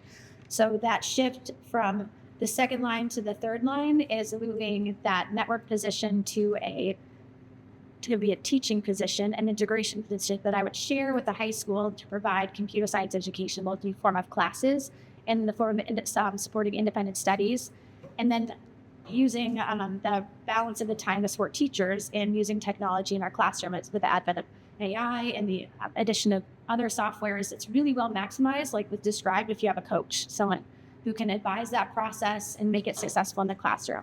So that would be a shared position. We did move the responsibilities of the network administrator, the assistant network administrator, to our data manager, and he does a phenomenal job. So it's not an exact dollar amount switch, because we increased his salary with his increased responsibilities, and that need to provide for an entire teacher position. The benefits are as described. Hopefully, a decrease as all the numbers come through. When we look at purchase contracts, the highest increases are in our infrastructure systems. There are a couple of things we've kind of kicked down the road. We'd like to implement look at my notes here. The network authentication would sort of be the next step in our cybersecurity planning and programming, and that is an increase in software cost. And we also are looking at an increase of infinite campus data retention. So right now, our data in IC is only retained for 30 days. If we want to, and I'm talking about not student data, I'm talking about access data. So we want to have a tighter hold on who's actually accessing data for what, and be able to go historically and see that. That puts us in a better security position, having that data retention. So while that increases a lot, I've learned that a cybersecurity claim starts at about $400,000. So that's like forward-proofing, hopefully preventing the damages that from a breach. Looking down that line, another increases in instructional subscriptions. This includes things that teachers have requested.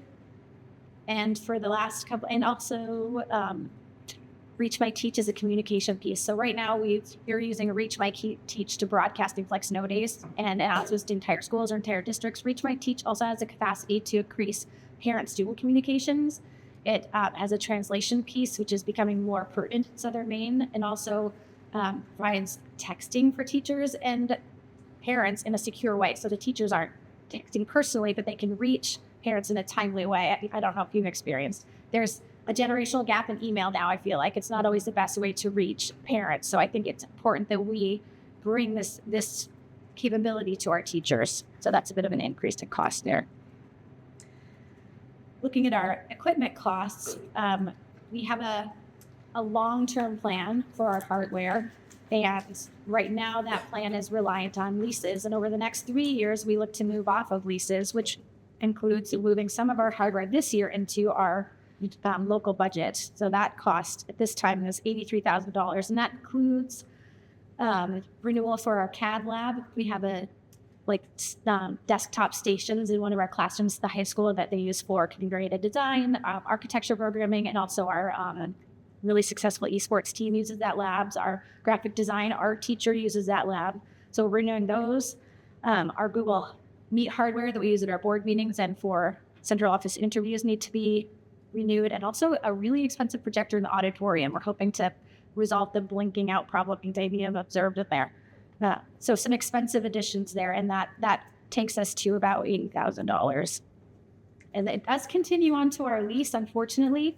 This will be our highest lease of the next 5 years. So after this, our lease numbers will go down. This is our last year of renewing staff devices, and we will see that that number even out with our local. So and the nice thing about our lease going down, leasely, is that we won't be paying interest. So our interest payments go down, our lease costs go down. So it's overall decreasing our technology expenditures while providing consistent quality of devices and up-to-date devices for all 6,000 of them have to be accounted for in our renewal process. And that's the big picture. So we're, for our department, looking at about an 8% increase heavily on those software pieces and that over staff. But as these leases said, will we not have to re-up those when it comes to? So this year we do, but you can kind of tell it's I'm a learning progress for me. Our FY26 lease ends, so we're not paying on that. And then next year we'll be done with our FY27 lease, and then that lease amount will continue to decrease for about 3 more years until we won't need to be on lease at all. We'll just outright own our equipment and pay for our equipment. Oh, it's going to be part of our hardware, Yes. part of our budget, Yeah. as opposed to leases. Yes. Got it. Thank you. Yes, so we're always excited to get off lease. Yeah. No. Yeah. I know it's good move. Good. Thanks. It's a bit of a punch as it comes over. Good questions? So. Thanks. All right. Thank you for your support and for hanging in here on a long day. Thank you.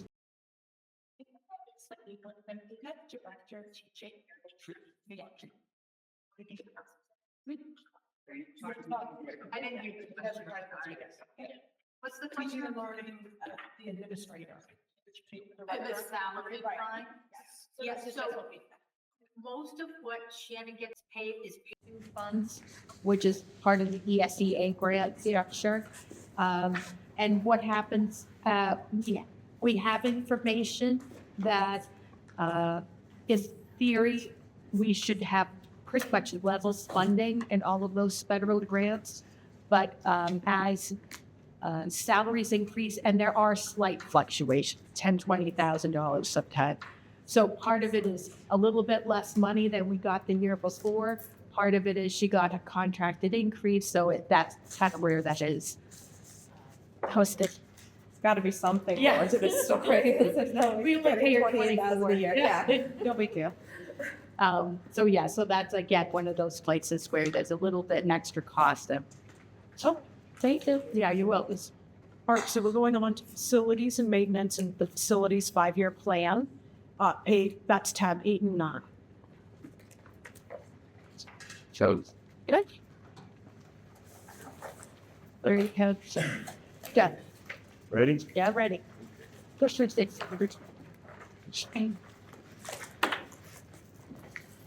Afternoon, everybody. Been singing for a couple days. So are we starting out right on the No, you don't need to do that page. You can start on that next second page. detail by expense category? And only big changes because we've talked about salaries. Excuse me. Salaries and wages. Everything. You'll notice the biggest increase in that line is out of this current budget, we cut 3 positions when we did the budget last year. I'm asking to add 1 back in, which would be a full-time custodial here at Noble Intermediate School. Overtime wages were reduced by 10,000. That 29,200 is more of a realistic number for overtime wages. Great. The benefits are pretty much predetermined. But we skip over that. So we go to purchase contracted services. First line, the big one, contracted services SRO. That's Town of Berwick, North Berwick. That's contract, obviously, through them and their price. Contract services, building and grounds, increase of 98,000. We will get, when we get to that page, we'll go over that. This next line, excuse me, maintenance list contracted services. That 205,710 represents what we paid vendors to do capital improvement projects and maintenance list projects for this current budget. We had to show that in there as a decrease of 205 and eliminate that line. And now we have the contracted services F27 5-year plan list where we've combined those, the old list, general maintenance and CIP list as one. I just wanted to make a distinction between the process where we had those other lists and the way we did it. And we're starting fresh with a 5-year plan set we are going to go with. So what I did to make it clear is I just took one and had it only in 26, the new one only in 27. When we hit to the 28 budget, it will just be again, but I wanted to make a distinction there. So when you do line by line, like we do with technology, you said, FY 20, like in technology is 26 and 27, 28. Might be kind of nice to see that year after year. You know what I mean? Well, yes. Or is that? We do that on a separate sheet. Okay. Because this is just the 2 budget years. So it will always show the prior year and the current year, but it won't be historical like I think you're a dick, right? You want more than Well, 2 I'm just years. the line, is this like accounting? You need the separate lines for accounting purposes? So Because yes, the something's changing, 205 has to stay in because it was in the 26 budget. Yep. And the 27 is new. So when we hit next budget cycle, which is 27 and 28, I could leave the line in there, but it would have a 0 because we no longer do the CIP list anymore. But I'm willing to make another list if you want to track something in particular. Okay. I just seen how it was changed. That's all right. Yeah. And then next number, the Puddle classroom rentals, storage rentals. The original 19,188 is for the modular at the Hussey School currently, and the increase of the 4,488 is the 2 modulars that we're proposing for the Pants Elementary annual rental costs. Property liability insurance, that's just the insurance increase.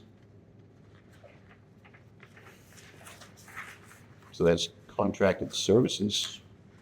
Then we hit the next page and we hit the supply line. We going from 140,000 to 150,000 gallons purchased per number 2 heating fuel. Now, part of that request is obviously with all the new HVAC stuff we've done, now we're bringing in more fresh air, have to eat more in. So that's one of the reasons behind that. And also we have to remember that Noble High School, when we did the HVAC, we went from 2 boilers to 3 boilers. So I think the 10,000 gallon increase is fair, but I also think we can make it work and lower it. And what I mean by that is all the head custodians in all the buildings, along with myself and our HVAC contractor, all have access to the HVAC system now, which we can program areas of the building individually instead of all at once now. For like an example, an upgrade of this HVAC program for here is this whole building right now is what we call unoccupied mode, which is basically set for 60 degrees. And I know you're a little chilly, but it's working. So, but right now I've only got this area of the building running on schedule rather than the whole building.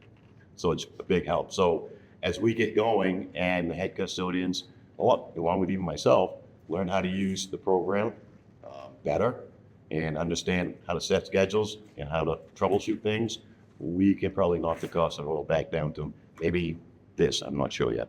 We're still a work in progress. Electricity is actually dropped, and that's because of all the upgrades we've done, going from 40-year-old motors to brand new motors and pumps. And the big thing was the LED upgrade throughout the district.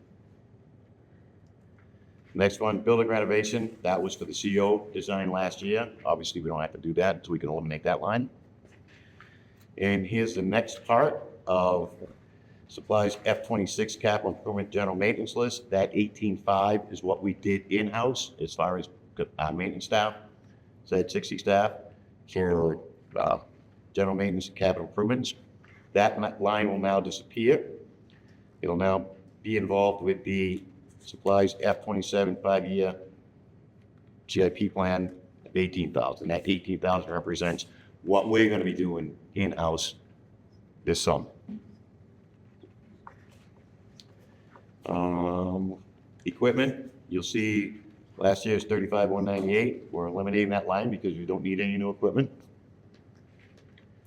You jump down to the dues and fees bond payment, you'll see that we currently finished one this year, which was the 2009 bond. And that's a decrease of 66,000. The next number is the renovation bond ventilation air parade. That is for the year 2 SR in school. That's the first year of repayment. First year repayment, yes, sorry. Yep. That's that HVAC bond of, I'm sorry, principal bond interest. Denise always asks me to explain this because I get screwed up. So in this area, we retired the QSCB bonds. Those are the bonds from 2009, 10, and 11 that did improvements throughout the district, created the library at the Hanson School. Those are finally paid off. The 2020 SRF, again, were the sprinkler systems we put in the elementary schools, I believe.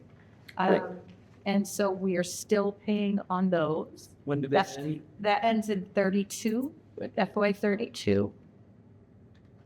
We have our first year of the 2024 SRF renovation. Again, those were ventilation upgrades. That ends in fiscal 36. Correct. The 2024 HVAC bonds, that is the big, like, $8, $9, $10 million we borrowed from Bank of America, and that those payments have restarted, and that will end in fiscal 39. And then we have the principal and interest on the 2024 SRF project at the Knowlton School, where we had that $356,000 overage, like it costs more than the bank would let us borrow. So the repayments have started, and that ends at fiscal 36. And we do have one full lease, the Hanson Univent lease, that will expire next year at this time, which is a payment of $29,670. Middle school bleachers that we did last year ends in fiscal year 31. Excuse me. Contracted services. I was going to highlight the big changes. So if you see HVAC maintenance, you'll see an increase of $67,271. That's with all the HVAC equipment in the district. Now, that is basically, I'm gonna give you the number, it's 100 pieces, 100 new pieces of equipment on top of what we had originally before we did the HVAC project. So obviously, as you add equipment, maintenance costs go up as far as service agreements. In order to get your warranties and continue with your warranties, you gotta keep them serviced. The next line is the $10,000 for mechanical services and main controls. All that number is basically technical support through main controls. Who monitors this whole building? I can call them, say, this is what I'm having for an issue. They can log in, help me figure it out with actually probably not even making a service call. We can troubleshoot stuff right over the computer, right over the phone. Now that line was always there except for last year because we've always had the DDC system through main controls because they were the original installer at the high school when we built the high school. So they've done this whole district now, so it's all on one program. So that 10,000 always been there except for last year. And it wasn't there last year because we were in the process of doing the whole process and that was part of the work. So now that we're out of that, that 10,000 goes back into technical support. Next increase is a 19,755 for mowing. Now it looks like it's an 18,000, pretty much it's $20,000 increase, $18,000 increase, I'm sorry. But that's also adding in Gilpatrick, or mowing, I did say Gilpatrick, but mowing into the high school, which was not in my budget last year. Was it taken care of by in-house last year? Excuse me? Was it taken care of by in-house? No, he did it last year, but we had it into Mr. Dufort's budget. Oh, yeah. So it's actually, it's really not an increase, it's just swapping from. Just moving it. It's moving it over with a little slight increase, obviously just because of. Yeah. You all set? Yeah, absolutely. I just want to make sure I said that right. Yeah. And then down below that is all our snow removal. And below this is the trash removal. It shows you what year we are with the contract. Plowing is second year, 3-year contract, and we are in the 4th year of the trash removal. So other than that, I mean, the big expenses are adding full-time custodial staff, obviously our CEIP plan, that we collectively work together on. It's ready. You want to? The middle school upgrades that we still have to vote on, that's like 50,000 for the next 10 years. Would that be like in this budget or is that X budget or? So what happens with the SRF? You have 18 months to complete the projects. But before we can do the projects, we have to get voter approvals. So what's going to happen is this spring, in addition to voters voting on this budget, they're going to also have to answer a question about whether or not they agreed to take on that loan and repay it at 0 interest over the 10 years. The voters have to approve that before we go forward. Because it happens in June, it's too late to schedule work to start in the summer of 26. So the work would be scheduled to be done the summer of 27. And then after the work is finished, August, September of 27, we can tell the bond bank we want up to a year before we start making payments on that 10 years. And that's usually what we do. We would say, okay, we want our first payments to be in September 28, which is fiscal 29. And then once we repay, it will come in here. So it's another couple budgets before we see repayments start.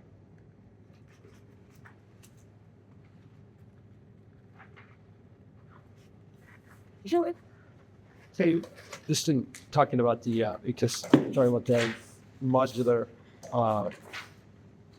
portable classroom at Lebanon, is it a crazy idea? Is it too crazy to consider moving the library to Lebanon Elementary and using that as a space as opposed to getting modulars? Because it's a community library and a school library, and I got just curious what that would take to do that kind of a crazy idea and consider it. Thought we have not talked about, but obviously conversation can take place about it. Yeah, I think it's a because the joint venture between the town and the school. A big conversation goes on going find an open to that. Thank you. I wrote down. Yeah. I know. It was something. Yeah. I don't want to say I woke up in the middle of the night, but it was one of those things. I was like, well, Just put a note for me to check on that. Just some kind of a note to, when you use federal money to do renovations and then you change the purpose for which it's being used, I just want to see what our rules are there, just to make sure. Great, yes. That's it. research everybody. She's here. Good. Good. Yeah. Then I may be crazy. I know I am, so that's just like a tone on it. But did we ever vote on this 5-year plan? I didn't. I thought we were still in the process of discussing the SRF. Yeah. No, The 5-year plan. We're still in the process of. That's what I thought. So it's just in here as a placeholder for the budget if we agree that this cover it was. Okay, just So we should put that as a topic for discussion so that we can decide what projects. Kevin, of course, has got through it and has picked them. Things change. Maybe there's something he wants to shift between years or something, but I would love for this budget cycle to approve some versions so that money-wise we can make sure we get close to. Yeah, no, I have no doubt. Yeah. I just my No, big concern was still those. It's a good reminder. Right, get open school. I still think we should use the open school rather than adding costs. So, if we haven't closed it yet, and we haven't that close to close. Yeah. Okay. Yep. Thank you so much, everybody. Thank you, Kevin. Great day. Stay safe. Thank you. Bye. Okay, so the last tab we're going to look at today is the Excel, tab 8. Tab 7, sorry.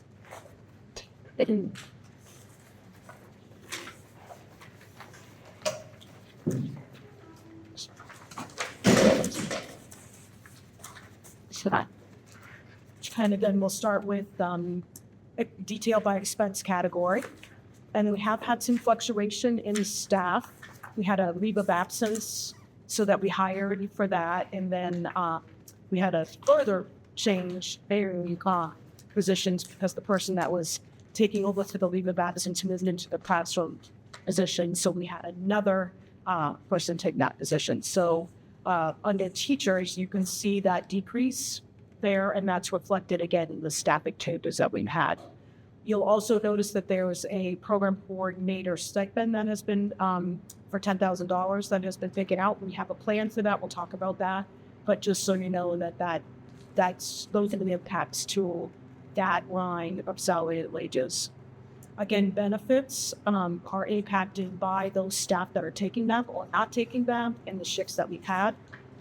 So that's that piece. Our contracted services and purchase services, those are typically what we use for our Excel arts program. So that could be, music, theater, writing, all those different topics that we use. And those funds have remained the same. We have shifted a couple of things, a couple of experiences that we wanted to provide for the students this year, and we're getting really positive feedback, but we did offer a few opportunities to go off campus, like to go to the symphony and talk, with some of the musicians that are at the symphony, talking through some of that. So we're trying to broaden some of those experiences rather than just having, an instructor come in and teach one course at a time. Just broaden that up in our service. So again, we've had a couple of those this year. It was a pilot. It's going really well. So it's that combination of that creative writing that we're doing, but we're also trying to go a little bit more off campus. Supplies and books remain the same. That's. Are we still issuing the caveats and just no cost? Yeah, because it's an online subscription now. Instead of being the paper-based, go get their online, so that part of something Bridget does feel her technology budget. Oh, so it's in there. So this is yeah. Okay, so then the field trip line, typically that's project search, which we do at high school level. That takes a bulk of that, so we keep that line as is. Dues and fees, again, those are some of the, and Denise, if we have to get specific, I don't have that written down, what the dues and fees are for gifted. I have, let me see. There's an ASA math competition I believe, let me see. I am to detail here.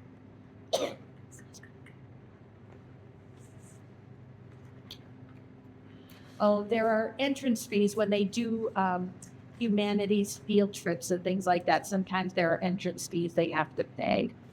So these are all student-based fee dues and fees. They are not staff dues and fees. So how are we managing the coordinator? Yeah, we'll get that. Yeah. So any other questions just on that page before I flip over? We'll look in staffing stipends. So the student grant is not a loss of a portion of a teacher that the teacher's line. It's just that it's someone newer, so they're at a lower credit. So for next year, we are still looking at, for positions, we're still looking at, we have a person that's doing Huzzy, North Berwick, and Lebanon, that will remain the city. There's one person that is doing that. There's one person that we currently have that is teaching 6th and 7th grade. And that's that. Then we have one person who's here for 5th grade, and that's part-time. And then we have a combination person who's working up at the high school, so at a high school level for Excel and running a lot of those 8 courses. Did I say Milton? Said you Milton? Yeah. So our, after we talked with Jess Sullivan, who's running Excel this year, just by the take you, who's running Excel this year. She's the halftime AP in Lebanon. She's also getting that stipend for the Excel coordinator piece. When we've talked to her, she feels that that position can be morphed into one of these teachers is already doing.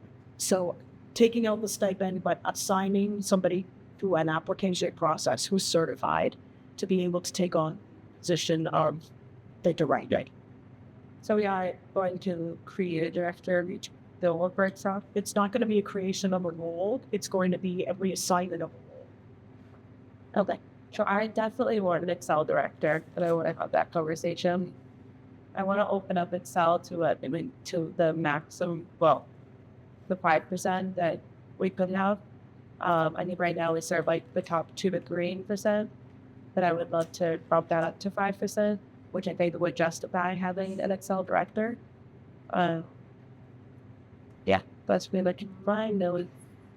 So taking it out of the stipend role and putting. Correct. Yeah, I think there should be somebody that oversees this program for the whole K through 12, or sorry, 3 to 12. Yeah, I mean, these are like our star students. They need some learning.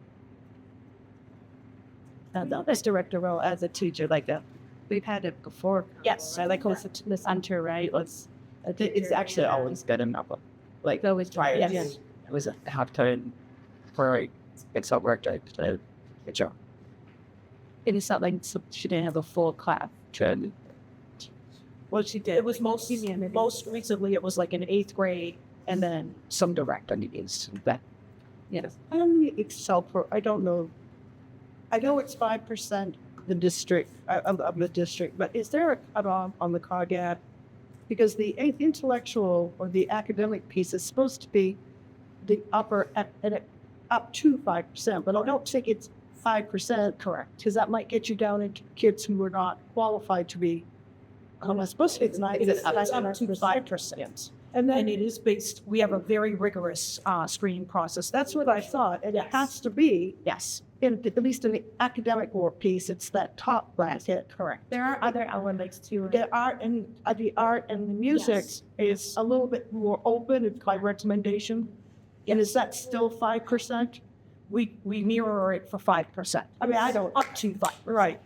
So, but that's a little bit looser. Yeah. And it's just in its selection than the academics. So, and that's just what we're required to provide for. That's not the limit. Like the limit for what we can do with our Excel program, there is no limit for what we can do. That's just the required. That's what I was asking. Is there a limit? Yeah.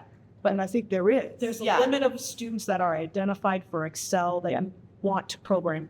But that's only a limit based on what the state is allocated to us for it. Like we don't Yeah, we don't have to have a cap on our Excel program.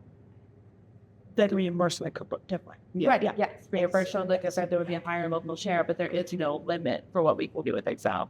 We could service more than 5% if we wanted to incorporate kids that maybe don't hit that standardized test score, but that we know have intellectual virtue and academic curiosity and things that require a higher level of engagement than traditional classroom setting. It's not like they're they're not able. They still could take AP classes, like, and they could still advance their education without the title of like. Are you thinking more along the lines of the elementary level? Yeah, but even at the higher levels, there's AP is very much by the book. Like, yes, you are hitting these standardized scores, but there is a group of kids that are serviced by Excel that have more abstract learning and more abstract minds that really need more than a general education setting and really have more academic virtue and curiosity than other kids that maybe don't hit the AP requirements standardized testing wise. Yeah, so even with like I always had the problem, like they should have been on a special education umbrella, but can't. Well, it kind special. Yeah, education umbrella, they had to be opposite. Yeah, most school districts, not most, a lot of school districts do put the umbrella, put an Excel under the umbrella of special education. But as we heard from Melissa earlier today, we've kind of struggled with not struggled, but coverage has been tight because, Samantha Grace was over at MHA, things like that. But we can certainly. Well, it's a very different set of circumstances. However, there's a lot of students that are duly identified as gifted, but also as identified as some. So it plays. So what I'm going to do is I'll follow up on current percentages for real. Like, what are we actually identifying as some students who are considered to be an Excel program? And then we can talk more about how that actually plays out. It was like you guys homework. Do we have percentages of the other intellectual abilities, the emotional abilities and intellectual, which ones I'm talking about? Like somebody was non-academic. Oh, all of the intellect. What is it? The there are 9 or 10. You know what I'm trying. I can't think of the word, but I mean that's I think what Al is referring to is getting those kids covered under Excel. Yeah, I think we'll have both. We have both. Yes, we have the numbers of students that are identified as Let's write that. students that are academically. Have both of those. Yeah, I'm not sure about the social intelligence, the musical intelligence, the physical intelligence, all of those lovely intelligences that we multiple intelligence. Okay. Yeah. There's been a lot of times people out of the districts Kept talking at it. don't pick it up just for the event. I have a request. Can we advise the town managers of the 3 towns to attend our meeting for the next few weeks? Sure. I feel really disconnected that they don't have a better understanding of what goes into this budget process. And it's probably 80% of their town budgets, at least. Tax base in.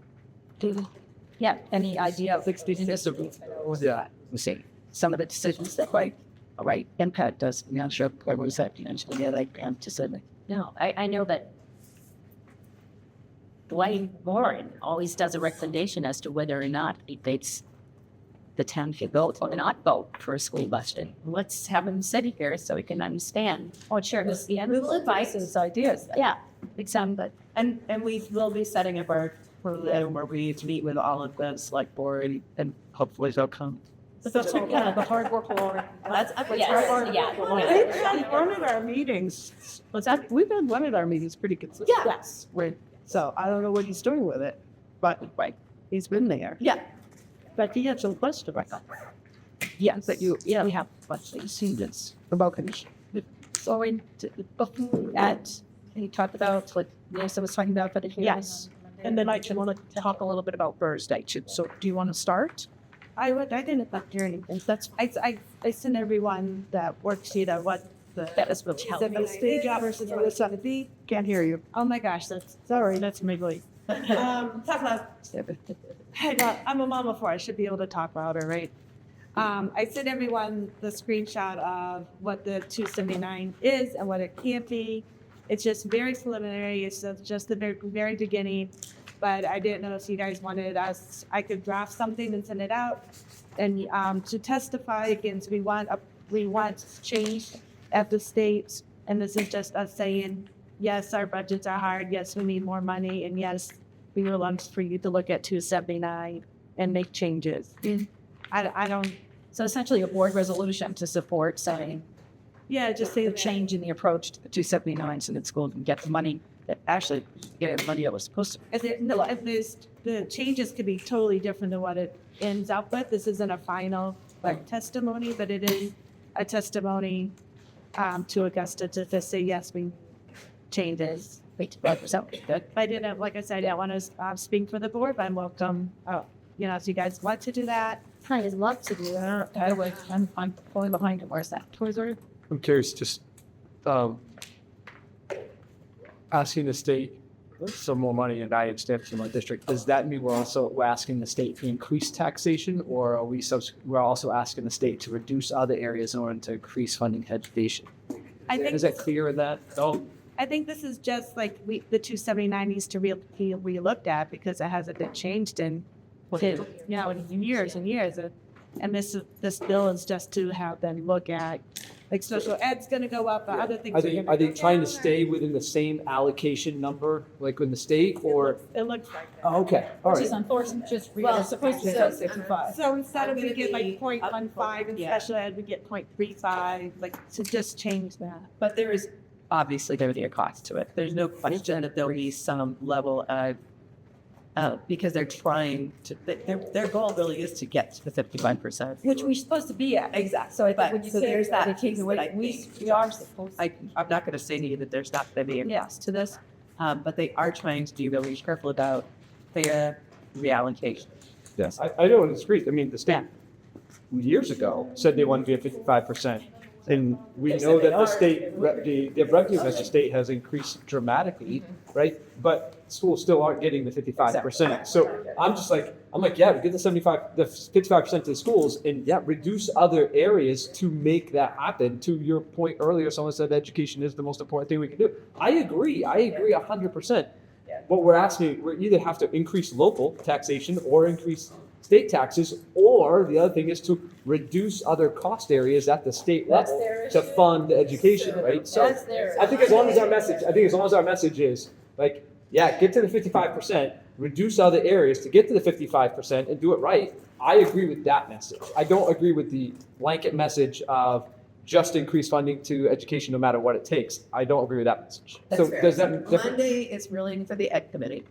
So this is the recommendation to the Education Committee is what they're doing. Then it goes from the Education Committee to the legislature, which I think is actually the more appropriate, That's probably where I have the timing would be. I'm not all talking Yeah. alone. Yeah. No, you're doing like. I was excited when I saw that email.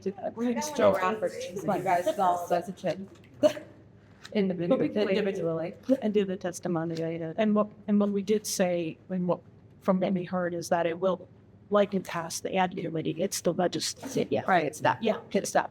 Dispense. And that's absolutely what They should be forced to address why they're supposed to be doing this, covering 55% and they're not. And that money, our money, is going somewhere else. So, I mean, that's right. It should be what it's supposed to be. And the rest of it's their product to figure out. Like maybe that increased taxes, but it doesn't mean you take it away from education. Just because that makes I make a choice for it. But So Thursday, I think Jen sent out the agenda. It is not a board meeting Thursday, so it was a full workshop. Is there any ability to start at 6, go like 6 to 8 instead of 7? That would be good. Is that doable? So I have parent-teacher conferences that night. I'm not able to attend. That's okay. Good. All right.